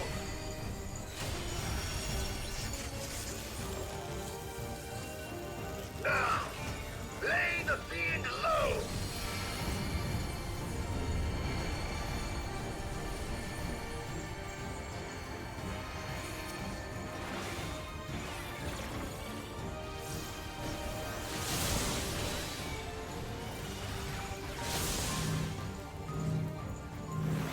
Otis, you must stop! Your body can't survive this!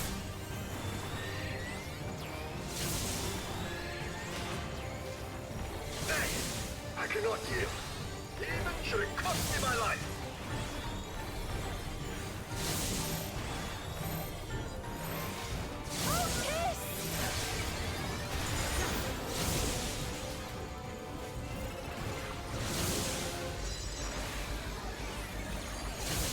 This is actually probably gonna be pretty close considering I'm coming in here as a healer.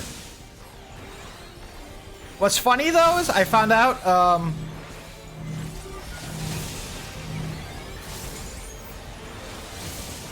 regardless of how well you do damage-wise, if you're about to win against the beast,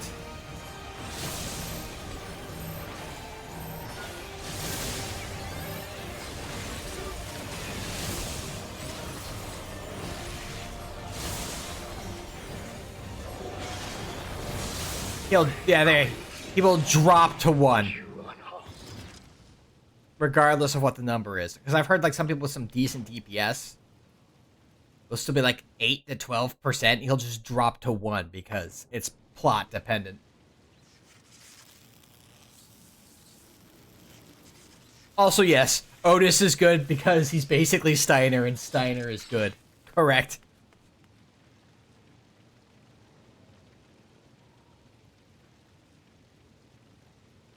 Otis. We lost a real one. 07's in chat for Otis. I'm stopping the music. I'm tabbing out just so I can put my own salutes. For the delicious repast. For everything.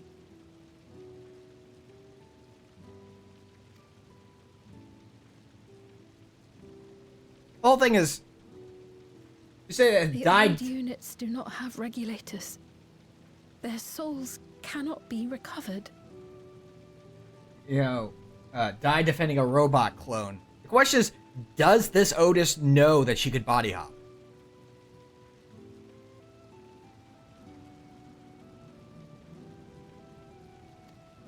Because remember, his memories of actually... That's fair, yeah. Probably not, but we know. The Otis who so valiantly fought for us.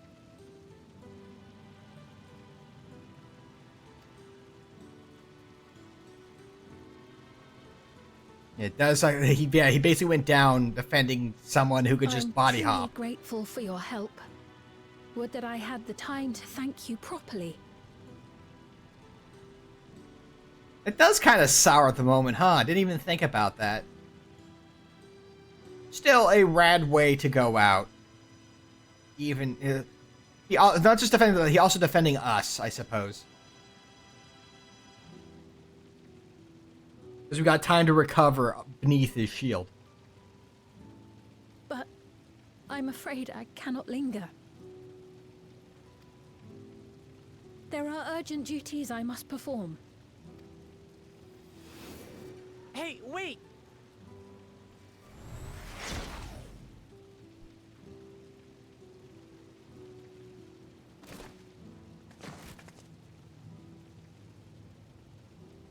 Also, the bots just drop whenever she leaves. Whenever she leaves them, she can just body hop without even But Otis is... not even making them off themselves. So she switch them and then switch away, and they'll just fall over.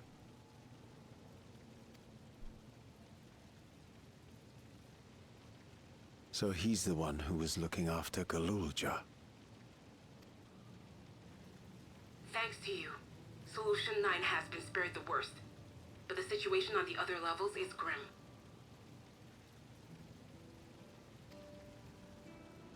We're currently assessing the full extent of the casualties. In the meantime, could you help us treat the wounded?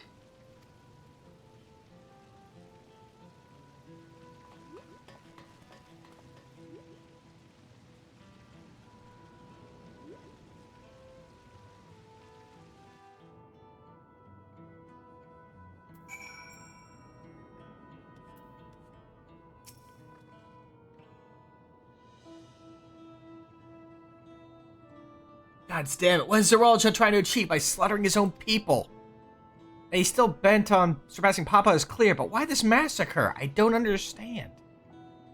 Right now, we can only guess at his intent. His obsession must be strong indeed to endure after 30 years. Again, I guess one last tidbit to my whole idea for my alternate take on Zeralja and Jafarja is that the obsession could have been stoked that entire time by the continued corrupting influence of Zeralja. If we, had my idea of him initially being a generally okay guy, but crushing under the pressure of the expectation of being the resilient one. The resilient son, sorry. But now isn't the time to ponder such things. The people need our help.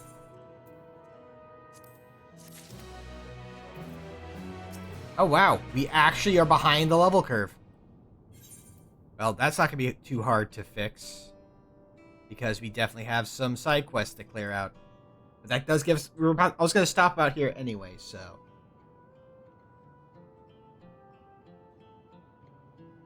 we'll just continue this up on Friday, and continue on and deal with the aftermath of Project Blood, or whatever the frigging edgy name Zeralja gave this command. Order 66.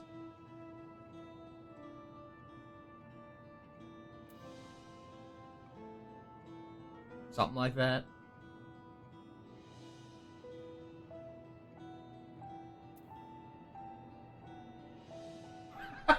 Code death, murder, kill, correct.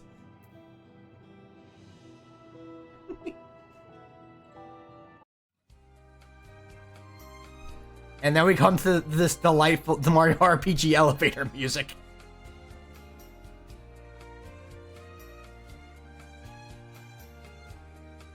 Yeah, touching on the audio thing, I think I need a little bit more adjustments, but I think I found my fix for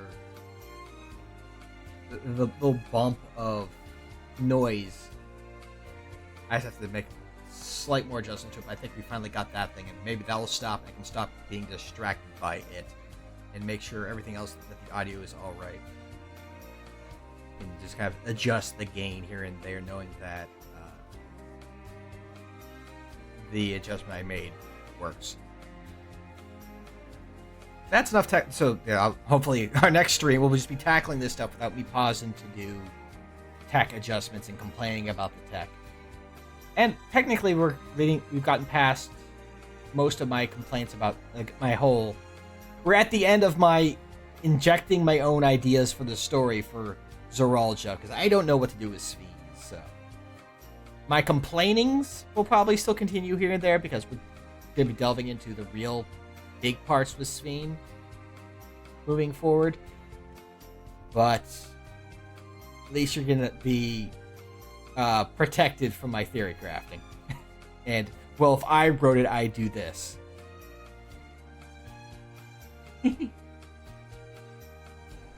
Also, I appreciate that because of our spacing. My salute emote for Otis is at the top of chat. Anyway, it is time to go see who else is up and about, because as always, we will be rating forward. See who's doing what. Smite's doing the shuffler. Smite's doing the shuffler. Hopefully we don't get the, like last time we tried to read him, Twitch had its little lockup problem. Let's get him set up. As stated, Friday we will be continuing onward. I think we might. I don't know if we'll finish it next stream. We might. Well, no, definitely not. No, we're definitely getting towards the end at least, because again, level 99. There's another level's worth of stuff, and the other stuff. So maybe we'll definitely be finishing next week. 14, which is good because I definitely wanted to have this done ASAP. Even more so now, considering I want to make sure I don't want to have to wait post wisdom teeth removal to play again. So I think we got. I'm curious how far we get next stream. I think we'll at least get to the finals. To the final zone, maybe a little bit into it. So I think we're about 2 streams away, 3 tops. And then, so there's that. Saturday, more SD Gundam Battle Alliance. I did go and collect all the blueprints for all the missions we had passed so far, so we can have a lot more options at our disposal for teammates, because we're fighting Hash Brown. We're still going to stick with... actually, not. While I'm rambling about all this, let me actually get Smite up on screen. How about I do that? There you go. Rather than me just kind of rambling on to the elevator music. That's squared away. Watch this space, because on Sunday I may do another bonus stream to do more Gundam Breaker 4. Because I've definitely been having fun with that still too, so. There it goes. If you want to keep tabs on that, of course, drop a follow. Be on the Discord, follow me on co-host. I'll be announcing when if that's happening. So, but for now, let's get this raid rolling. You take care of yourselves. Be next to another. I did that backwards. Yeah, just take care of yourselves. Have a good rest of the week. I know. I hope the rest of my week is gonna be all right. Be excellent to one another, and now we move over to the raid.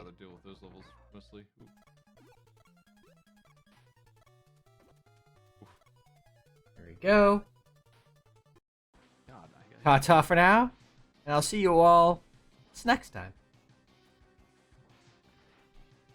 The last world is the worst one. The one's nothing but towers. Gross. The race with the bird is a nice break from that.